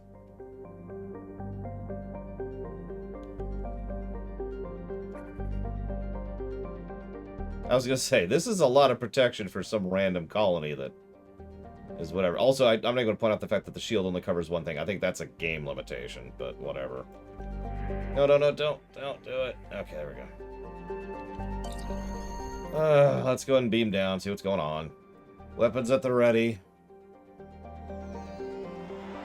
I can't believe I made it home. Thank you. I never thought I'd see this place again. You're welcome. I'd give you the grand tour, such as it is, but I need to get back to my family. Yeah, go. Welcome home. Actually, they do not. Even in Star Wars, there's not really a planetary shield in the way that you're probably thinking. They've got to be my commander, because they haven't been playing for several missions now. The Star Wars shields are like a semi-sphere over the planet. They don't cover the entire planet, kind of a deal. Because projecting an energy shield around a whole planet, it would require an absolutely stupid amount of equipment, infrastructure, and energy. Never mind, like, how easy that would be to burst by simply hitting one specific spot. Jolan True, hey. And welcome to Sereni Prime. Oh, thank you for returning Tekela to us. I'm sure her family is pleased she is safe. However, you have arrived at an interesting time. I was just preparing to meet with representatives from the Romulan Star Empire and the Romulan Republic. Each are urging our colony to join their faction. We've done our best to stay out of the conflict until now, but I fear we will soon be forced to take a side. Can I make a suggestion?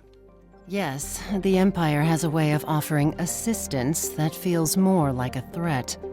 They offered security services for my world, and I could not risk refusing them. And, to be fair, there have been no abductions since the fleet began protecting the planet. Oh, that's mafia. A number of our citizens went missing in the weeks before the Empire arrived. The Empire blames the Republic, of course, but I think Sela likes to blame them for a lot of things. There's no evidence they are responsible, however. In fact, there's no evidence at all. And I think that if the Republic were behind these kidnappings, they would leave some trace behind. If you would care to speak to the representatives, I would be interested in hearing what your opinion of them is. Of course. Oh yeah, by the way, sorry if I have to say this. There are exceptions in Star Wars, in the EU, where there are actual planetary shields, but Coruscant has the infrastructure and resources and energy generation to be able to throw up an actual planetary shield. Hang on. Let's talk to the idiot first. So, the counselor asked me to speak with you and give her my opinion. She is a fool! The Federation... Hang on, he turns into a dreadlord on the spot. The Federation are allies of terrorists who seek to destroy what remains of our glorious empire. You will do nothing but sow dissent and unrest. I also know you destroyed a ship protecting this planet with callous disregard for the safety of the citizens of this colony. I will say nothing more to a murderer. Ahem. I had no choice but to defend myself. You had no choice. Those words have been the excuses of monsters since time immemorial. On the chance that the Council's foolish enough to be swayed by your biased opinion, I will explain the Romulan Star Empire is Sereni's only hope for peace and stability. We alone possess the military strength and operational effectiveness to keep this planet safe. You can tell by the fact that I've already acknowledged that one of the warbirds I put in orbit is now nothing more than debris. And that was a Dederdex. Derdexes are heavy freaking cruisers. Actually, I think they qualify as full-on battleships. What's your mission here? My intent was to speak with the Council of the advantages of joining the Republic. Fortunately, I arrived before the blockade, and the Council has extended their protection to me. Otherwise, I'd probably be in a Tal Shiar prison right now. The Empress likes to hide her threats in a few layers of deception and lies. It can be difficult for a peaceful world to resist, but if we stick together, we'll be able to rise up and defeat the Tal Shiar once and all. Good luck. So what do you think? Well, what did you think of them?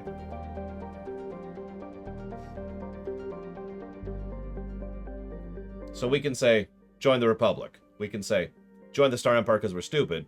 We can say, you should stay neutral. And we could say, I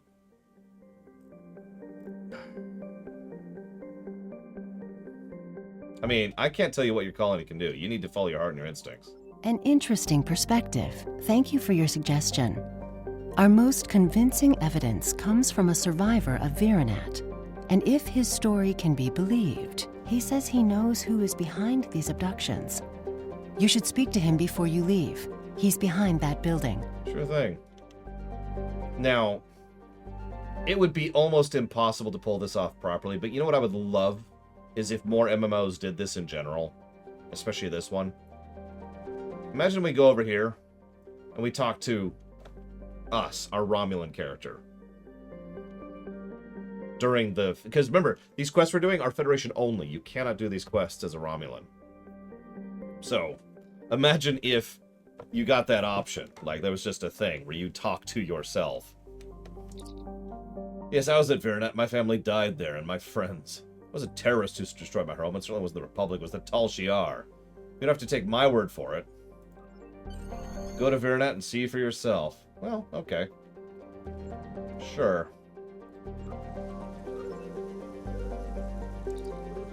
Oh, absolutely, Flagant. So, this is a bad analogy, but bear with me. How many of you have ever played Spore?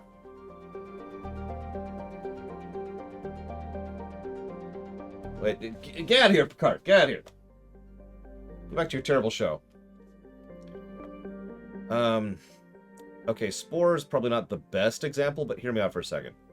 The way Spore works, for those of you not aware, like you, Flagant, is you make a cellular creature, and you do this awesome... It's actually a really fun game until you hit the space race, but bear me out. So you make a creature, then you go up to be an animal, then you go up to be a tribe, then you go up to be a city, then you take over the planet, then you become a spatial power, right? That whole process is you guiding and forming what they look like, and how they operate, their mentality, their culture, etc. Cool? What the? Lower your shields. Yeah, that didn't work the first time. You appear to have run afoul. Do you require assistance? No, we can handle it. Thank you, though. We're good. I'm not gonna move. I'm gonna be arrogant.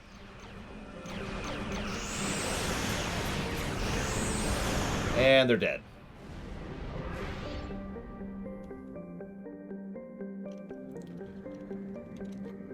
Anyways, here's the relevance. One of the things I used to love to do was make a race, hit the space age, and then go make another race. And hit the space age, and then make another race, and hit the space age. Now, the significance here is the game was slanted, so the types of ships you would encounter, excuse me, the type of species you would encounter would be more likely to be ones that you had checkmarked that were player custom. So either ones you got from online, ones from your friends, or ones that you made. In other words, when I made my final race, I could then actually go through and recruit my other species and make them part of my fleet, and then roam around the galaxy with my people. Sense, mate? Now, there were a few systems and mechanics that had to be in place to make that work, but it was doable. And having studied MMOs for literally like 20 plus years, I think you could do something like that within the confines of an MMO. Probably only in a limited fashion, admittedly.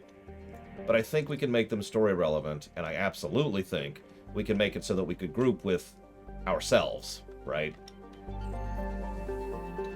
Tor is the perfect example of this. Anybody who's played Tor knows that you have companions. Now, the companions have their own character and their own story and their own cool, and that's awesome. At this point, redoing it would probably be so much of an effort it's not feasible. But what Tor could have done from the beginning is make it so you could recruit your other classes on that side as your companion.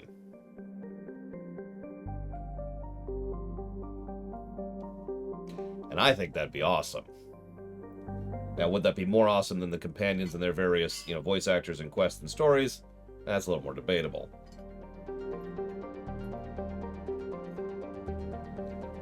Elaborate on what? I just did.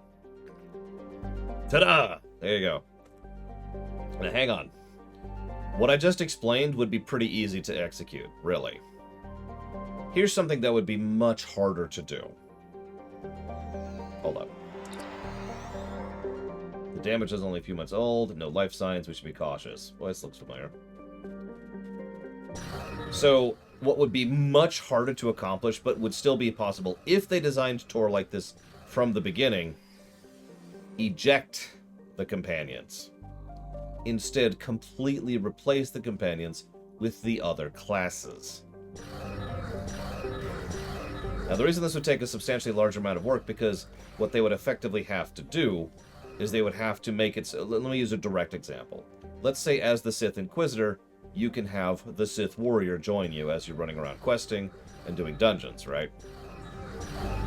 So they would then design all the companion dialogue for the Sith Warrior for the Sith Inquisitor's quests.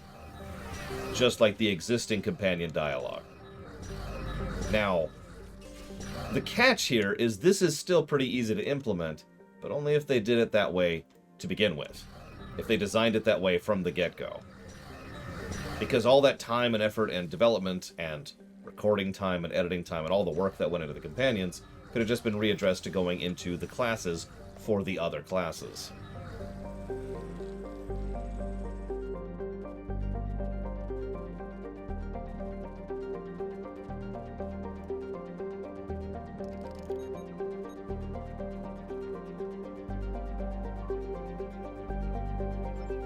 I'm not reading this out loud because this is almost entirely repeating stuff we've already seen. In fact, I'm starting to wonder if I should start skipping some of these quests. I knew there's a little bit of bleed over because that's the nature of it.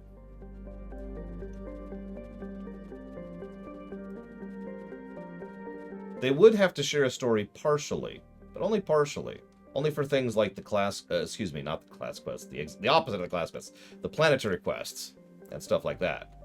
By contrast, the Warrior could become a part of the Inquisitor class quest, and the Inquisitor could become a part of the Warrior class quest, and in all other different directions there.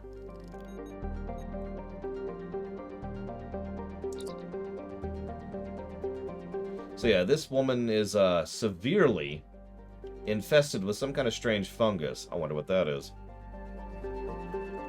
And yeah, it would be a way to try and encourage players to make alts. And that's kind of its own interesting little thing. Because one of the things that MMOs thrive on is encouraging alts. Any and every successful MMO out there has done at least something. I think you're right, Admiral Murphy. Has done at least something in order to encourage the player to keep playing or play other characters, or play the classes, or play other whatevers. Here. Is this better, Dr. Winter? So yes, only the Tal Shiar could have done this. I mean, Tor kind of has alts built in. FF14 does encourage alts, just in a very different way. FF14 encourages you to keep playing on other classes.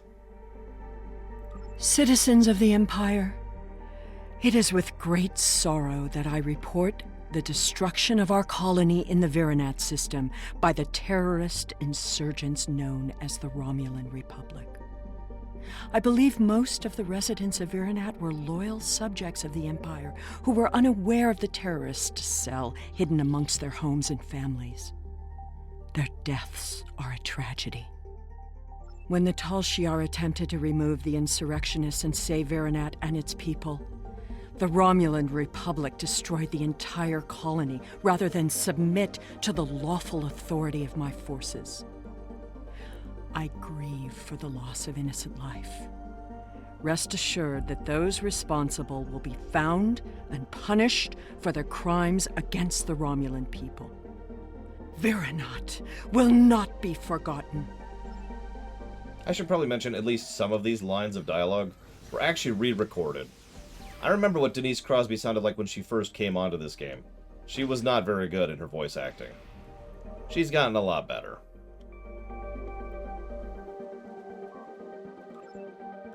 So, Mike Romano says, say I log into my Warrior, get up to quest 15, and then go to your Inquisitor. That would make you have to travel back and do the Inquisitor story too. So first of all, I have no idea what you mean by that, but it's probably because we're both tired. So let me move forward and explain that for a system like this to properly work, you probably wouldn't actually unlock that ability unless you finished a specific quest. So let's say you do your Warrior up to quest 15, and then you switch to your Inquisitor. Well, you can't have your warrior with your Inquisitor because your warrior isn't unlocked yet. And ditto for vice versa. You have to finish your warrior, get the unlock, then go start the Inquisitor, and now you have the warrior with the Inquisitor chain. Or vice versa. Oh my god! Elachi, who are about to be dead. Who are now dead. I really should stop standing still. I actually don't have a lot of heals on this ship. I have a lot of kills. This is very much a kill it before we die ship. Starfleet vessels, our allies in the Romulan Republic, thank you for responding so quickly. Your orders are to rendezvous with Battle Group Phi at Virinat and proceed to New Romulus to reinforce our vessels there. The battle is already underway.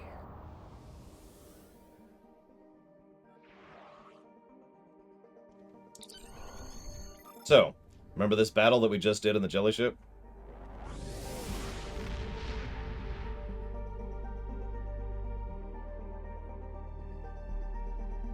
Call it Blemo.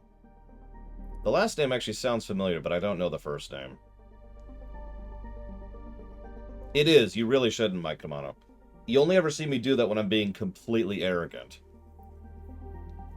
Which, you know, I do on occasion. I'm going to admit that. So yes, this is the mission we basically just ended the Romulan on. So, I want you to just picture, while we're charging in here and killing everything, that there's this giant jellyfish electrocuting the other side of the fleet on the other side of the planet over there. We are grateful beyond words for your help. You have arrived in the nick of time. New Romulus does not have the developed orbital defenses necessary to repel such an attack, and Admiral Kararek is calling for as many ships as possible to defend the planet.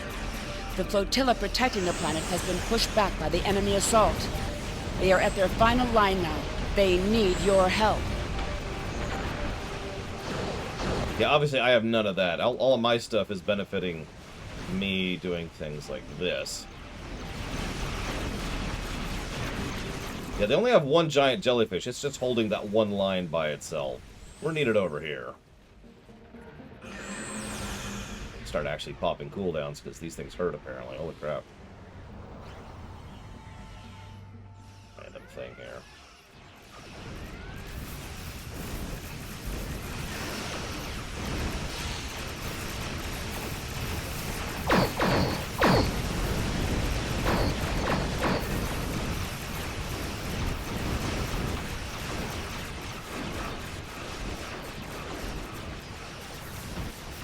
Oh yeah, battle music, sorry. Sure. I give you the battle music you deserve, Elachi.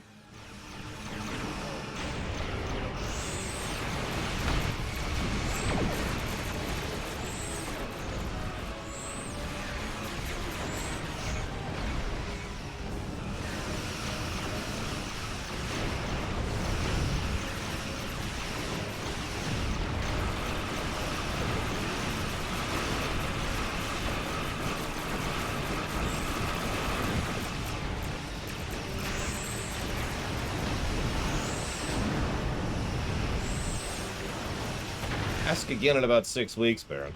Yep,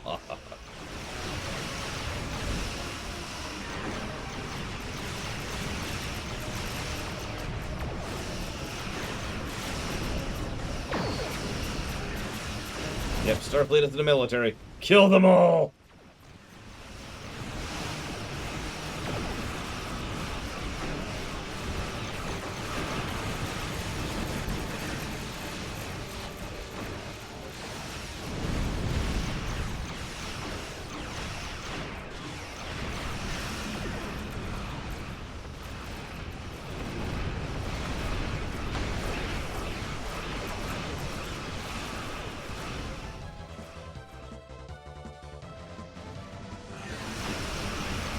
It needs to be military if all your enemies are dead, honestly.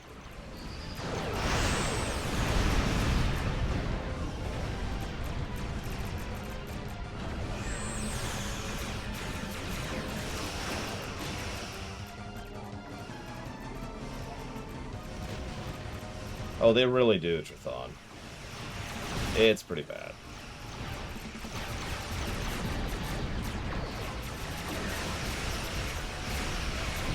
That sounds like a joke faction in like a strategy game. The Peacemongers.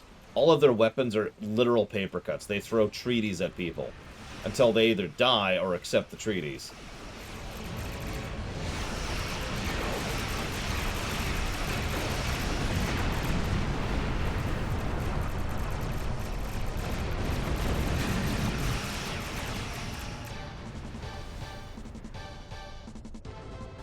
No, I mean literally Warp Core.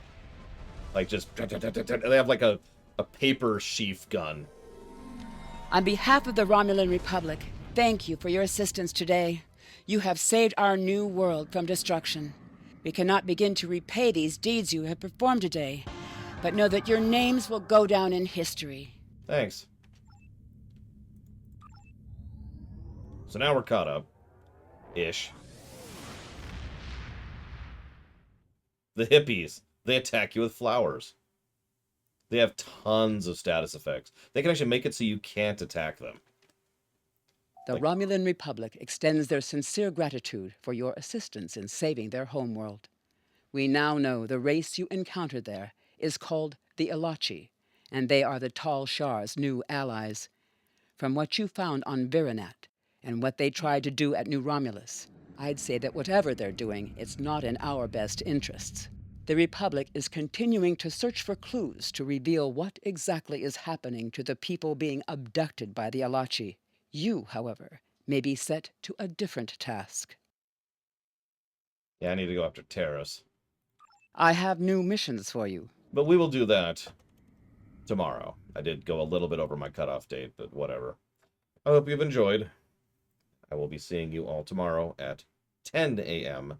Eastern Standard Time for hopefully the conclusion of the frickin' Romulan. We've been doing Romulan stuff for I don't even know how long. There's so many. 1, 2, 3, 4, 5, 6. So we have 5 more missions, plus the new Romulus stuff. Plus, then we have to do 2 TFLs, although we might not do one of them. Because it's basically a repeat. The Romulan expansion was big. What do you want from me? Thank you, Yada. Always appreciate those bits. Tell me what you want to put it towards. Quick, quick, quick! No, I agree. This is much better than Klingon stuff. Don't mistake me. It's just... It's funny how much we're still in the Romulan stuff. My goodness. Kakarot, you got it. Kakarot. Very much appreciate. Thank you. And with that, I'm going to bed.